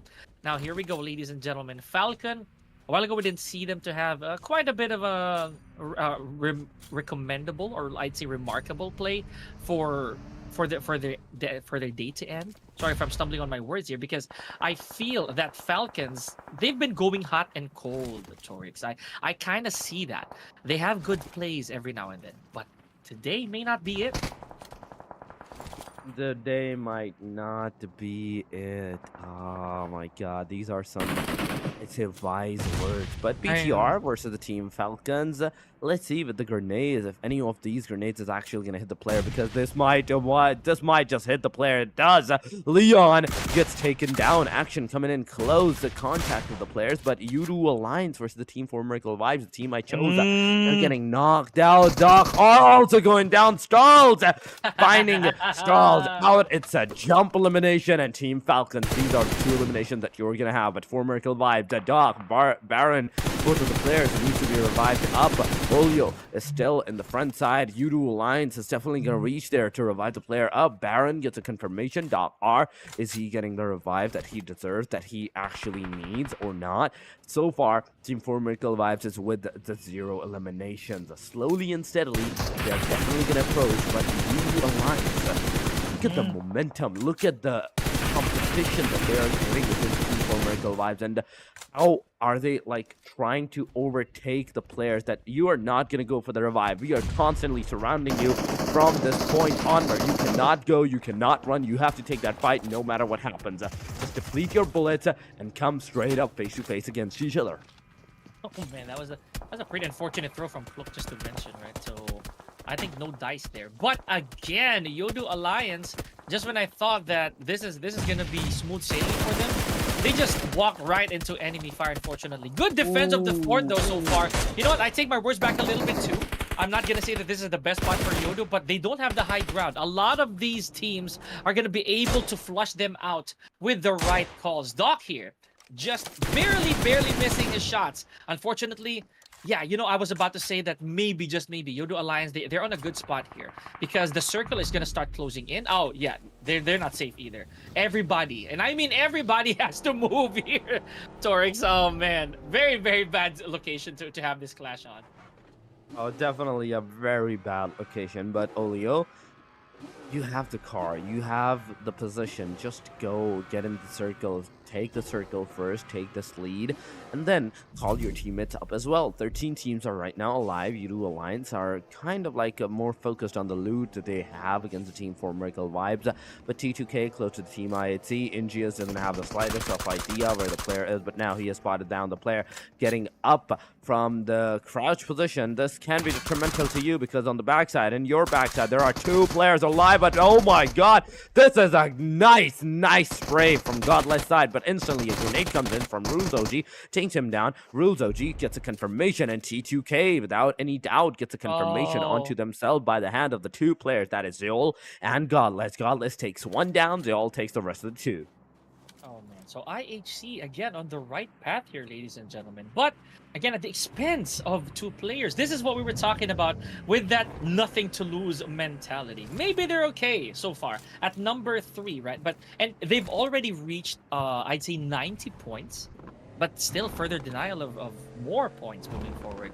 Nevertheless, let's put our faith in them as they move forward. Speaking of moving forward, we have Falcon here, still yet to make significant additions to their eliminations. While it's still very early here, Torix, I feel that Falcons, as I did iterate earlier, could not be that day. You know, when they have a hot streak, it keeps going. But we've never seen them in the finals, right? We haven't seen Falcons reach all the way to top 8, or maybe even remotely close to it. So I'm trying to be hopeful here.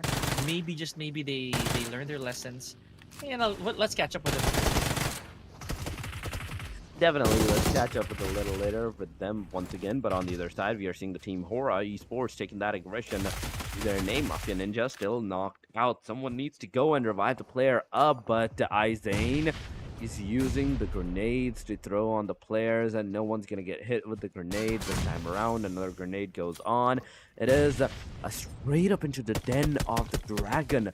that Geek fam actually went into. The last guy surviving, but oh my god, Sem9 from a different angle coming in. A grenade, I believe, is on the face of Geek Zane, but now he needs to move away. Sky HORAA is definitely going to get a clutch elimination onto himself, but Zane, can you get some more eliminations? Can you get HORAA Esports like completely tripled up at this point or not? Because there are 3 men still alive. There are 3 men still alive that are ready to take that aggression upon you. Back-to-back grenades are coming in. The damages are here. Geek Zane healing himself. No chance. No chance of healing himself. It's done for him. HORAA gets that elimination, and Geek fam goes out without any single elimination, I think. Yeah, I think if not 0, probably very few. I don't recall them getting a significant frag for this game at all. So yeah, unfortunately in HORAA, they're very wise players, not gonna lie.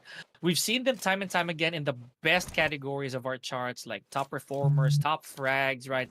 Most damage. So you cannot give HORAA a single shred of hope.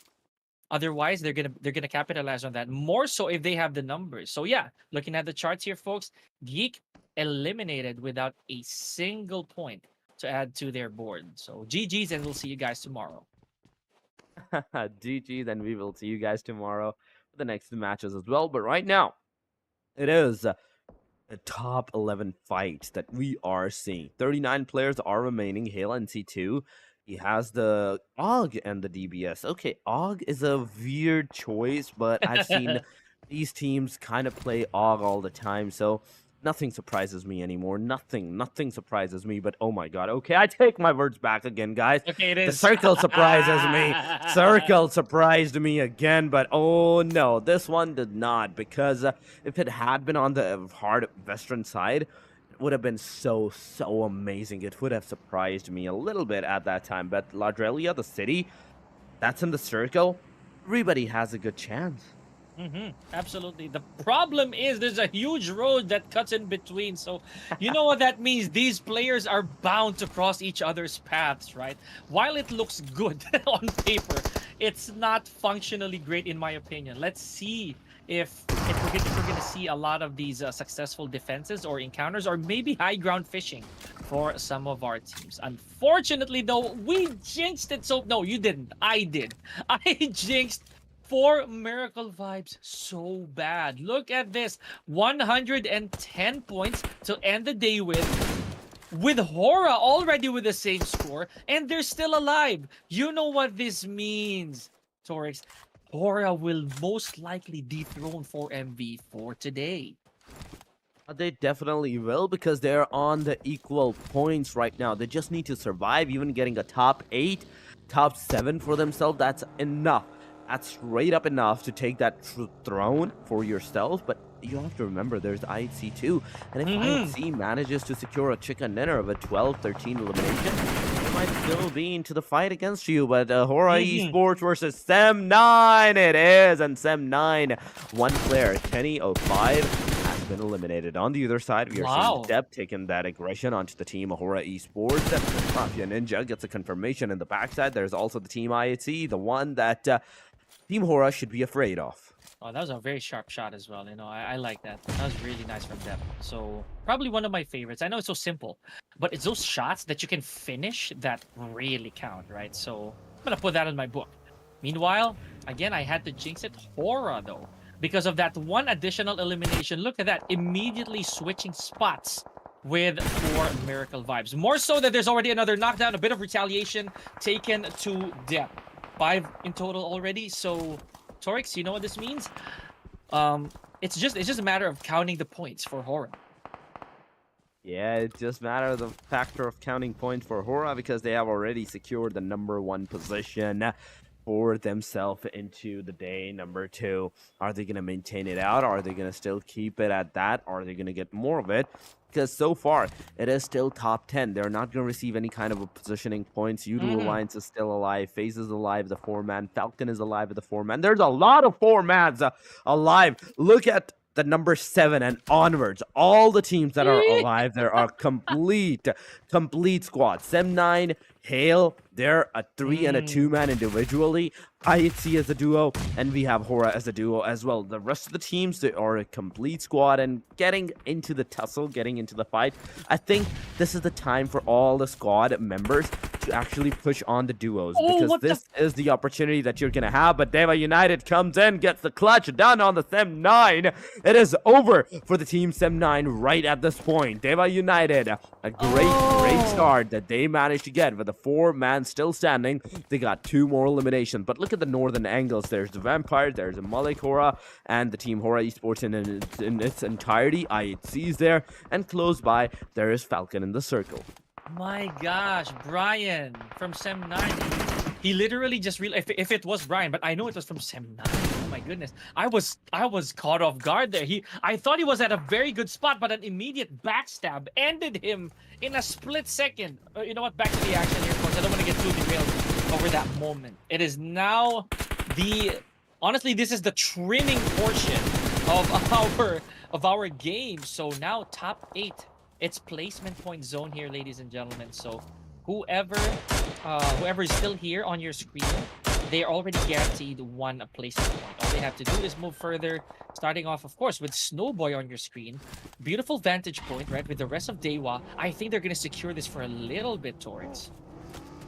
They are going to secure this for a little bit right now, but Team FAZE, right now, in the front lines, 1 player is right now knocked out. Yummy May closing in. Can get some confirmations on towards the knockout players. But oh my god, FAZE Mormon booms Prizes cars right off that area, and Mormon instantly make sure that the confirmation is there. Team Boom goes out exactly with a boom. 1 player at least goes out with a boom, but on the other side, we are also seeing the Team Hale versus the DEWA United crossing against each other. Hale needs to, as soon as possible, get their players to revive, but oh my god, Noise, 9 Noise gets another one of the Team Boom players knocked out into the vicinity. Noise still staying on the bottom floor. He's trying his level best to use the shots that he can to get some knockouts, the eliminations on towards the players, but a grenade cooking in. Same, if they move forward, the Team Boom can actually have the chance of taking down FaZe Clan's at least 1 or 2 players out. But oh my god,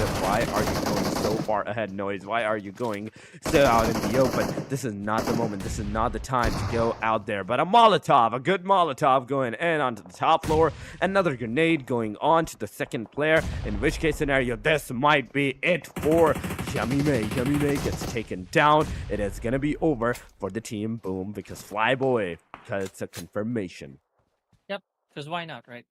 But Boom, yeah, why not? The wolves are gone, or so the pack rather of Boom Esports have been eliminated, unfortunately. And you know, another team that's starting to wither down is Vampire Esports. So I'm gonna keep tabs on them.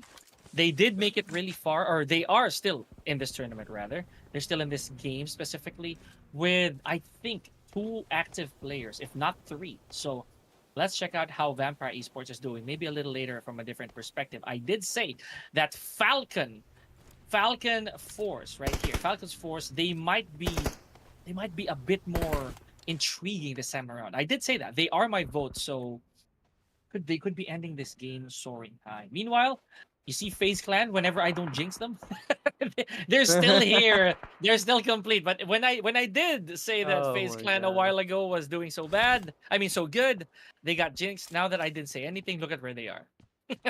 Oh my god. Oh my god. That was a good laugh. That was a good laugh. I did not expect that comment from you. But yes, they're still alive nonetheless. But now that you have said that, I want to see how far that they can still stay alive. The YOODO lines right now near the Team Hale, near... Oh boy. Okay. Ever so slowly. Let's check out how... Oh no. Hale's being fished out here, ladies and gentlemen. I just don't know if this is the wisest plan for Hale to stay in there, because all of the high ground has been surrounded. It's a pretty tough spot to be in right now for Hale. I'd say the same for some of our other teams. Yeah, see, this is what I was talking about. They have company from all directions. High ground, low ground, middle ground. It's pretty tough. So, yeah, that is a very unusual choice. But again, I think they're left with no choice. Oh my god, that definitely is the case. They are left with no choice right now. But oh my god, a car burst down from Joker's side and it's over. Over for the team at DEWA United. They are out of this match. Team Hale still alive. 3 eliminations to the name of the DEWA United on the hashtag number 7 that they go out. We are down to the top 6 teams. It is 19 players are going to be alive. Team FAZE of the 4-man squad. IHC in the front lines. And look at the team Falcons. IHC, they're kind of together alongside of the team Vampire as well. So a 3-way deadlock is definitely forming up at that particular position. But Falcon Force gets 5 elimination. There we go. Another elimination to their name. And Vampire Esports, I think they're down to the last match that they are. Yeah, could be. Looks like it. I don't see any other traces of orange here on screen. So let's see. I believe this is Schweppes. NZ639, I think, is Schweppes. So I'm gonna check that out. IHC over the horizon there. Oh wow, action! I think does not know, or maybe just being so cautious not to take the shot just yet. You have to see if he's actually going to take that shot or he's not going to do that, because it is top 6.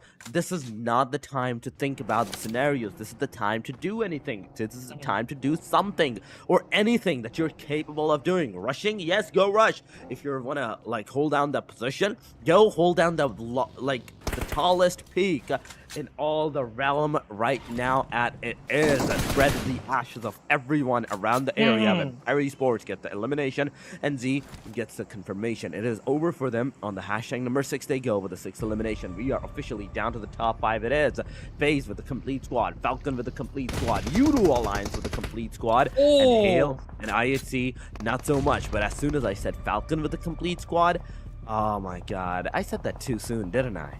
Yes, you did. Do not speak. Falcons are so close, ladies and gentlemen.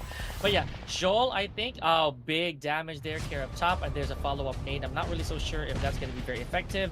Yep. Oh, there's a knock. Okay, a little bit of retribution on the side of Falcons Force. So yes, you can only imagine, folks, the grit and the excitement that we have right now because of these teams. IHC down to the last active player, that's Joel. So I think if that's Joel, if not, oh, it's Godless, never mind, it's Godless within the compound. So if Falcons Force can close this out, IHC will be the next to be eliminated. The problem is still big though, because we have YOODO Alliance complete as well as FaZe Clan. It's over for another team. Falcons, Hale, they are 3-man squad.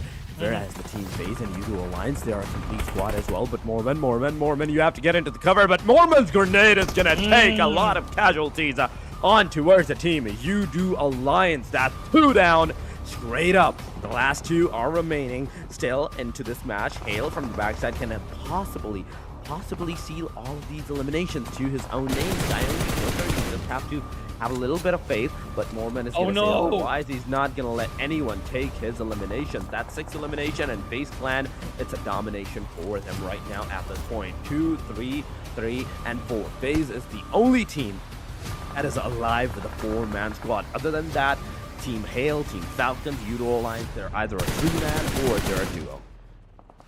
So you see that the last couple players from YOODO Alliance trying to exit the danger zone right now. This is not looking good. So Hale Esports, for some weird reason, choosing to take these encounters in the open. But again, that was a very wise choice. I believe it's because of the backup element here that they are confident to take these clashes. More nades headed towards Falcon here. So top has a lot of damage. Hale, I think, putting the finishing touches on YOODO. Yep, they do. So down to our top 3 folks. FaZe probably allowing these other 2 teams to duke it out before they pick up the remaining pieces between Falcon and Hale.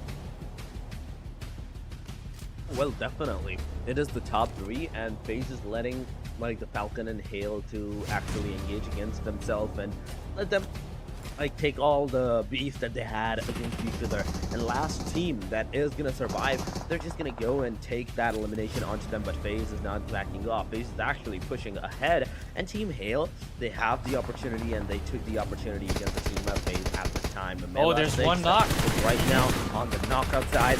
Sprays are coming in from the 9 noise. That's a lot of damage is coming in, but Mela 6, ouch, ouch, ouch. That's a car rammed down on you. Joker in the meanwhile gets a knockdown. Mormon once again with the grenades, the man with the golden hand. He makes sure Short work of the Tiger. Tiger, as he gets taken down, it is up to the last guy of the team, Hale Esports right now. Another grenade going on. Imagine it hitting. Imagine it getting the sky only from Hale Esports, and it's going to be all over for them as well.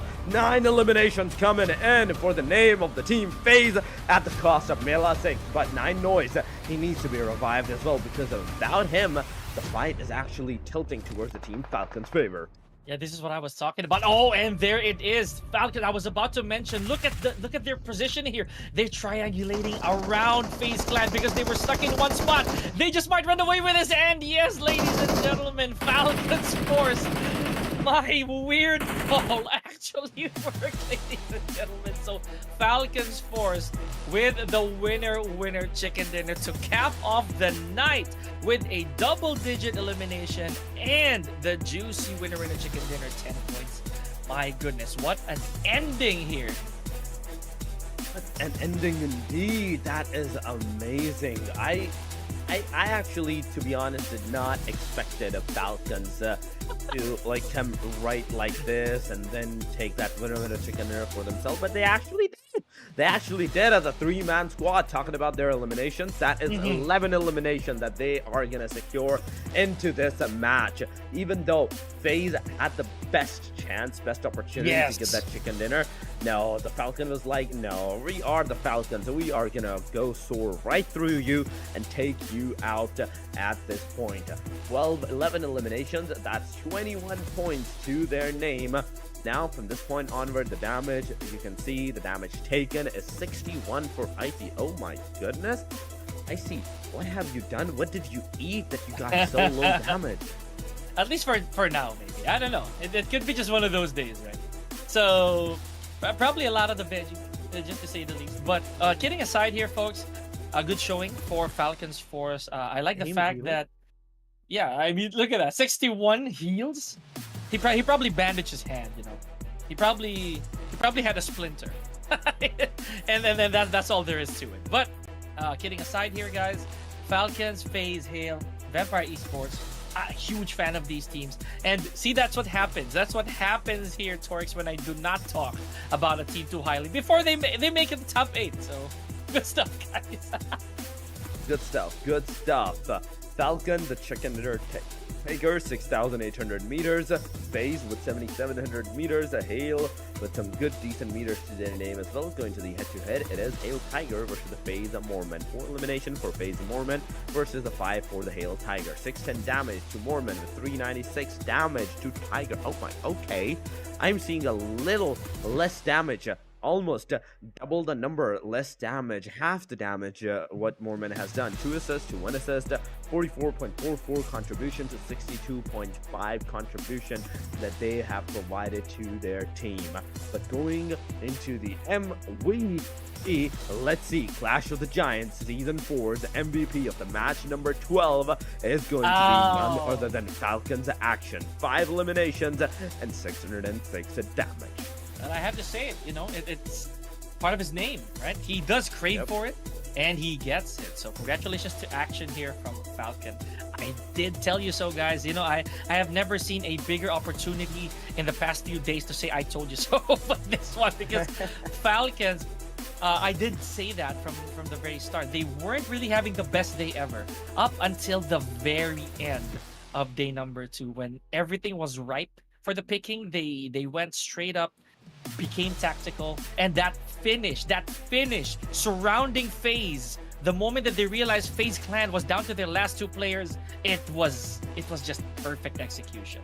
It was actually a perfect execution. But going to the match ranking, 21 points, and we have 15 points to the FaZe name.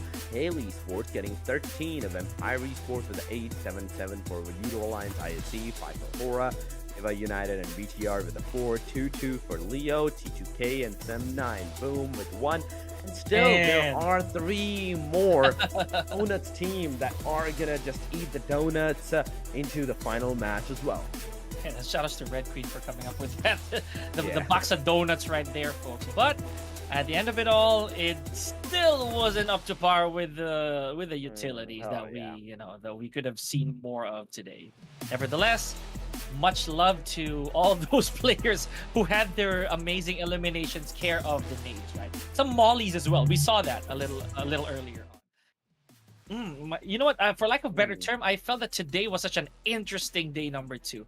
We never saw the same dominant teams, right, from day number 1 do it here.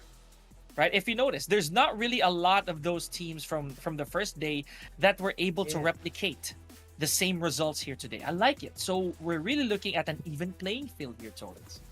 That's a great even field. But yes, DRS in the meanwhile, they managed to get 2 winner chicken dinners. They are the team that managed to get 2 chicken dinners back into the complete 6 matches of today. So a decent number to their name, a decent gaming style that they provided for themselves and all.